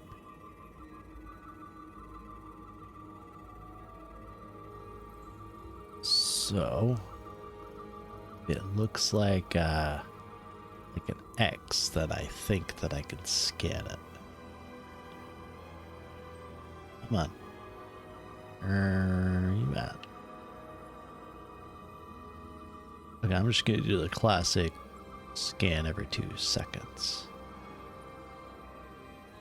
I'm stuck. Okay, now go up.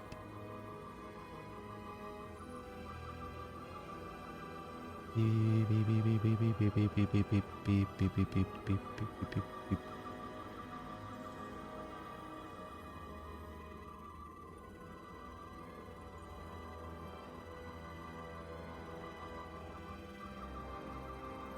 Tetragrammic. Same as others.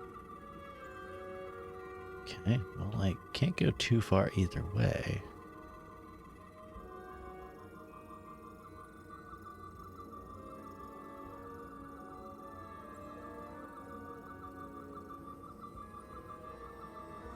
So we got radiation, chemical, and bio. I doubt that there's any bio stuff. Let's see.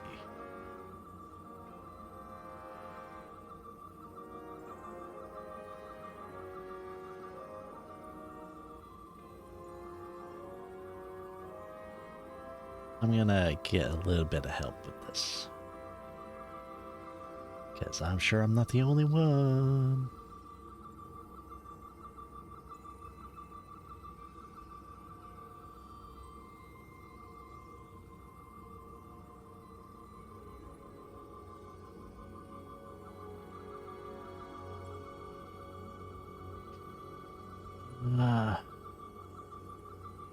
That's it.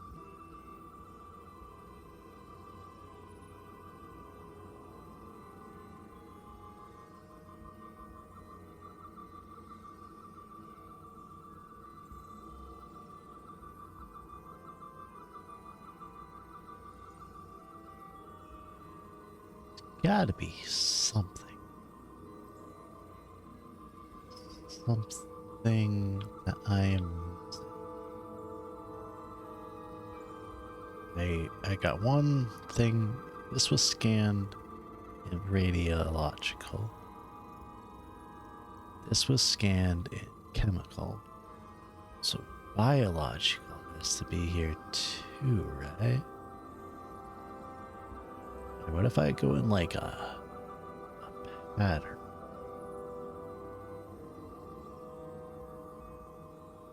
I mean, they are in a diamond shape, but they're in diamond pattern. Gotta be something, right?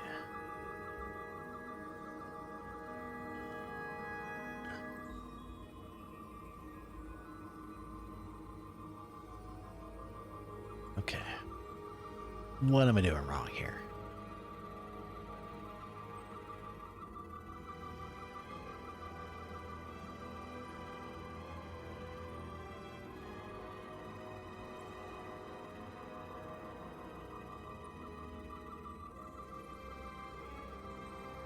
Maybe, is it the line?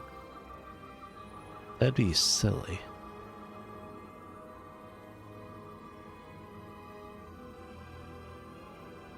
I can't put it away, so I'm kinda stuck here.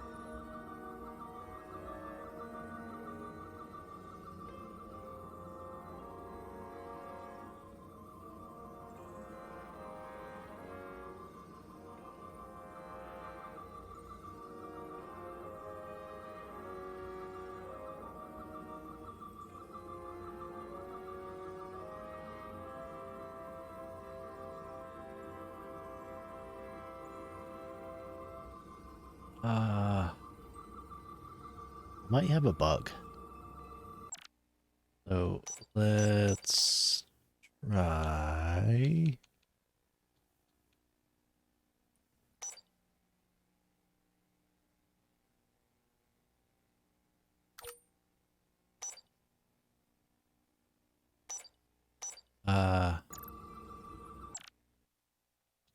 Let's try restarting the save.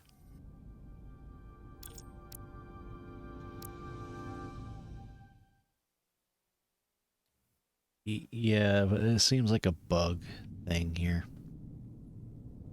Oh man.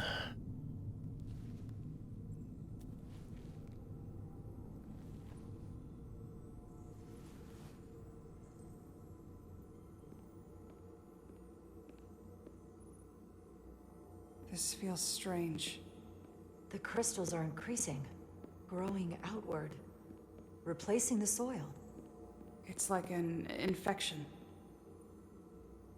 Alright. Can I skip Incredible. this? This Apparently is not. definitely not Hotari. Oh, that's weird. I don't like that. It's the remnants of the Takan Empire.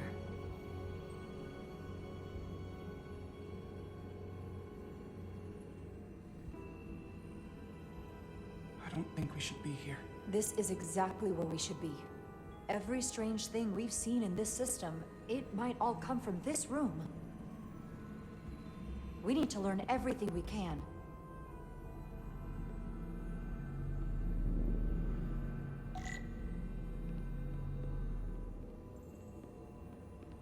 Okay, I'll go the other side and then try and see if there's anything that way. It's made of the same crystalline material as the rest of this place, but I can't tell much else. Might be some kind of sleep mode. I can't analyze this further unless it starts working normally. Maybe we can turn it on from somewhere else. Hopefully. Let's keep looking around. So I'll go this way instead.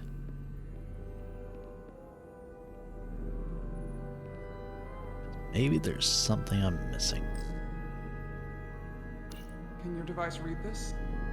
It can roughly translate the words, but we don't have enough Taconian language on record to understand how it's structured.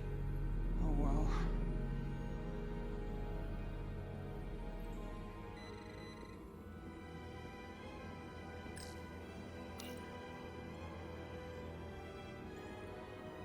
Looks like some sort of replicator. I can't get it to work. It has power. Must be looking for some other kind of authorization. Yeah, the tricorder wanted something.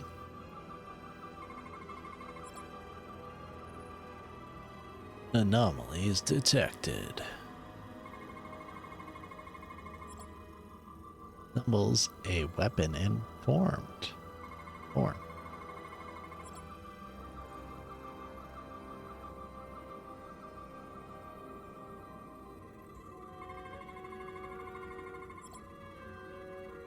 Okay, looks like that's complete. The music is very Star Wars-y, yes. What is it? The device's primary function is to transmute lithium into this quantized crystalline compound. Possibly for the creation of weapons. Do you think one of these was used on that Elydian in the tunnels? Such a cruel weapon. Okay.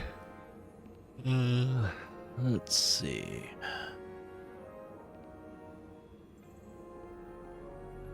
Well, I guess then I'll go back this way.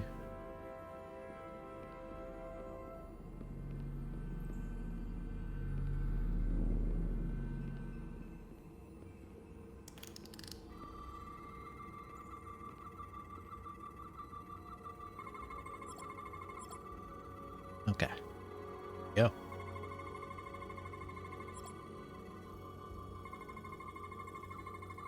Two.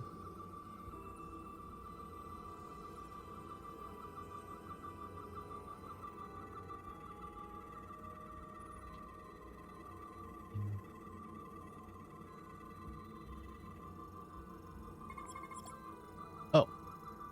Hey. Ah. Okay, that didn't show up before. Radically complex crystalline device, purpose unknown. Okay, there we go. This suggests there's some type of complex life form contained within each crystal. Life form? There's something alive in these tiny crystals?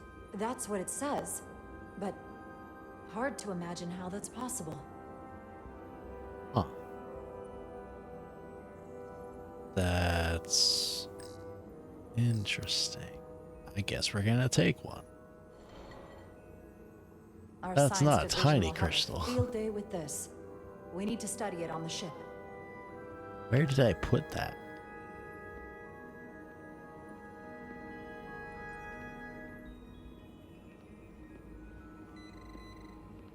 Oh. Ah, I didn't see that before.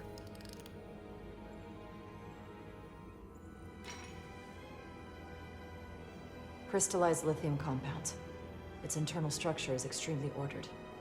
In fact, the states of these crystals on a subatomic level suggests a storage device of some kind. It might have been the thing at the start Energy screen. levels are both stable and ordered, like information. Some of them appear to be depleted. What kind of information would you deplete?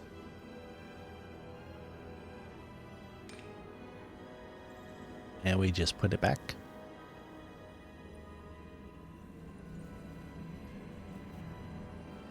Ooh. Oh. Jara? I see it. What's happening? Someone I turned think it on. There's no one here. But maybe the device I saw in the palace can send a signal? If that's the case, we may not be alone for long. Let's hurry. Are we gonna scan it?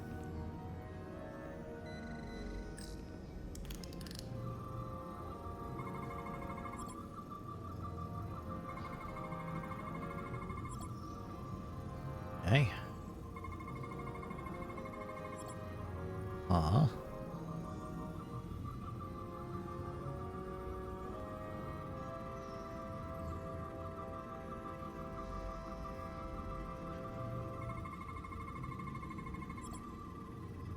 Okay. I'm amazed that tricorder can scan all that. This can't be right. It's putting out almost 50 zettajoules of energy. I assume that's a lot? Enough to power this entire quadrant. This amount of power, the Zeta kind of joule? radiation it's putting out, it's the cause of the storm. The warp disrupting beam, all of it. That's What do we do now? We get back to That's the Resolute. They have to know about this. Come on, let's...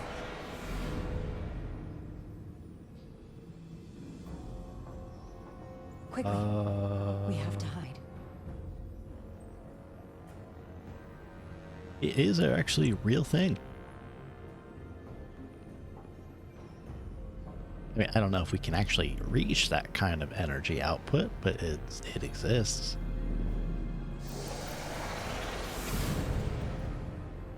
This is outrageous! I demand you let me go! No need to complain.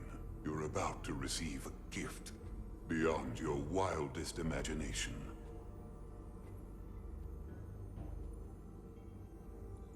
If anything, I consider it an honor.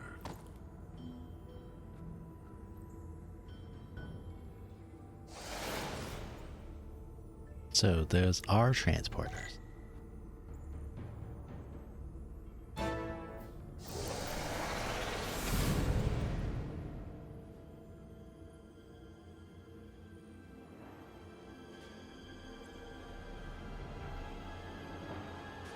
Huh, interesting.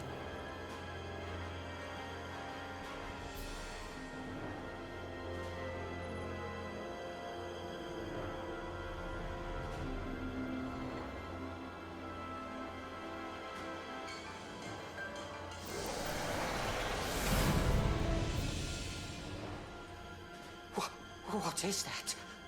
What are you doing? You'll see soon enough. I can influence the course of the negotiations. I can make sure the Hotari get the better end of the bargain. So can I. I feel like this is probably gonna end badly. Alright. But I'm going to have to call the stream here. That's a good cliffhanger part, so gonna end that. Hopefully the game stays open, but hopefully it actually saved, because I don't know when the saves happen. Oh man, this game, it got like really dramatic all of a sudden. I have a feeling that that guy is gonna get stabbed by a crystal or something like that.